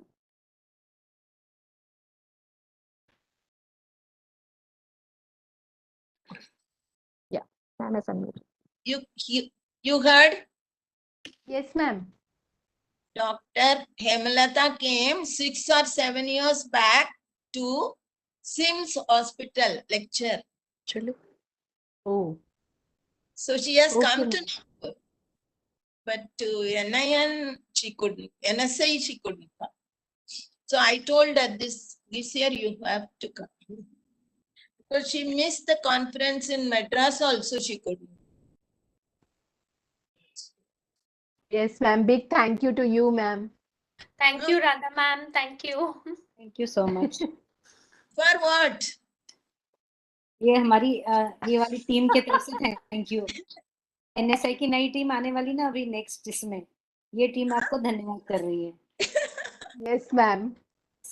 No, my teacher is there na, as guide to me and to everyone. है ना? मैं कहाँ guide करती हूँ, आप लोग सब guide करते हो क्या करना चाहिए क्या नहीं करना चाहिए। नहीं. So much. We were correcting spelling also, no? ठीक है, करते हैं, बच्चे लोग हैं, छोटे छोटे हैं। I'm so bad, na? They will learn. Huh? Retirement We are learning, ma'am. Every day we are learning. And you are a very, very good teacher. I correcting you. Yes, ma'am. Scolding you. Yes, ma'am. We need your wisdom, ma'am. Always, always. Always I scolded you, no? So you like scolding. Every day one person got scolding means that is Vinita. Vinita 28 को अपनी next meeting होगी election की, अपन ने पहले से डाले थे। Yes, ma'am. और अब Yes, उसका ma'am. मैसेज डाल देना आप, और ये रिपोर्ट और अकाउंट्स की डिटेल हमको 28 को प्रेजेंट करने पड़ेंगे। But even then you did a mistake. Today also night I will scold you. Vinita. चलो okay, bye bye, bye bye everyone. Yes, ma'am. कल की मीटिंग का फाइनल करते हैं। Always ready, ma'am, for learning, ma'am. Always ready. Thank you so much, ma'am. चलो bye. Coming you, for ma'am. tea, Shakti. Yes, ma'am. Coming for tea. Sure, ma'am. I'll come for tea, ma'am. Ma'am, it's Refresh. मतलब मेरे लिए भी tea डांट time, है। नहीं, Rekha doesn't take tea. Okay. She loves coffee. We are really Ma'am, I missing love your tea, ma'am. ma'am. I love your tea. I'll come for Yes, tea, ma'am. ma'am. Ma'am has a special masala for tea. She makes wonderful tea. I didn't tell, but I But told she you. never disclosed the recipe. Ma'am, don't tell everyone. Thank you You so much, tell- ma'am. Until you tell the recommended allowances for nutraceuticals, I'm not going to. Yes, ma'am. I'll keep coming for tea. Thank you, ma'am. And Bakshi ma'am, it's high time. But We last should week meet. you said I'm not going to call you, and you called me now. ma'am, we I wanted to don't know listen what to you. say. Huh? Ma'am, we wanted to listen to you and you have to conclude. So you were to be invited, ma'am. Oh my God. Yes. And random kuch. Anyway, I remembered from Dr. Prahlad Rao everybody's name. And all of them have given Yes, keynote. ma'am. Huh? Yes, ma'am. Okay, ma'am. With your permission, shall I close the link for today's meeting, ma'am? Yes, please. Yeah, ma'am. Thank you so much, ma'am. Not Good night, our everyone. linkage. Good night, Thank you so everyone. much, ma'am. Nahi, not our linkage. Thank you, but Shakti ma'am. linkage. Huh? Yeah, I'll close the link. Webex link. Thank Rita Yes, ma'am, ma'am. I'm saying something. Yes, ma'am. Thank We'll you. also come for tea. Sure, sure. Okay. Okay. Thank you so much, ma'am. Okay, bye ma'am. Thank you, ma'am. Bye bye. Thank you, Rita ma'am. Thank you, Shakti Bye. ma'am. I close the link.